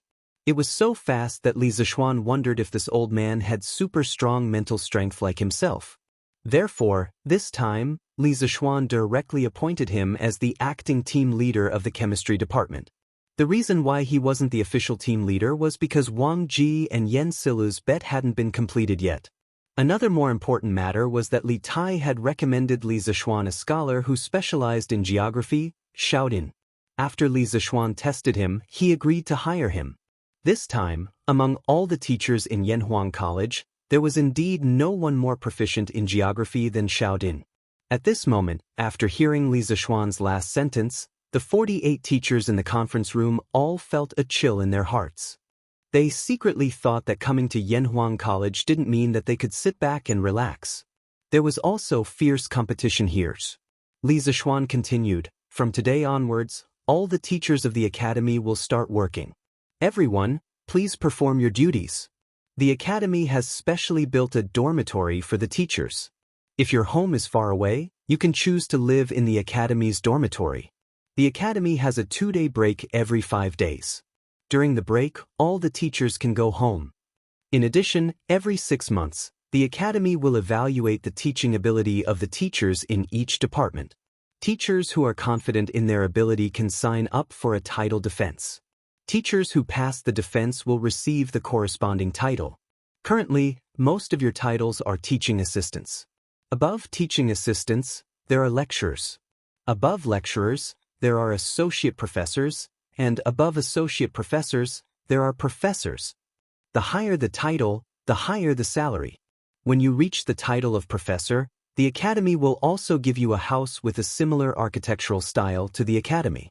It will be located on Yunshan Mountain, in the northwest corner of the academy. Therefore, I hope that everyone can work hard, for the students and for yourself." This was the real clear distinction between reward and punishment. As a leader, you can't only give pressure to your subordinates, you also have to give them some motivation. Otherwise, under the pressure, they will all become pressure monsters. How can they do normal things? Sure enough, after Li Zishuan finished speaking, many people in the conference room were eager to give it a try. "Yamacho, may I ask what the content of the teaching ability assessment is?" The person who spoke was a young man in his early 30s. His name was Tang Yu, a frustrated scholar who failed 3 times. In the previous round of interviews, Li Zixuan asked him to explain a passage of the Analects of Confucius. In the end, this person not only explained it clearly and logically, but also explained it in a very interesting style. Even Li Zixuan, who didn't know the 5 classics, was fascinated by it. Therefore, Li Zixuan hired him. In terms of age, Tang Yu was considered one of the younger ones. Of course, the most important reason why Li Zixuan hired Tang Yu was that although Tang Yu studied Confucianism, he wasn't a defender of Confucianism. He only saw Confucianism as a stepping stone. In fact, none of the teachers recruited by Li Zixuan were stubborn Confucians. He wouldn't hire stubborn and inflexible people. The teaching ability assessment is divided into 2 parts. One is the assessment of the teacher's mastery of the subject taught. The other is the evaluation of the teacher's teaching method. Of course, those who follow the book will obviously not get a high score. The specific assessment rules will be distributed to each department after the Academy's teaching office has formulated them. Tang Yu, when the time comes, you can ask the leader of your geography department, Mr. Xiao. Li Zixuan replied faintly. What was interesting was that when Tang Yu, a scholar who failed the exam, chose geography instead of Confucianism, the reason was that he felt bored after studying Confucianism for so many years. Li Zixuan thought that most of the teachers in Yanhuang College would undergo unified training after school started anyway. Therefore, he agreed to Tang Yu's request. This Tang understands. Tang Yu nodded and cupped his hands. Li Zixuan looked at everyone and said, the most important thing now is not the title evaluation, but the student entrance exam and the induction training for all teachers. After the meeting is over, Mr. Yen will be responsible for organizing people to clean up every classroom in Guanghua Building. Also, check carefully. If there are any shortages, report to me as soon as possible. Yen Si Lu nodded in response. Li Zixuan continued to arrange. All teachers, please find Mr. Li Gang as soon as possible according to the subject you are teaching. In the first month of Yanhuang College's term, the students will be organized for training and there will be no classes. During this period, all teachers will undergo training. I know that most of you have never been exposed to this knowledge, so please hurry up. If there is something you don't understand in the teaching materials, you can ask the leaders of your respective departments. If the leaders of your departments don't understand, then come and ask me. I will be in the academy during this period. Chapter 639. Li Zixuan's performance today was unusually strong. His tone was not to discuss, but to inform and command. This was also the dignity that a principal should have. Li Gang, Yen Silu, and the others were also very cooperative because they all understood that in order for Yanhuang College to operate normally in the future, they must first establish a certain prestige for Li Zixuan. Seeing that the arrangements were almost done, Li Zixuan stood up and gave everyone a bowl of chicken soup for the soul. He encouraged them and said, then from today onwards, Yanhuang College will officially operate. Everyone, please work together with me. For the Tang Dynasty and for the continuation of our descendants, let's carry forward work and Yanhuang College. What we need to do is to establish our hearts for the world and our lives for the peoples. Good. What a good, establish our hearts for the world and our lives for the peoples. Good. Let's carry forward Yanhuang College together. This bowl of inspiring chicken soup for the soul was still very popular. As soon as Li Zixuan's voice fell, there was a burst of applause in the conference room. Meeting adjourned. Li Zixuan waved his hand and announced the adjournment of the meeting. Then he took the lead and went out. At this moment, the people in the room had long lost the curiosity that they had when they first entered Yanhuang College. At this time, they put away the meeting notes. This was specially requested by Li Zixuan before the meeting, and went to do their own things. The Guanghua Building, which used to be silent, suddenly became lively at this moment. This huge college also had a trace of vitality because of this. The bishop of Yanhuang College, Guanghua Building, was a typical building with 2 towers. The 2 towers in the center were 10 stories high. The towers were the offices of the college's teachers. As the top boss of Yanhuang College, Li Zixuan's office was of course not shabby. His office was on the 10th floor of the tower on the right side of Guanghua Building. With this huge glass wall, he could overlook the scenery within a 10-mile radius from his office. It was really crazy cool. However, Yanhuang College did not have elevators. Probably only people like him who knew martial arts would be willing to use this place as an office. After all, not everyone was willing to climb such high stairs every day. After opening the office door, Li Zishuan found Yan Xiaoning inside. At this moment, this guy was sitting on his leather chair with his legs crossed and looking at the scenery outside the window. Li Zishuan could not help but tease him. "Hey, Xiaoning, it seems like you're quite relaxed now." He had been at the college frequently these few days. He also knew that Yan Xiaoning would usually come to his office to drink tea and look at the scenery when he was free. He did not feel uncomfortable about this. After all, this was his buddy. Be reasonable, your buddy occasionally uses your office, is that too much? Is it really too much? Not too much. That's... Previously, you were just a hands-off shopkeeper and it really tired me out. Now that it's finally your turn to be busy, can't I rest for a while? Yan Xiaoning did not even turn his head. He just had his back facing Li Zishuan and gloated. Thinking about the huge pile of things that he had to deal with later, Li Zishuan felt a headache. He sat down on the sofa next to him and said angrily, "Teach. When have I ever been a hands-off shopkeeper?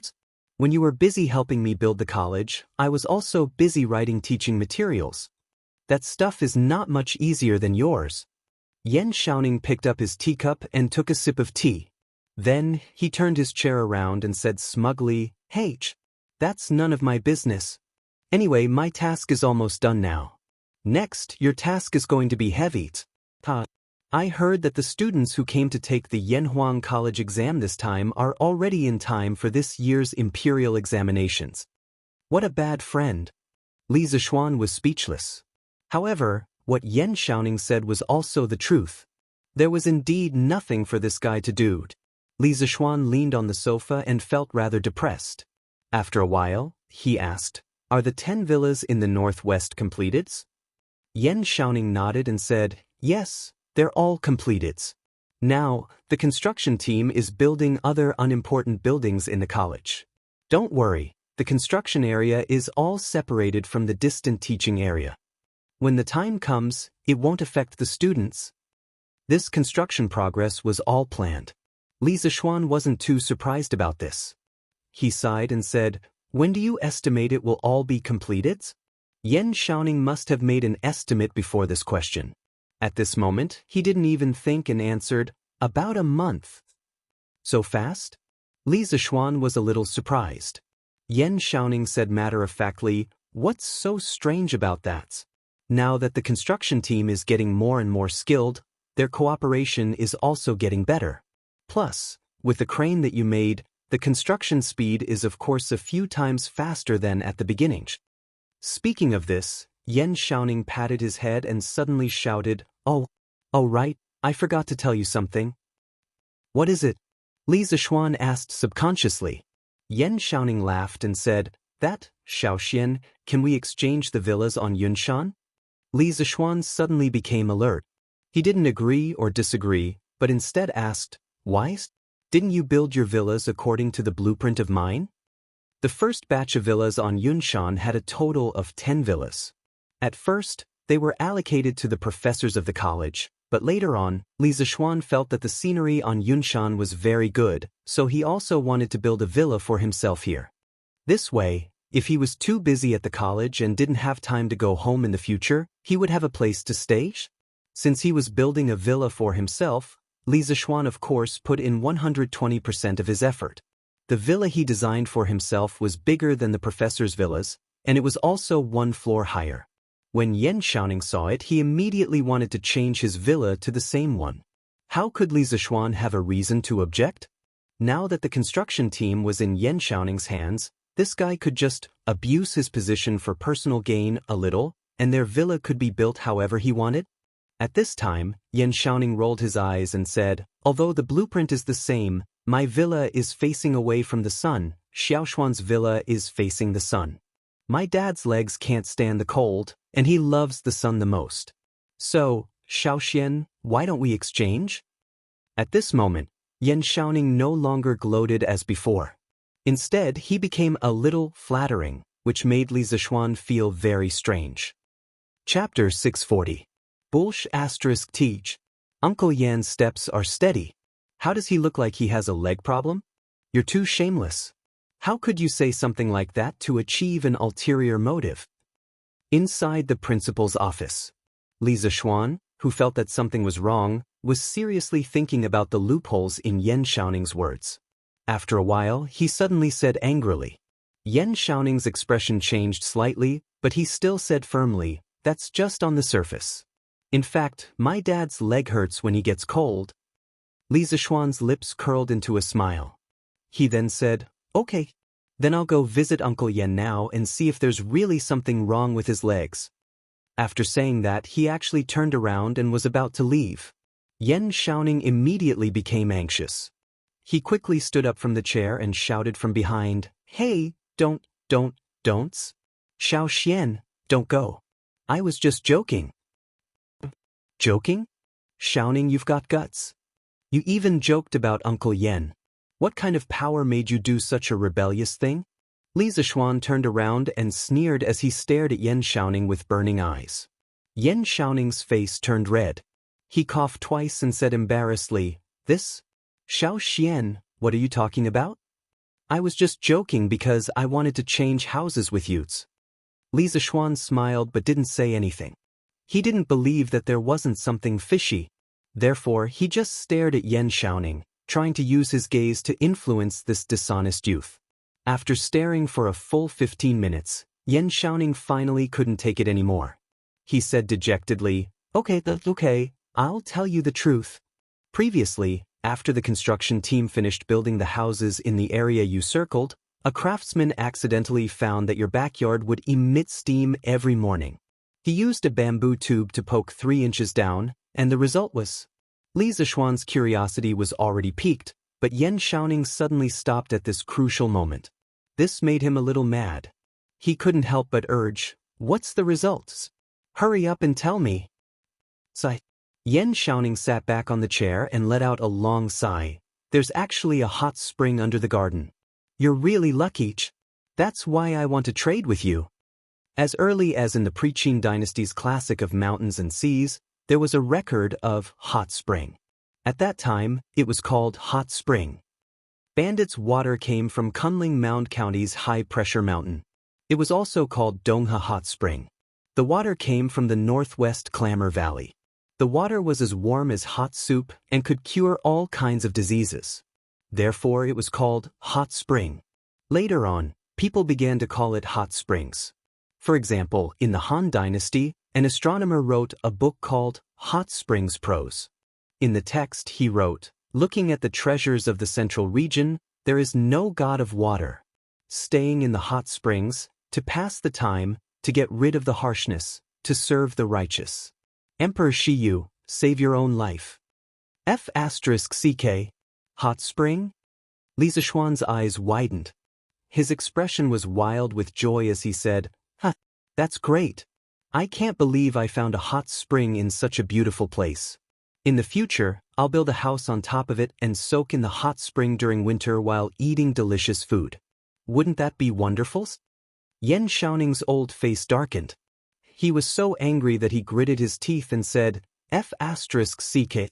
You're too much." Li Zishuan curled his lips and said, Who's the one who's too much? Someone wanted to cheat me of my hot spring just now." When Yan Xiaoning heard that, he immediately stopped talking. Li Zishuan saw that this guy was unhappy and couldn't help but say, "Xiaoning, didn't you try digging in your backyards? What if your house has a hot spring too?" Yan Xiaoning looked at Li Zishuan with a strange expression and then said unhappily, "How do you know I didn't dig it? Not only my backyard, I dug everywhere except my house. In the end, I didn't dig anything." Li Zishuan was sweating profusely. The image of Yan Xiaoning instructing a group of craftsmen to dig his house involuntarily appeared in his mind. "Tsk, so ruthless." Sigh. "But speaking of which, why do you want a hot springs? This thing can cure some diseases and it's good for women's skin. Xiaoning, you're healthy, So the hot spring doesn't seem to be attractive to you? Don't tell me you want to be a gigolo? Li Zishuan suddenly thought of something wrong and couldn't help but ask with a strange expression. The ancient people had a certain understanding of the medical and health effects of hot springs. The Han Dynasty's 3 Qin records recorded the legend of hot springs curing diseases.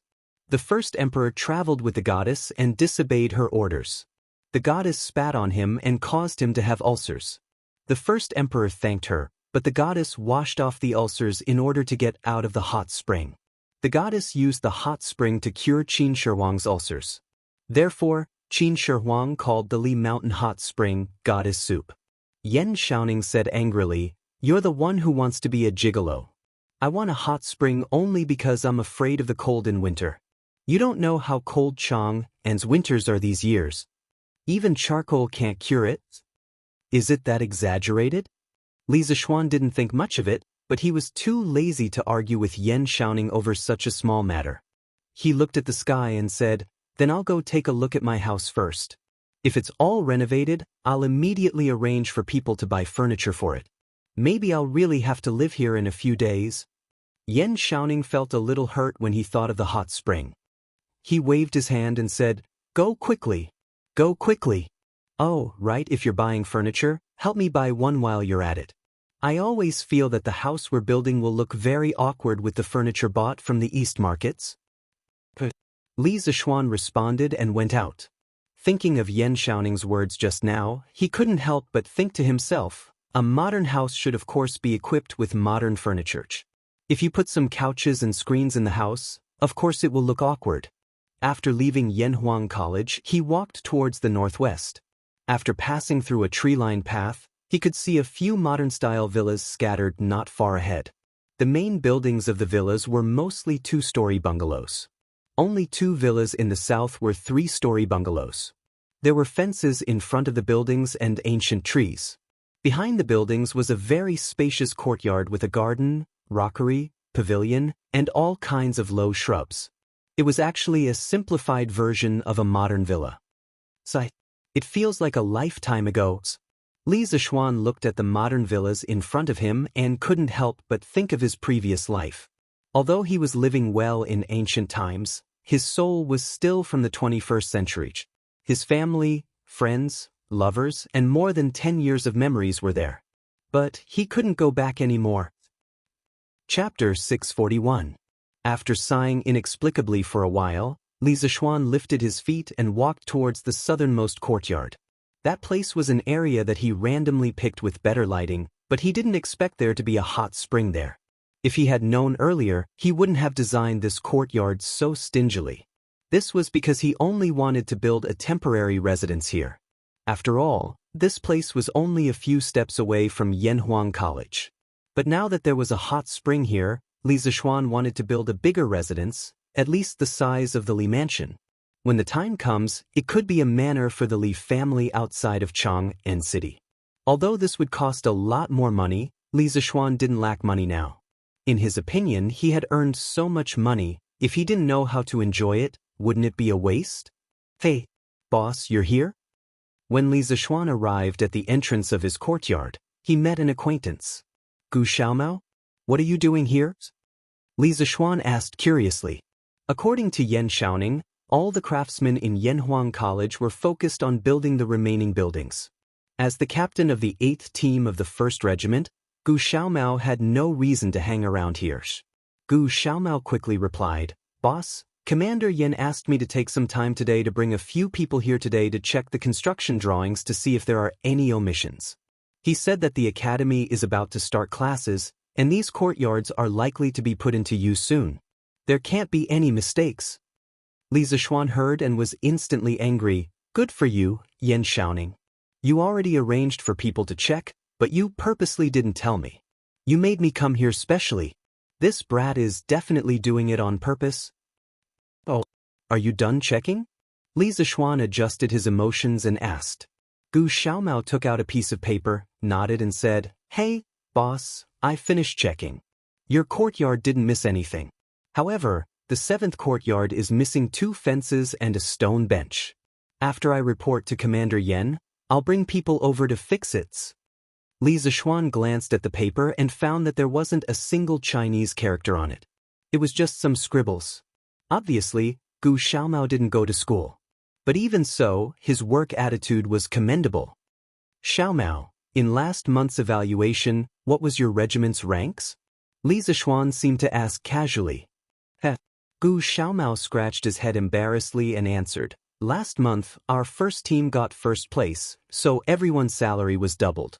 Also, the team I was leading was rated as one of the 5 most outstanding teams, so we were rewarded with 5 strings of cash. Including our salary and some rewards in the middle of the month, we got nearly 10 strings of cash.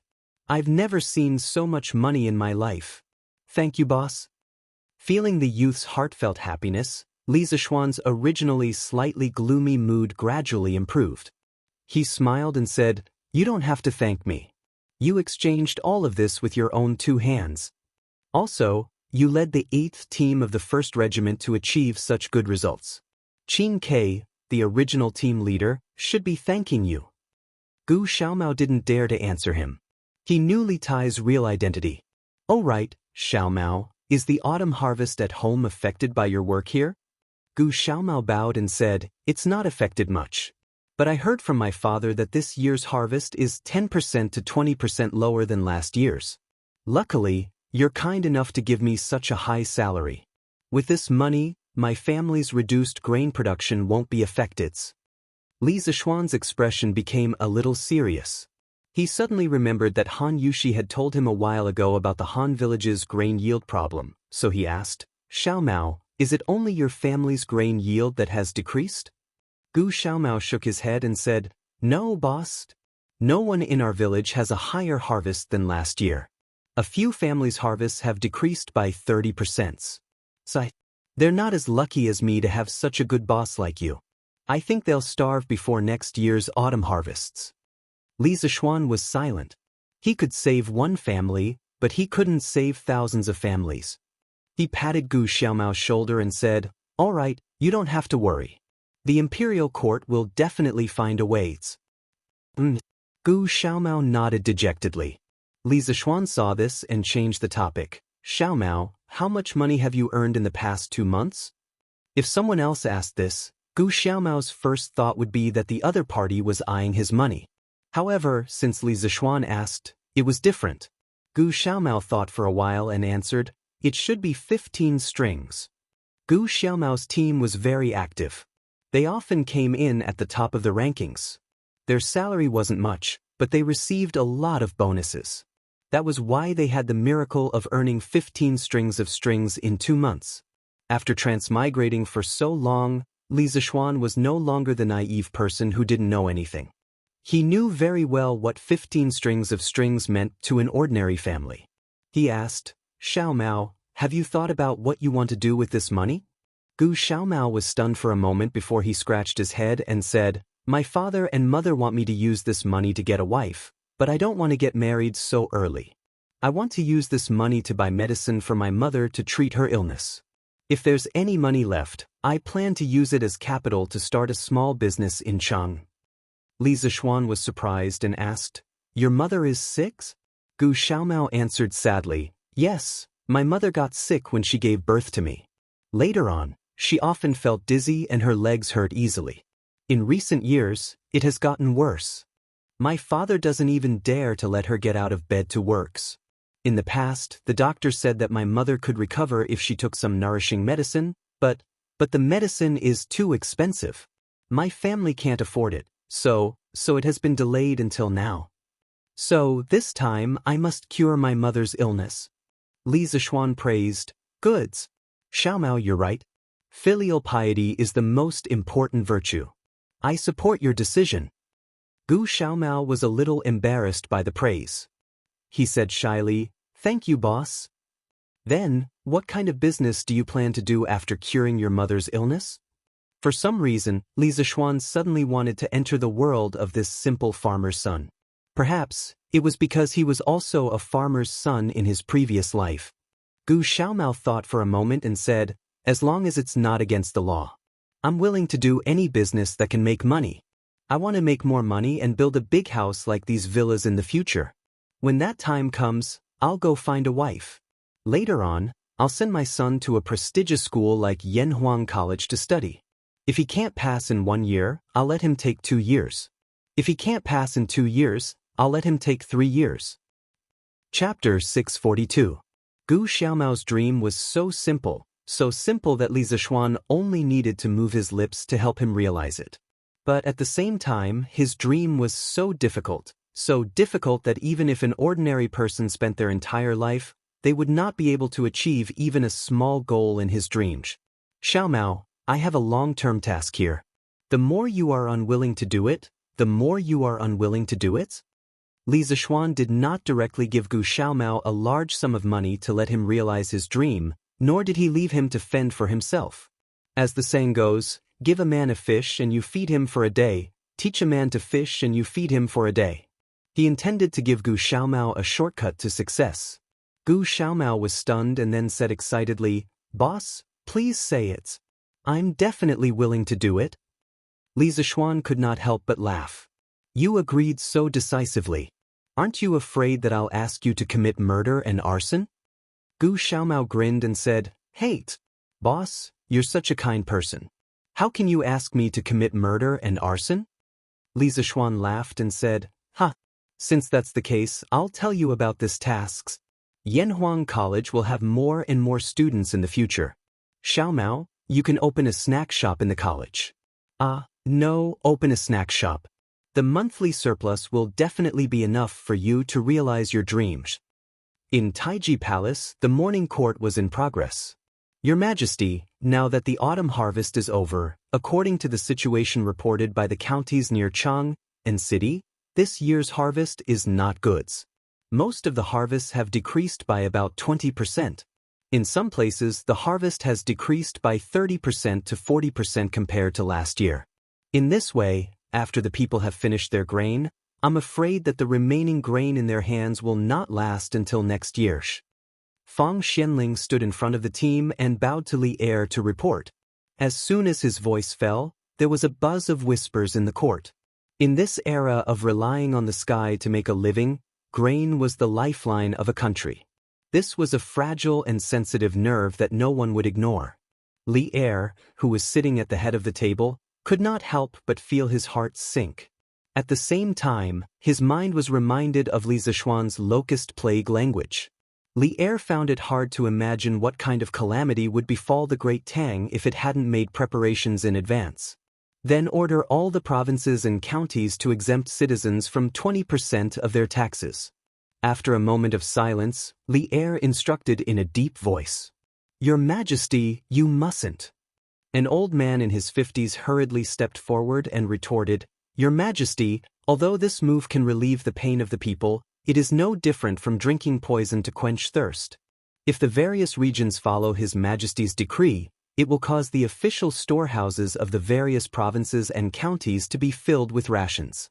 Once there is a famine or natural disaster, the various provinces and prefectures will face a situation where they have no food to use and can only wait for the imperial court to rescue them. The person who spoke was Xiao Yu. Your Majesty, I also feel that this is inappropriate. As soon as Xiao Yu finished speaking, Wei Jing also stepped forward and clasped his hands together. Forgive me for speaking bluntly, Your Majesty's move can only solve the problems of a small portion of the citizens. Most of the citizens rely on the rich and powerful. If Your Majesty reduces taxes, they won't feel any gratitude. Clearly, Wei Zheng had already noticed some loopholes and shortcomings in the Tang dynasty's equal field system. However, he could not come up with a more perfect and reasonable land system. This subject agrees. This old subject also agrees. Not long after, 2 or 3 officials stepped forward to express their agreement.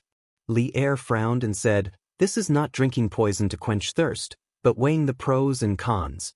You may have all forgotten, but counting the days, the fleet that went south should return with a full load within a month. At that time, with the food brought back by the fleet, the Great Tang dynasty will no longer lack foods. All the ministers were shocked. They had really forgotten about this. But Your Majesty, Fang Xianling thought for a while and felt that it was not reliable to rely on a fleet with an unknown harvest. He opened his mouth and wanted to refute, but Li Er waved his hand and interrupted him. Minister Fong, there is no need to say more. I have made up my mind. Instead of collecting more food and causing famine and the imperial court to allocate more food, it is better to keep it for the benefit of the people and save a lot of trouble and wastes. Just like that, Li Er made the final decision to reduce the tax rate by 20%. When the news spread, the whole country cheered. Oh, 20% tax reduction? What is your majesty thinking? Li Zishuan, who was in Yanhuang College, received the news in the afternoon.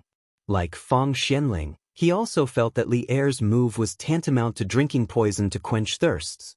The land tax system had existed in China for more than 2,000 years, and it was only abolished 50 years after the founding of New China. From this, one could see how deeply the ruling group relied on the land tax. Given the current economic level of the Great Tang, reducing the land tax by 20% was akin to cutting flesh and playing with fire. What gave Li Er the confidence to do this? I can't guess your majesty's intention, but this move can alleviate the urgent needs of the people, but it is a test of the ability of the various provinces to withstand disasters. Ma Zhou sat opposite Li Zishuan and pondered. Forget it, let's not think about it. By the way, Brother Ma, how is the expansion of the workshop going? After thinking for a long time, Li Zishuan still couldn't think of anything. After all, this guy had forgotten about the large number of ships going south. He suddenly thought of the new workshop, so he asked. In order to expand the workshop, Li Zishuan had originally planned to move the workshop to Plum Village. But because of the construction of the academy, money was tight, so Li Zishuan had Faubert temporarily suspend this plan. Later on, with the introduction of the immortal mirror and the glass utensils, Li Zishuan had made a fortune, and the financial crisis was quickly alleviated. Only then could the expansion and relocation of the workshop be restarted. Ma Zhou and Faubert had been busy for the past few months. Lord Zhu, the site for the new workshop has been arranged. It was built on the riverside according to your wishes. Everything is basically ready and can start production at any time. Ma Zhou replied with a smile. Li Zishuan nodded, his heart calming down a little. He had been too busy these past few months, so he definitely couldn't take care of everything. Fortunately, the people around him could often take care of things on their own. In that case, Brother Ma, I'll have to trouble you in the future. You have to take care of Datang Daily and the academy. Li Zishuan sighed with emotion. Ma Zhou smiled bitterly and said helplessly, Lord Zhu, I've told you before. I'm not cut out to be a teacher, but you. Chapter 643. The reason why Ma Zhou said that he was not suitable to be a teacher was mainly because he knew that he had a criminal record. During the reign of Wuda, he was once promoted by the provincial governor of Bo Province to be an assistant teacher in Bo Province. However, he was fired by the provincial governor of Bo Province because he often drank and made mistakes.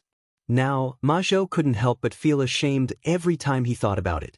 Li Zishuan knew a little about Ma Zhou's past. He waved his hand and said, I think Brother Ma was young and impetuous back then, but that's all in the past. What's the point of bringing it up now? In the future, as long as Brother Ma doesn't drink during lectures, it'll be fine. What's more, there's a drunkard in our academy who is even bigger than you. Ma Zhou couldn't help but laugh. Lord Zhu, are you talking about Mr. Wudo? The old man is carefree and open-minded. I've admired him for a long time. I didn't expect Lord Zhu to invite him here. In my opinion, Brother Ma admires him for his alcohol tolerance, right? Sigh. There are only 2 days left. Reading a little more won't affect the final results. I might as well go to Yanhuang College again. It's a pity that I didn't go in last time. In the afternoon, Chongren Lane, Tongfu Inn. Di Zhishuan sat in front of the window with a book in his arms and muttered to himself. Then this guy really did what he said. He put down the book and began to change his clothes. In less than a quarter of an hour, Di Zhishuan had finished packing. He straightened his clothes, opened the door, and walked out. Father. Why are you here? Di Zhishuan never dreamed that he would encounter such a big surprise the moment he opened the door. It really scared him out of his wits. Why am I here? You brat, if I didn't come, when would you come to see your father? Opposite Di Jixuan stood an old man in a purple robe with round eyes. At this moment, he was reprimanding Di Jixuan aggressively. Feeling the power of the old man, the waiter who had rushed over after hearing the commotion did not dare to go forward and question him. The old man was none other than Di Jixuan's father, Di Xiaoxiu, the minister of the imperial court's left prime minister. Father, your son is actually preparing to meet you. I didn't expect you to find me here. How did you know I live here? Di Jixuan forced a smile and then lied through his teeth. As the saying goes, no one knows a son better than his father. How could Di Xiaoxiu not see that his son was lying? He angrily said, "Bastard! You still want to deceive your father? If I hadn't received your mother's letter the day before yesterday, I wouldn't have known that you've arrived in Chang. Furthermore, you haven't come to find me for so long. You're getting bolder and bolder." Di Jixuan thought to himself, so that's how it is. What a miscalculation. After feeling regretful for a while, Di Jixuan licked his lips and said, "That's my fault. Father, please calm down. Do you want to go in and have a drink?" At a time like this guy still wants to let Di Xiaoxiu drink water to calm down. He's simply too naive. Di Xiaoxiu flicked his sleeves and said, "Drink what? Hurry up and go back with your father. Don't embarrass yourself here." Father. Di Jixuan still wanted to struggle, but Di Xiaoxiu did not give him a chance at all. He directly ordered, "Tie him up and bring him back." I was wondering why you secretly came to Chang and Sidich. So you're here to take the Yanhuang College exam. You little brat, what did I teach you in the past? I told you to read more books and pay more attention to current affairs. You actually dared to spend your time on this miscellaneous subject? This is outrageous.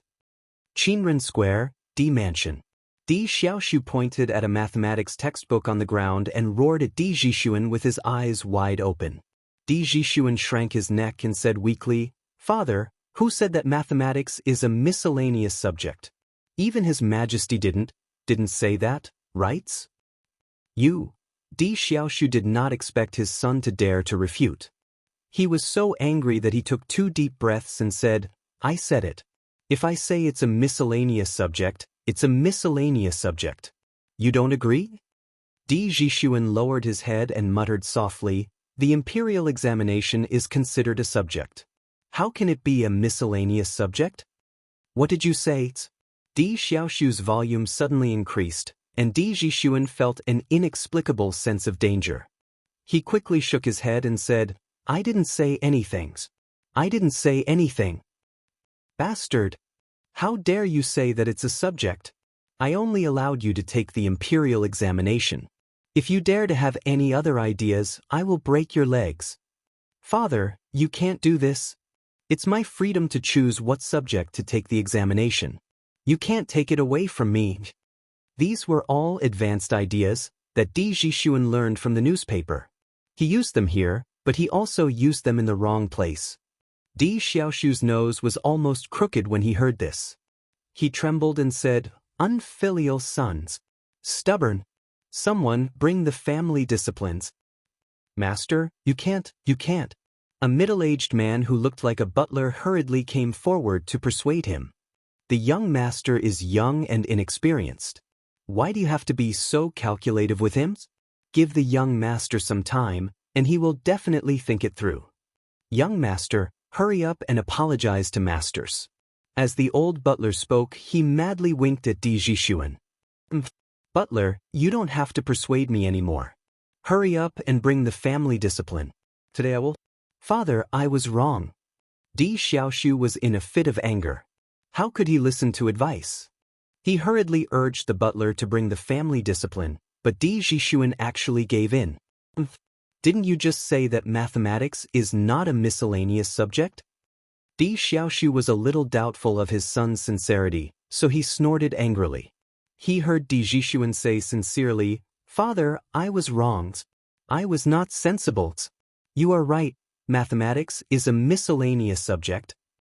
"Then don't you still want to take the imperial examination for mathematics?" "Father, I was wrong. I will only take the imperial examination for literature in my life." Didn't you plan to go to Yanhuang College in the beginning? Father, I was wrong. I will never think about going to Yanhuang College again. I will return to Bingzhou tomorrow to study hards. Father, I was wrong. The father and son's questions and answers stunned the servants outside the house. Di Zhishuan, who was a spineless person, admitted his mistake over and over again in the face of Di Xiaoshu's questioning. In short, don't ask. If you did, he would say, Father, I was wrong. A wise man submits to circumstances. However, only the heavens knew what this fellow was thinking in his heart. However, the older, the wiser. Di Xiaoshu added one last sentence. From today until the day after tomorrow, which is the day of the entrance examination for Yanhuang College, you are not allowed to step out of the house for 3 days. Do you understand? Chapter 644. Li Zishuan didn't know what had happened to Di Zhishuan, but even if he knew, he couldn't do anything about it. Even an upright official couldn't settle a family dispute. Di Xiaoshu had taught his son a lesson, so even if Li Er came, he couldn't do anything about it. What's more, Di Xiaoshu's current official position and title were no worse than Li Zishuan's.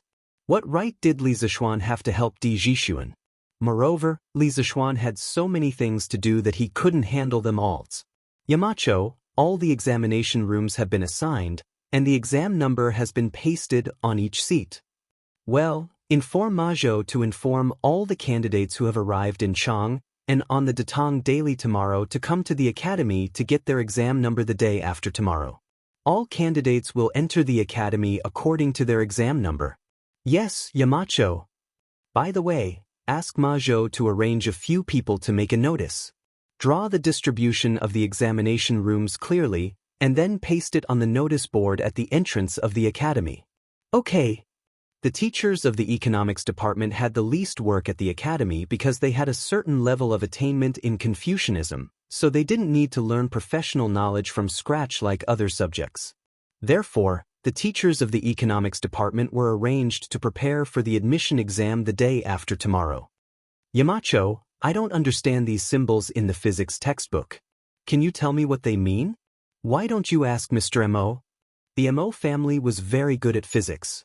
After receiving the physics textbook a while ago, Mo Huai studied it seriously for a long time. He also asked Li Zishuan a lot of questions. Logically speaking, with his current knowledge, it was more than enough to answer the questions of these physics beginners.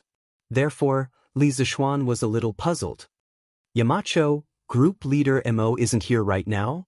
How could he not be here? Where did he go? Group leader Mo said he had something to do at home, so he went back first. Something to do at home?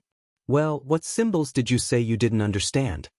Li Zishuan frowned and took the book from the hands of a middle-aged man who came forward to ask questions. It's these symbols. There are many more such symbols behind, but I've never seen them before. The man leaned over and pointed at a line of Arabic numerals on the book. Smacks. Damn, I almost forgot about this. Li Zishuan couldn't help but pat his forehead and said to that person, Mr. Yu, immediately inform all the teachers in the academy. Other than those in the mathematics department, everyone else should go to Mr. Li Gang to get a mathematics textbook. You don't need to be proficient in the new mathematics, but you must understand some of the basic concepts in it. The symbols you asked about are all mentioned in the mathematics textbook. The middle-aged man was dumbfounded. He stammered, Shan. Yamacho, it's already difficult for us to learn physics, so how can we have the time to learn mathematics? The other teachers who were queuing up to look for Li Zishuan also complained, that's right. Yamacho, chemistry is also difficult to learn. Geography is also difficult to learn, okay? No, Mountain Leader, don't tell me that we from the economics department also have to learn mathematics. We don't need it. Li Zishuan listened to their noisy voices and couldn't help but frown. You have to learn all of them. What don't you need? How can you not need it? As teachers of Yanhuang College, if you don't even know about the new mathematics, then won't you be embarrassing the academy when you go out? You have to learn. When everyone saw that Li Zishuan was serious, they were all silenced. Li Zishuan added worriedly, if you have any problems with mathematics, feel free to look for Su Hongji. Everyone, Don't treat mathematics lightly. I'll check it later. If you don't pass, I'll find someone to tutor you. Mr. Yu, go and inform the other teachers now. Yes, Yamachos. The middle-aged man paused, then cupped his hands and said. The rest of the people felt a chill in their hearts. It wasn't easy to be a teacher of Yanhuang College, even though the salary was quite high. Li Zishuan stayed in the academy until 3 o'clock in the afternoon. Only then did he settle all the matters in the academy. There were many things that he couldn't think of in detail at the beginning. He would only realize the problems when he actually did it. For example, the problem of notifying the examinees of their exam numbers. This way, he could determine the actual number of examinees participating in the exam in advance and simplify the process of finding the exam venue. He didn't think of this before. There was also the problem of Arabic numerals in physics, chemistry, and geography. He didn't think about this before, and this made it difficult for many teachers to get started. Li Zishuan saw that no one was looking for him, so he returned to Chang. However, he didn't go straight home. He wanted to find someone, Qin Shubao. Xiaoxian? Why are you here? At the entrance of Qin Manor, he met Qin Huayu. It seemed that he had just returned from outside, but he didn't know where he came from. I'm here to find Uncle Qin. Huayu, where have you been? Li Zishuan asked with a smile. Qin Huayu made a please gesture and invited Li Zishuan into the house. Then he said, I just went to the Chung family. Chumo has been busy preparing for the exam and encountered some problems. He asked me to help him. Li Zishuan asked curiously, what? When did Chon Yo become so serious? Hearing Li Zishuan's words, Qin Huayu also felt that it was a little funny. He said, isn't he afraid that he won't be able to get into Yanhuang College? You know that he's not good at classical studies, so he can only rely on mathematics to score points. He said that if he can't even beat some students from other places who haven't been exposed to new mathematics, wouldn't that be embarrassing? Li Zishuan smiled and said, yes, that would be embarrassing. As the two talked, they entered the front yard and came to the front hall. Not only was Qin Xiong inside, but Cheng Yaojin was also there. Hey, Huayu is back. How was it? Chon Yo should have no problems taking the exam the day after tomorrow, right? Cheng Yaojin stood up and asked with wide eyes. Qin Huayu cupped his hands and said, with Chumo's wit, there shouldn't be any problems. Bullsh * teach. Cheng Yaojin heard this and sneered, that little brat's wit my ass. I say, Xiaoxian, if my Chon Yo really can't pass the exam, you have to give him more points. Otherwise, I won't be able to save my face. Li Zishuan almost fell to the ground. Cheng Yaojin, how could you say such things in front of a junior? How shameless could you be? However, the friendship between the two families was obvious. This kind of small matter didn't affect the big picture. It wouldn't take much to pull strings under the table. Thus, he said sullenly, okay.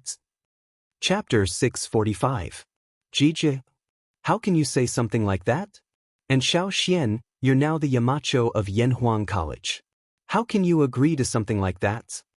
Qin Xiong's face turned red when he saw that Li Zishuan had agreed. Yes, he was embarrassed. He was embarrassed to be in the same group as Cheng Yaojin and Li Zishuan. Qin Huayu covered his face and pretended that he did not hear anything. He quickly left this place of trouble. Cheng Yaojin shrugged and said helplessly, second brother, what do you want me to do? I don't want that brat to be as smart as Xiaoxian, I just want him to be as smart as your Huayus. But look, he's so much worse than Huayu. What else can I do other than give up my dignity and find a way out for him? Qin Xiong was speechless. Li Zishuan smiled and said, Uncle Cheng, you're too narrow-minded. Chon Yo might not be good at studying, but that doesn't mean he's not good at other things. As a general of the imperial court, shouldn't you be training him to fight? It would have been better if Qin Xiong did not say that. Cheng Yaojin was furious when he said that. He said angrily, hey, that brat is my son, but he hasn't even reached the threshold of the Qi transformation realm. He's embarrassing his father. Li Zishuan said helplessly, fighting a war doesn't depend on one's martial arts. Uncle Li Jing, he's not that strong, is not good at martial arts, but he can still win battles? How can that brat be compared to medicine masters? Medicine master is proficient in the art of war and strategy. Even his majesty is inferior to him. Even if there are 10 of Chonyo. Sigh. Forget it. Let's not talk about that brat. Xiao Xian, what are you doing here today? Shouldn't you be busy with your academy? Cheng Yaojin sighed and suddenly looked at Li Zishuan. Qin Qiong raised his head and looked at Li Zishuan. Li Zishuan smiled and said, I'm here today to invite Uncle Qin to be the academy's martial arts instructor. Before Qin Qiong could answer, Cheng Yaojin couldn't help but interrupt. Martial arts instructors? Don't tell me you plan to teach martial arts at Yanhuang College? Li Zishuan shook his head and explained, that's not the case. What I'm thinking is to give the new students a month of military training. It's similar to military training. First, it's to strengthen their bodies. After all, these people usually study and their bodies are weak. Second, I want them to learn to understand the rules through this month of training. I want them to understand the rules like the sergeants of the Tang Empire's 16 guards. This was actually similar to the modern university military training. Those who had personally experienced the military training would definitely be able to sense the huge changes in a person's mental state before and after the military training. Living in ancient times, although he couldn't copy the modern model for everything, Li Zishuan felt that the military training system of the school in his previous life could still be copied. After hearing this, Cheng Yaojin felt that Li Zishuan was taking things for granted. He smacked his lips and shook his head. Tisks. You're dreaming. But from what I see, if I were to train these students of yours for 2 days, they'd probably lose an arm or a leg and never be able to get out of bed again. Li Zishuan's face darkened. He cursed this old devil for not knowing how to talk.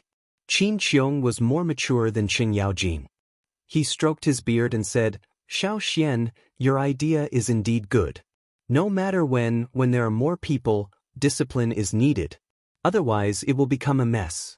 But what Jijia said just now, although it's a bit rough, you have to seriously consider it. After all, these students are only here to learn, not to sell their lives. Li Zishuan nodded and said, Uncle Qin, don't worry. I've already thought about this. We can do something about the amount of training. This definitely can't be compared to the 16th Guard and the others. During the military training in the academy, the amount of training at the beginning is only half of that of the Imperial Guard.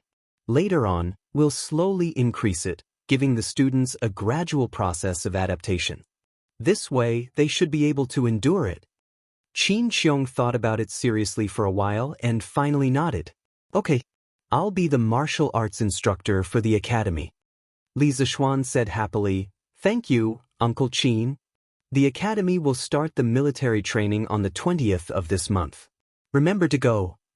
Qin Qiong laughed and said, Don't worry, I'll remember. Hey. Xiao Xian, how can one martial arts instructor be enough? Why don't you invite me over? Are you looking down on old Cheng's kung fu, or are you looking down on old Cheng's ability to lead an army? At the side, Cheng Yaojin was unhappy and snorted. Li Zishuan's mouth twitched. When meeting such an unreasonable old man, you can only follow his wishes. Otherwise, he will continue to argue with you. Cough. Uncle Cheng, I saw that Uncle Qin was idle at home and didn't have much work to do, so I invited him to be a martial arts instructor. I didn't mean to look down on you. Li Zishuan explained reluctantly. However, his words were not without reason.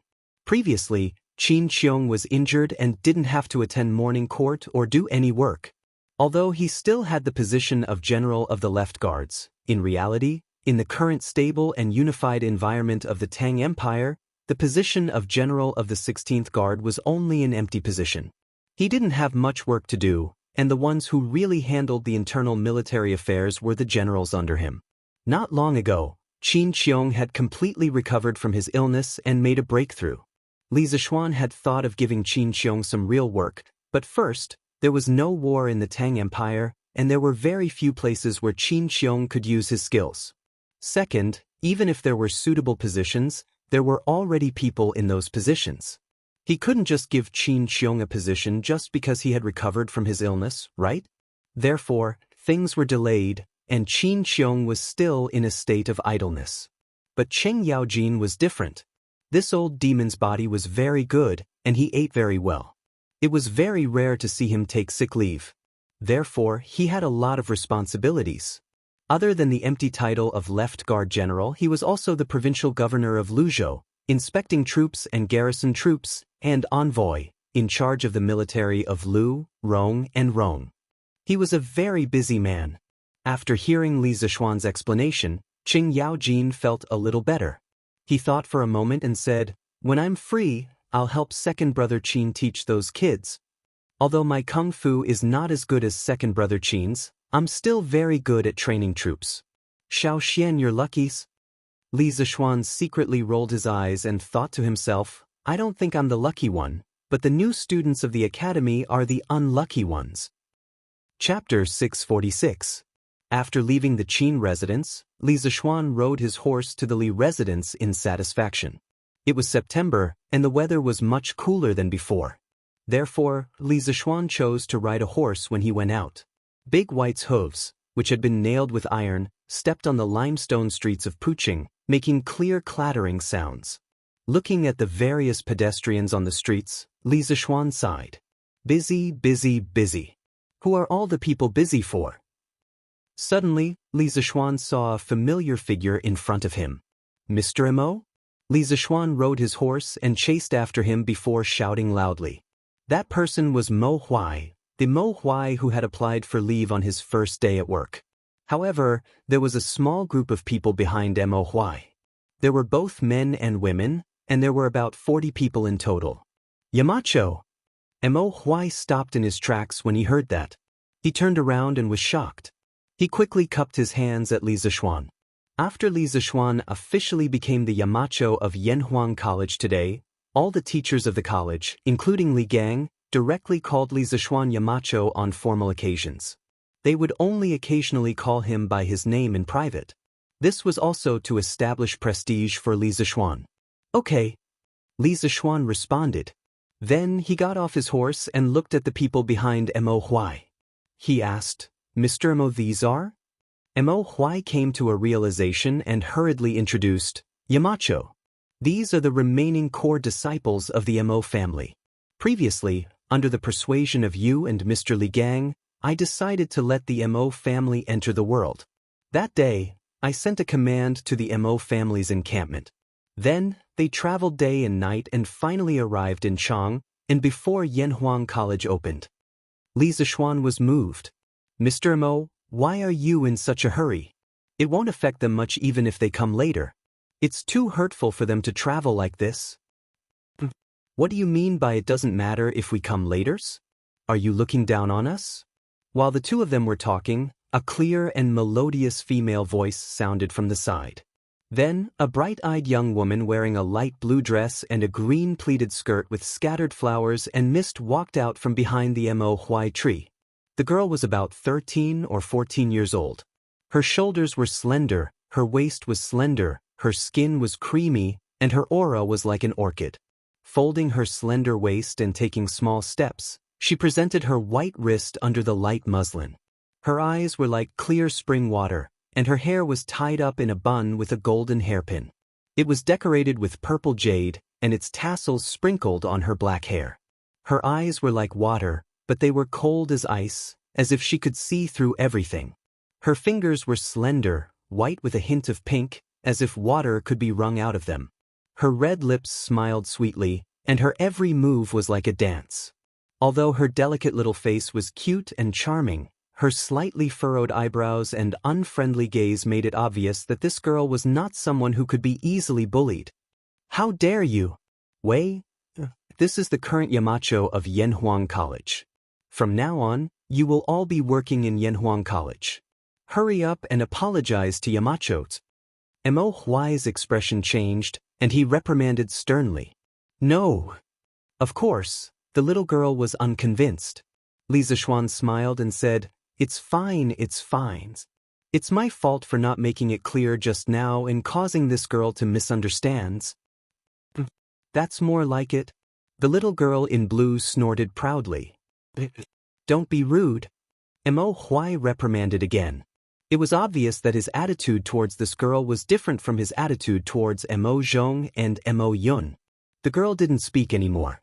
She lowered her head and secretly stuck out her tongue twice, looking very naughty. Mo Huai helplessly cupped his hands at Li Zishuan and said, "Yamacho, this is my daughter, Mo Ling. I've neglected her since she was young. Please don't take it to heart." Li Zishuan smiled and shook his head. "Mr. Mo, you're thinking too much. Your daughter is lively and active. This is her nature. There's nothing bad about it. Besides, do I look like a petty person to you?" When Mo Lingwei heard Li Zishuan praising her, the corners of her mouth couldn't help but curl up into a beautiful arc. She thought to herself, this person is quite good with words. He's also quite good-looking. However, when she heard Li Zishuan's second half of the sentence, she was instantly unhappy. What did he mean by, "Do I look like a petty person to you?" Wasn't he still saying that she was the one who had done something wrong? When she thought of this, Mo Lingwei couldn't help but raise her head. Her long, shapely eyebrows furrowed as she glared at Li Zishuan angrily. It had to be said that this girl was a person who liked to pick at words and haggle over them. Li Zishuan suddenly felt a murderous aura for no reason. When he found the source of the murderous aura, he couldn't help but touch his nose. He didn't know how he had offended this girl again. Mo Huai, who was opposite them, didn't notice the small movements of the two young people. At this moment, he said gratefully, "Thank you, Yamacho, for your magnanimities." Li Zishuan waved his hand and said, "Mr. Mo, you're welcome." Seeing her father, whom she had always admired, being polite to a young man who was about the same age as her, Mo Lingwei felt somewhat indignant. She tugged at Mo Zhong's arm and whispered, "You, come here." Mo Zhong, who was listening attentively to his leader's speech, was instantly alerted by the girl's call. He gritted his teeth and quietly retreated to the back of the crowd with Mo Lingwei. "Mo Zhong, tell me honestly, who is that man? Why is father so polite to him?" When Mo Huai issued the order, he didn't mention what had happened before. He only ordered all the core disciples of the Mo family to immediately head to Chang and city with light luggage. After Chang and city was settled, they could return to the encampment to pick up their families. That was why Mo Lingwei asked this question. Mo Zhong carefully glanced in front. When he saw that Mo Huai wasn't paying attention to this side, he explained in a low voice, "Little sister Wei, that man is called Li Zishuan. He is the Crown Prince Xianxia, and His Majesty personally conferred the title of founding magistrate of the country. He is also the Yamacho of Yanhuang College. The newspapers with novels that you were reading earlier were founded by him. About half a month ago, he came to Chang and city at the invitation of the former Crown Prince's Grand Preceptor, Li Gang." While Li Zishuan and Mo Huai were talking in front, Mo Zhong told Mo Lingwei about their bizarre experience in Chang and city in full. After listening, Mo Lingwei couldn't help but open her mouth wide and murmur softly, "This man is actually so amazing? Oh no. If that's the case, doesn't that mean that I, Mo Lingwei, am the most knowledgeable among my peers?" "Little sister Wei, what did you say? What's amazing?" Mo Lingwei's voice was too soft, and they were on the street, so Mo Zhong couldn't hear her clearly. He asked in a low voice, Nothing. Let's go and see if they're done talkings. I'm so tired from walking all the way here. I want to take a good bath and sleep until tomorrow afternoon." Chapter 647. "Dad, it's getting late. Let's go back to the inn?" Mo Lingwei saw that Mo Huai and Li Zishuan were still chatting after so long, so she couldn't help but interrupt them. At the same time, she looked at Li Zishuan with a complicated expression. She was indeed very tired after walking all the way here. "Oh, indeed. I almost forgot the time. Mr. Mo, are you staying at an inn tonight?" Li Zishuan hurriedly said. Mo Huai nodded and said, "Yes, we've been staying at inns recently.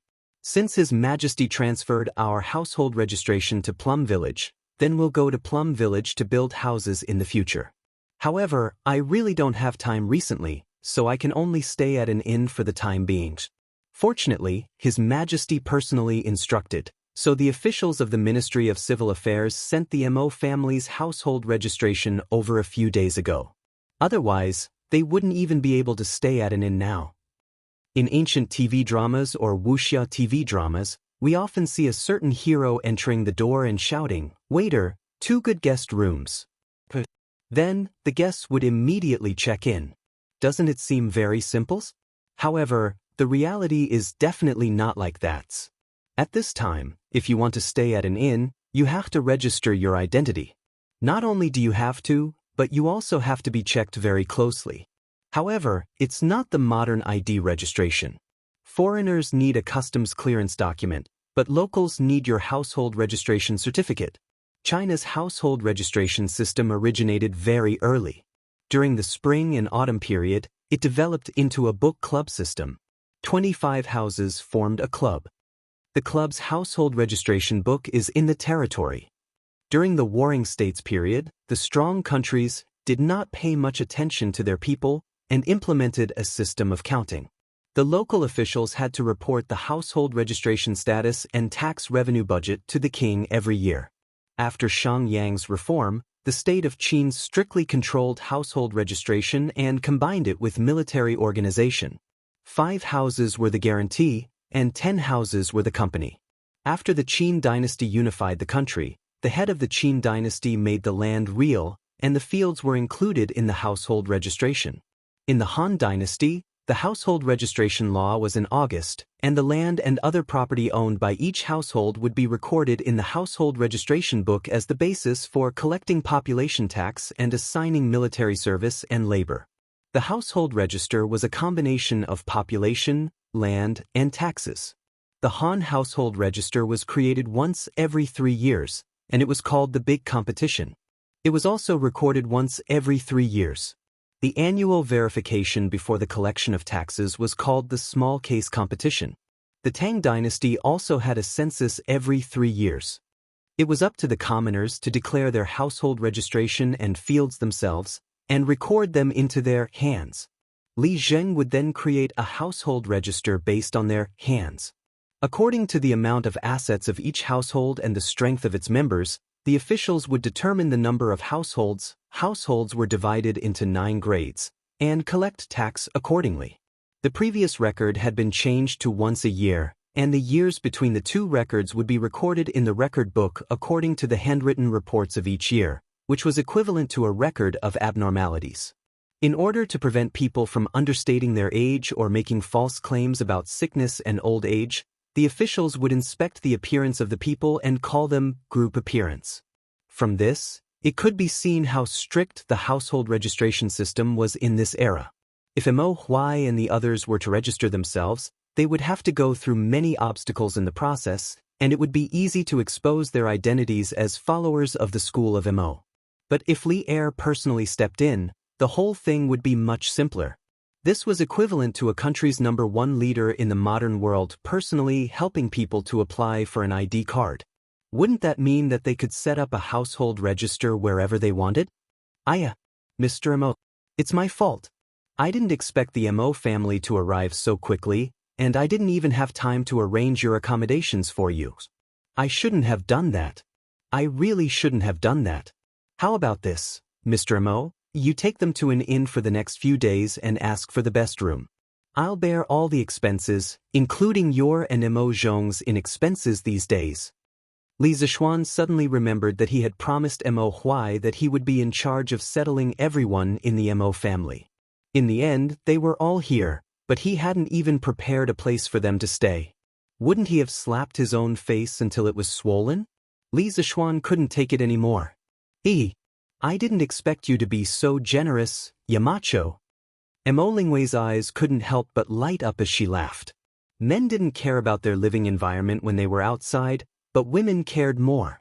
Therefore, Mo Lingwei was very happy when she heard Li Zishuan say that he would let them stay in the best rooms. Wait. Mo Huai scolded her with a headache. Then, he said to Li Zishuan, Yamacho, actually, there's no need, sigh. Mr. Mo, you don't have to say any more. I didn't make proper arrangements for this matter. Just do as I say. Besides, you know that I don't lack money. Li Zishuan really didn't say this last sentence to show off. It was because he really didn't lack money. Hey, that's right. Daddy, let's go back to the inn. Mo Lingwei pulled Mo Huai's arm and said. Mo Huai said helplessly, "Thank you, Yamacho. In the next few days, I'll instruct the Mo family to build houses in Plum Village. Once they're done, we'll go to Plum Village to stay." Wait. When Li Zixuan heard that Mo Huai was going to Plum Village to build houses, he suddenly thought of something. After thinking seriously for a moment, he said, "Mr. Mo, actually, there's no need for you to build houses. There's a ready-made mansion in Plum Village that's empty now." Mo Huai said in surprise, "Oh? May I ask, Yamacho, whose house is it? Can it be sold?" Li Zixuan waved his hand and said, "You don't have to buy it. I'll be able to get it by using my connections. However, it's been a long time since anyone lived there. It needs to be tidied up. Moreover, that house occupies a very large area.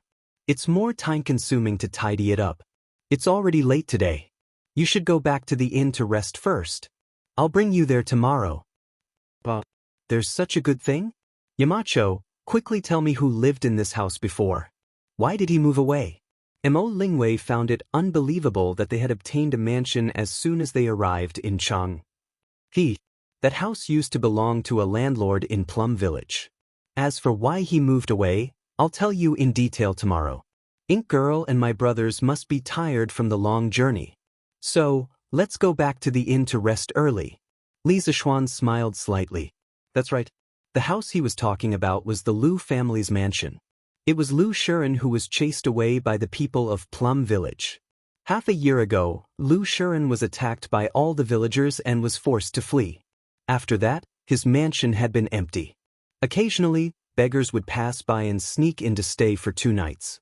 However, they would usually be discovered by the people of Plum Village within 2 days and be chased away. How wasteful would it be to leave this house empty? It would be better to renovate it and give it to Mo Huai. Anyway, this house was big enough.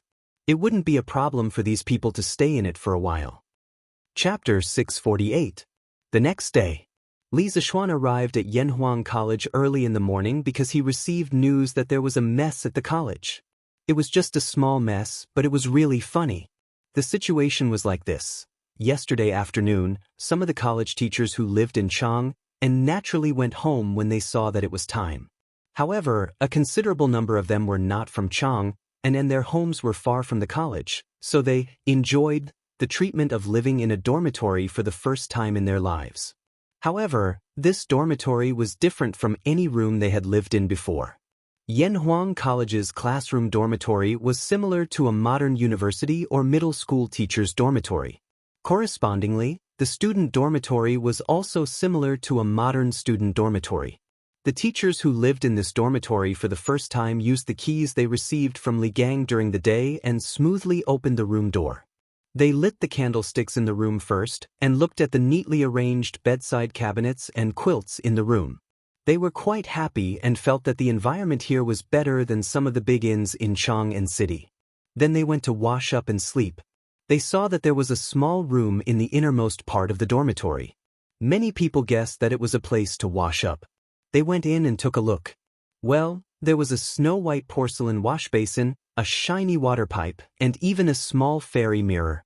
Everyone felt that this dormitory was really too extravagant. Then, when they went to the toilet, they were instantly dumbfounded. Well, this white and smooth pit was the toilet. They used it during the day. They had a stomachache, so they went to the toilet. But this place was connected to the sleeping area. And there was no water next to the toilet to flush the poops. If they pooped here, how would they sleep at nights? It should be noted that Yanhuang College only has the dormitory and bathhouse water pipes. The other buildings are relatively tall and use a lot of water overall.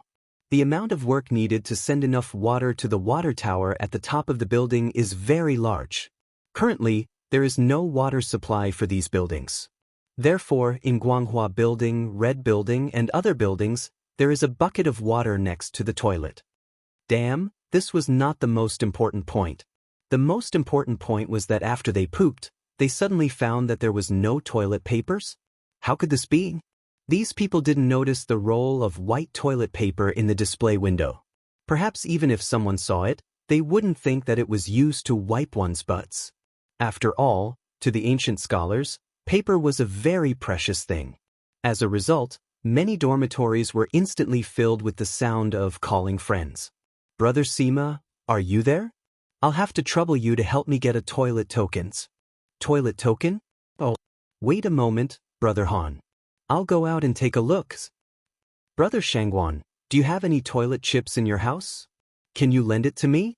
Brother Yuan, wait, let me see. Hey, I don't have any toilet chips in my room. Then, Brother Shangguan, can you go out and help me find a piece? I remember that there is a bamboo forest behind our academy. All right, Brother Yuan, please wait for a moment.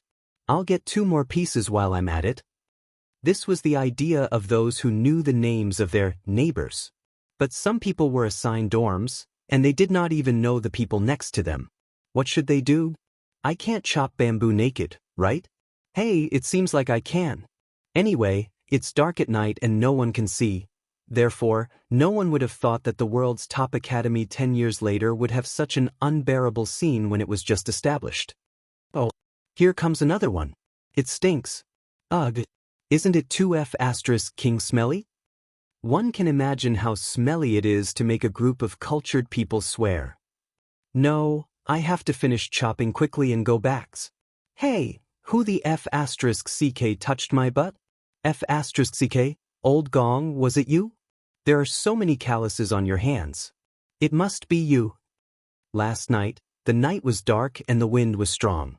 There was no moon or stars, and it could be said that one could not see his fingers in front of him. These people painstakingly found the location of the bamboo forest and helplessly found that there were so many accomplices there. Therefore, such a conversation occurred. Li Zishuan had previously asked people to transplant the bamboo forest for the students to enjoy and cultivate their moral character. Because of this, they made a foul atmosphere. Mo Zhong asked all the teachers to gather at the teachers' dormitories. When they arrived at Yanhuang College, Li Zishuan said to Mo Zhong with a dark face. Mo Huai was now the head of the physics department of the academy and was also one of the big shots of the academy. Mo Zhong and Mo Yun were not as capable as Mo Huai. Originally, the two of them had applied to Li Zishuan to be the guards at the academy's gate. However, Li Zishuan felt that their kung fu was good and it would be a waste to use them as gatekeepers. Therefore, he asked them to run errands and pass on messages to him. 23333. Speaking of which, there doesn't seem to be much of a difference between gatekeepers and runners. Yes, Yamachos. A quarter of an hour later, all the teachers of Yanhuang College came downstairs to the teachers' dormitory.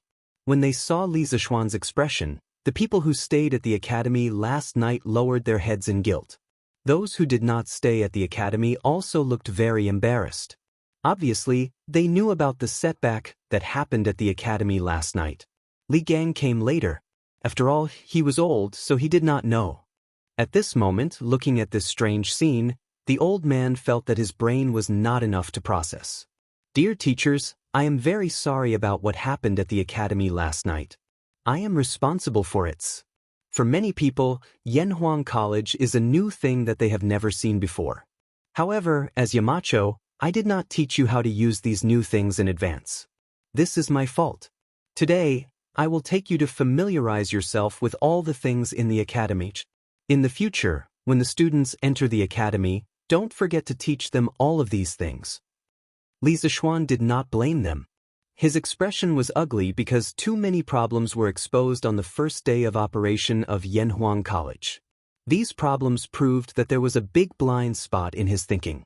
He always felt that these modern things in Yanhuang College were very convenient for him, but he forgot that the people around him were all from the Tang dynasty. Thus, there was the absurd phenomenon that the physics teacher could not understand the formulas with Arabic numerals in the book, and the residential teachers did not use ready-made toilet paper to use the toilet and had to go out to chop bamboo nakeds. When everyone heard this, they secretly thought that Yamacho was really reasonable today. Therefore, they all said politely, "Hey Yamacho, you are too serious." No wonder Yamachos. Chapter 649. Li Zishuan spent more than 2 hours showing all the teachers how to use the water pipes, shower nozzles, toilet paper, and other new things in the academy. After confirming that they knew how to use them, Li Zishuan let them do their own things. The teachers in the academy were suddenly taught so many new things. While they were excited, they couldn't help but talk among themselves. Hey, the disc-shaped thing in our dormitory is actually used for bathing. This thing is much more convenient than a bathtub. And that water pipe can actually continuously discharge water. I don't know how they did it. The most amazing thing is that the thing next to the toilet flushes when pressed. Last night, I was wondering why the toilet was so close to the sleeping area. Aren't they afraid of the stench? So it's because I don't know how to use it. Isn't that right? I don't know who came up with these things. The most incredible thing is that the Yamacho actually made us use that toilet paper to wipe our butts. It's too extravagant. It's quite extravagant, but this thing is cleaner than toilet paper. It's also more comfortable to wipe. That's true. I just don't know how much it costs. Actually, these things in the academy might feel a little complicated at first, but I have to say that when you get used to it, you'll find them very convenient. That makes sense. So, I realized that in our dormitory, only that candlestick is familiar to us. Li Zishuan, who was observant and alert, suddenly thought of something when he heard the last sentence of the discussion. He couldn't help but break out in a cold sweat. He secretly rejoiced. Fortunately, I haven't developed electricity and lights. Otherwise, someone would have died last night. Mr. Mo, you can assign all the work in the physics department in the morning. I'll take you to see the house in the afternoon, Li Zishuan said to Mo Huai as he walked. Mo Huai was still in shock. When he heard the voice, he suddenly came back to his senses and said, Thank you, Yamacho. Li Zishuan waved his hand and said, How many times have I told you, Mr. Mo? You and I are working together now, so why are you being so polite? By the way, where are your daughter and the rest of the Mo family? The reason why he mentioned Mo Lingwei wasn't because Li Zishuan was interested in her, but because he suddenly thought of that beautiful girl who liked to nitpick, so he casually asked. When Mo Huai heard that, his old face turned red as he said, Cough, cough. My daughter should still be resting right now. After all, the journey was tiring. As for the other disciples, they are still waiting in the inn. I didn't let them go out for fear of causing trouble. Li Zishuan wasn't someone who hadn't seen the world, so how could he not understand what old man Mo was trying to say? He wondered if Mo Huai was lying. But why was there a need to lie about such a small matter? Could it be that Mo Lingwei didn't wake up so late because she was tired from the journey, but because this girl always liked to sleep in? Li Zishuan thought randomly in his heart, but he didn't know that his random thoughts actually hit the right answer. As the head of the Mo family, Mo Huai had always been very strict with the people around him. After all, the Mo family's motto was to wear clothes, to work day and night, and to suffer to the extremes. One couldn't be blindly greedy for worldly pleasures. Therefore, Mo Zhong, Mo Yun, and the rest were all trembling with fear when they saw Mo Zhong. However, Mo Huai couldn't be strict with his daughter. Mo Lingwei lost her mother when she was young. There were many women who died during childbirth in ancient times. As the spiritual continuation of her mother in this world, Mo Huai only treated Mo Lingwei with love and couldn't bear to be harsh with her. Therefore, it was natural that Mo Lingwei's lazy and unruly personality had long been adopted. They are so bored in the inn. Mr. Mo, why don't you let them come to the academy? The academy is really in need of people now. Li Zishuan asked casually. Mo Huai immediately changed his expression and said sternly, The academy is an important place for learning. Although some of them are somewhat talented, you didn't assign them a position in the Yamacho, so they are not considered to be part of the academy. How can they enter as they wish? The current Mo Huai had returned to his old-fashioned and strict mode. Li Zishuan was a little speechless. He said in a muffled voice, Then after I show you the house in the afternoon, I will assign the rest of the disciples. You don't have to tidy up the house, I will send someone to do it. After Li Zishuan finished his official business in the morning, he returned to Chang'an in advance.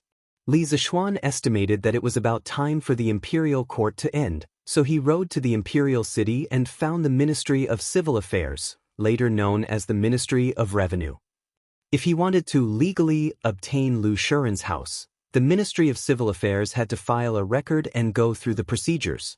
After notifying someone, he was invited in and met with the Minister of Civil Affairs, Xiao Yu. After exchanging a few pleasantries, Li Zishuan briefly explained the purpose of his visit. When Xiao Yu heard this, he didn't hesitate and asked a servant to bring the corresponding documents. The reason why he was so straightforward was that this matter couldn't be any more trivial for a court official like Li Zishuan and him. Even if he didn't help Li Zishuan today, Li Zishuan still had 100 ways to obtain that house. Secondly, he still had some friendship with Li Zishuan. Last time, his grandson had bought a new carriage and mirror, which made him owe Li Zishuan a small favor. Today, he could use this small matter to return that small favor. Wouldn't that be perfect? Moreover, this matter itself was not against the rules, so no one could find fault with it. Xiao Yu smiled as he guided Li Zishuan to sign and stamp his thumbprint on a few documents. After a few operations, Li Zishuan obtained the new title deed of the Lu family's mansion at the price of 200 strings of cash. Now, even if Lu Shuren came back, the mansion would no longer belong to him, because his previous title deed had been destroyed in the Ministry of Civil Affairs. Thank you, Elder Xiao. After the matter was settled, Li Zishuan cupped his hands and said, "In June of this year, Feng Lun, the minister of the right servant, passed away due to illness. Previously, Xiao Yu was replaced as the minister of the left servant, so this position has been vacant ever since. Up to this point, the positions of Minister of War, Minister of War, Minister of War, Minister of War, Minister of War, Minister of War, Minister of War, Minister of War, Minister of War, Minister of War, Minister of War Li Er reappointed Xiao Yu as the Minister of the Left. This was the second time Xiao Yu was the Prime Minister of the court during the Jingguan era, so Li Zishuan addressed him as Elder Xiao. Of course, at this moment, Xiao Yu was still the Minister of Civil Affairs. You're too polite. It's just a small matter, not worth mentioning. Xiao Yu cupped his hands and returned the greeting. Seeing that the matter was more or less settled, Li Zishuan didn't continue to stay here and took his leave. Chapter 650. After leaving the Ministry of Civil Affairs, Li Zishuan left the city with his documents and headed back to Yun Mountain. Back to his Yun Mountain residence. Li Zishuan asked San Bao to gather people to move after finding out that the Yun Mountain residence had been renovated yesterday morning. As the mistress of the house, how could Han Yushi not participate in such a big event like moving house? Moreover, she was also Li Zishuan's wife and knew what Li Zishuan liked the most. She knew what to move and what not to move. With her guidance, the speed of moving house was more than twice as fast. San Bao said that the Yun Mountain residence had been fully renovated this morning. Actually, although he said he was only moving the furniture that Li Zishuan had prepared for the Yunshan residence. He didn't mean that he was moving everything from the Li residence. After all, Yunshan was only his temporary residence. His home in Chang City was his real headquarters. It didn't take long for them to arrive at the foot of Yun Mountain. It was worth mentioning that the mountain path of Cloud Mountain was very unique. One side of the path was in the form of a staircase for pedestrians to climb the mountain, while the other side was in the form of a slope for carts and horses to climb the mountain. In fact, the mountain path was not steep. The overall slope was only about 15 degrees. With Big White's physical strength, climbing such a slope was naturally no problem. They rode up the mountain and headed west. After passing through the tree-lined path, they saw their own residence, Yun Mountain Residence No. 1. "Husband, you're back." Li Zishuan arrived at the entrance of the residence. Han Yushi, who was wearing a snow-white dress, hurriedly came out from the house and greeted him with a smile. Li Zishuan was stunned. Beside a modern European-style building, a stunning woman in a white ancient costume was smiling as she welcomed her husband who had just returned home. The woman was wearing a snow-white dress with pink flower patterns embroidered on the wide hem of her dress. She had a purple silk scarf around her arm, and a purple belt inlaid with jade was tied around her slender waist. Her black hair was tied up with a light purple ribbon. A few strands of hair fell mischievously over her shoulders, making her delicate skin look even fairer. She didn't have any makeup on her face, but she looked fresh and attractive. Beautiful. Although it was a mixture of two different styles, Li Zixuan still wanted to say that the scene was beautiful. So moving. What's more, what was even more beautiful and moving than this scene was the phrase, "Hubby, you're back." It made Li Zixuan feel as if a lifetime had passed. Many people did not understand why Li Zixuan married Han Yushi. It was undeniable that Han Yushi was very beautiful, but her identity was her biggest shortcoming. Moreover, among the daughters of the rich and powerful families in Chang'an City, there were many who were more beautiful than Han Yushi. Li Zixuan had achieved success at a young age, and he was an influential figure in Chang'an City. It was reasonable to say that there were many better choices, but he chose Han Yushi. In fact, only Li Zixuan knew the reason in his heart. Han Yushi was gentle but strong. She was obedient to Li Zixuan, but she also had her own opinions. This kind of personality was too similar to Li Zixuan's girlfriend in his previous life. Wife, thank you for your hard works.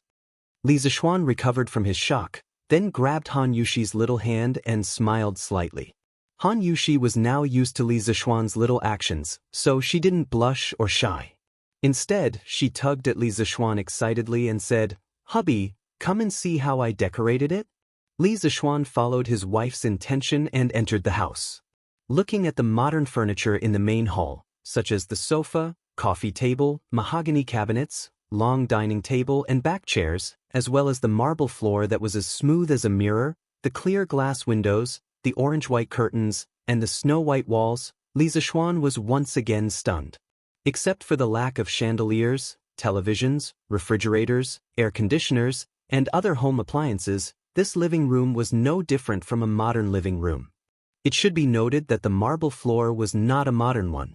It had already appeared as early as the Qin and Han dynasties. However, most of the indoor floors in the Qin and Han dynasties were rammed earth. The more exquisite ones were bricks.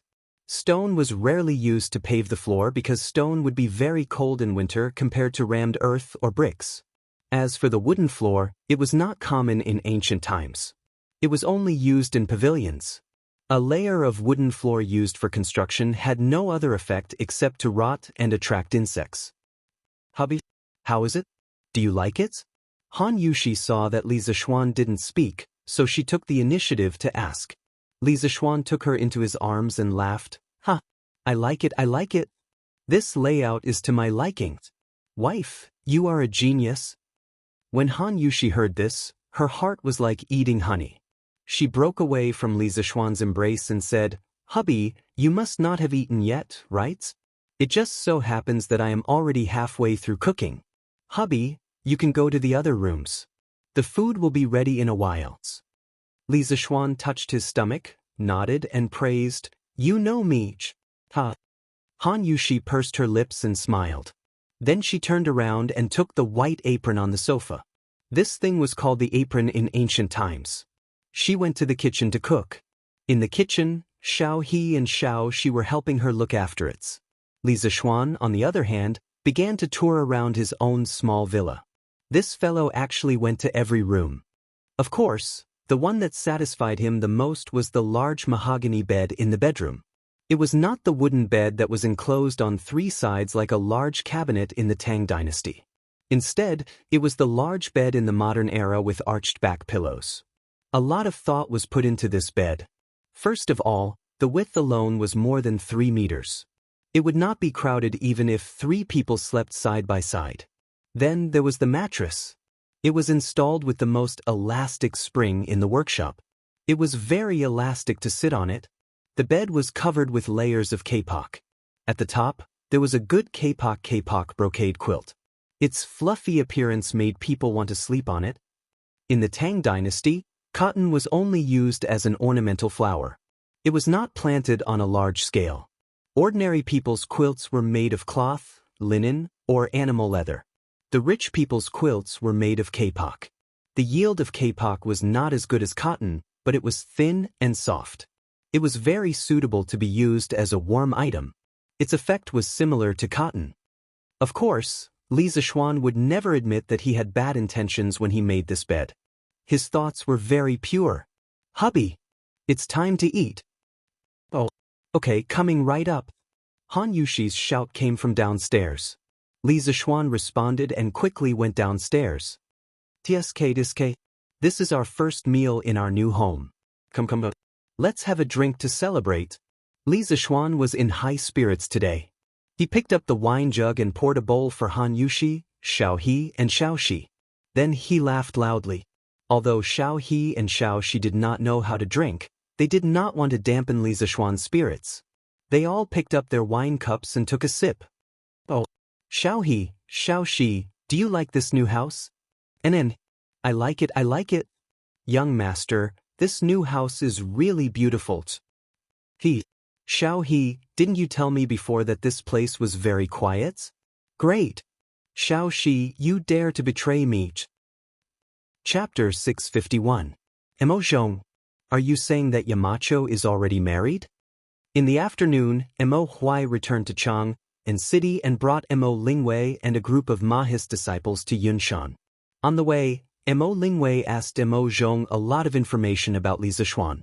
At this moment, the little girl was starting to care about Li Zixuan's marriage.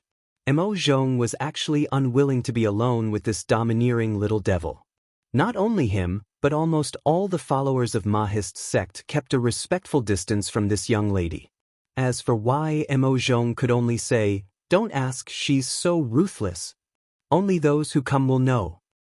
Sister Wei, Yamacho is indeed married. Everyone in Chang and city knows this. Mo Zhong replied sullenly. Oh. Mo Lingwei nodded. She frowned her cute eyebrows and muttered softly as she picked up the pebbles on the road with her feet. Aya. Why is he married at such a young age? Sister Wei? What are you talking about? Mo Zhong sweated. He didn't know if he had an illusion just now, but he seemed to have seen a trace of regret in Mo Lingwei's eyes. Or was it disappointment? Nothing. Mo Lingwei's reaction made Mo Zhong feel that something was wrong. This little devil would actually panic? Hey, Mo Zhong, what's with that looks? Do you believe that I won't gouge out your eyeballs? Reality proved that the so-called demure girl only existed for 3 seconds to Mo Lingwei. The little girl realized that something was wrong and immediately changed her expression. Mo Zhong quivered and quickly looked away. He waved his hand and said, Nothing. Mo Lingwei thought for a while and asked, Then let me ask you, is the Yamacho's wife beautiful? Mo Zhong was speechless. How would I know? I've never seen it before. Useless. Yamacho, this old man has brought all 39 core disciples of the Mahist clan. After Mo Huai and the others went up the mountain, Li Zixuan arranged for them to stay in the bishop's conference room. When they saw the strange and magnificent buildings of Yanhuang College, they naturally exclaimed in disbelief. The one who had the biggest reaction was, of course, a certain young lady. Mr. Mo, you've worked hard. Brothers of the Mo family, thank you for your hard works. Li Zixuan said politely and then gestured for everyone to take a seat. Looking at the nearly 40 followers of the school of Mo in black, Li Zixuan couldn't help but sigh. The school of Mo prospered during the Warring States period of the 100 schools of thought. As the only prominent school that could compete with the Confucian school, it has declined to the point where there are less than 100 core disciples of the school of Mo. I'm very sorry about this. I've always admired your sect's founder, MOD. I believe that if he saw the school of Mo's current situation, he wouldn't feel good, right? Hearing this, all the followers of the school of Mo couldn't help but change their expressions. Some of them were so angry that their faces turned red. They wanted to stand up and scold Li Zixuan for exposing their scars in front of them. Li Zixuan saw the expressions of these people. He pressed his hand down and continued, Everyone, please calm down. I'm not saying this to humiliate the school of Mo. The school of Mo prospered for the benefit of the world and got rid of the world's evils. Even today, it's only respected. No one has the right to mock it. As soon as he finished speaking, the followers of the school of Mo felt a little better.